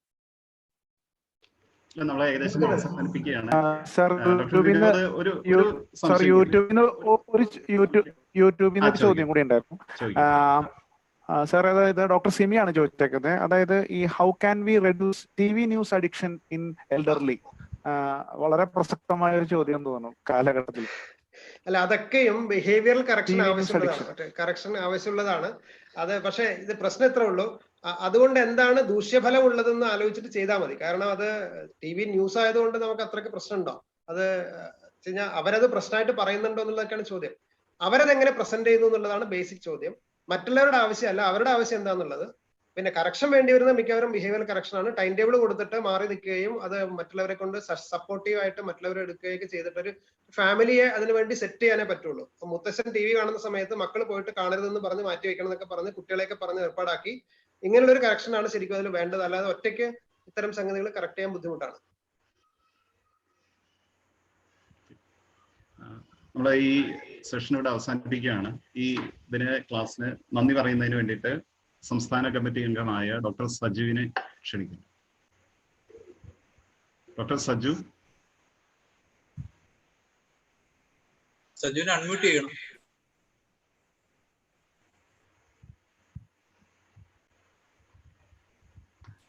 സുഹൃത്തുക്കളെ, കേൾക്കാമോ? കേൾക്കാം പറഞ്ഞു. വെബിനാർ സീരീസിന്റെ മൂന്നാമത്തെ സെഷൻ, അത് mental health support practices, scopes and limitations during COVID-19 outbreak, അതോടെ പൂർണ്ണമാവുകയാണ്. നമ്മുടെ കേരളത്തിലെ എല്ലാ ആയുർവേദ ഭിഷഗ്വരന്മാരുടെയും ക്ലിനിക്കൽ പ്രാക്ടീസിലെ ക്ലിനിക്കൽ എഫിക്കസി വർദ്ധിപ്പിക്കുന്നതിന് വേണ്ടി കൗൺസിലിങ്ങിനെ ഇൻകോർപ്പറേറ്റ് ചെയ്യാൻ അശ്രാന്ത പരിശ്രമം നടത്തുന്ന കോട്ടക്കൽ ആയുർവേദ കോളേജിലെ ബഹുമാനായ ഡോക്ടർ MB വിനോദ്കുമാർ സാർ വളരെ മനോഹരമായിട്ട് ഈ വിഷയം ഇവിടെ അവതരിപ്പിച്ചു കഴിഞ്ഞിരിക്കുകയാണ്. അദ്ദേഹത്തിന് ഞാൻ ആയുർവേദ മെഡിക്കൽ അസോസിയേഷന്റെ പേരിൽ ആദ്യമായി നന്ദി രേഖപ്പെടുത്തുന്നു. അതോടൊപ്പം തന്നെ ഈ സീരീസ് യാഥാർത്ഥ്യമാക്കുന്നതിന് വേണ്ടി പ്രയത്നിച്ച അല്ലെങ്കിൽ ഇപ്പോഴും ഇനിയും പ്രയത്നിച്ചുകൊണ്ടിരിക്കുന്ന, അവിരാമം പ്രയത്നിച്ചുകൊണ്ടിരിക്കുന്ന നമ്മുടെ ചെറുപ്പക്കാരായിട്ടുള്ള വെബിനാർ കമ്മിറ്റിയിലത്തെ എല്ലാ അംഗങ്ങളോടും, അതുപോലെ ഇതുമായിട്ട് ബന്ധപ്പെട്ട് പ്രവർത്തിക്കുന്ന സംസ്ഥാന കമ്മിറ്റി അംഗങ്ങളോടും, അതോടൊപ്പം തന്നെ ഈ വെബിനാർ ഒരു വൻ വിജയമാക്കി തീർത്തുകൊണ്ടിരിക്കുന്ന നമ്മുടെ അംഗങ്ങൾ, ഇതിൽ പങ്കെടുത്തുകൊണ്ട് സംശയങ്ങൾ ഉന്നയിക്കുകയും ഇത് ശ്രവിക്കുകയും അല്ലെങ്കിൽ ഇത് കാണുകയൊക്കെ ചെയ്യുന്നതിൽ പങ്കെടുത്തുകൊണ്ടിരിക്കുന്ന എല്ലാ അംഗങ്ങൾക്കും ആയുർവേദ മെഡിക്കൽ അസോസിയേഷന്റെ പേരിൽ നന്ദി രേഖപ്പെടുത്തിക്കൊണ്ട് നിർത്തട്ടെ. നമസ്കാരം.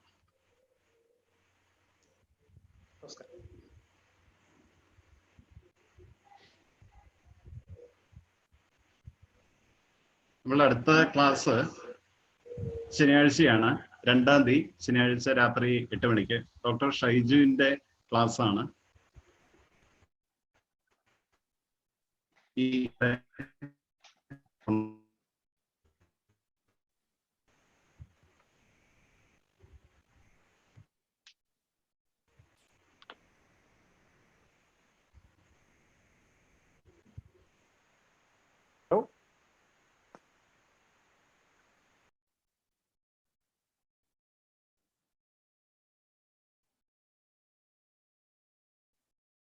ഹലോ.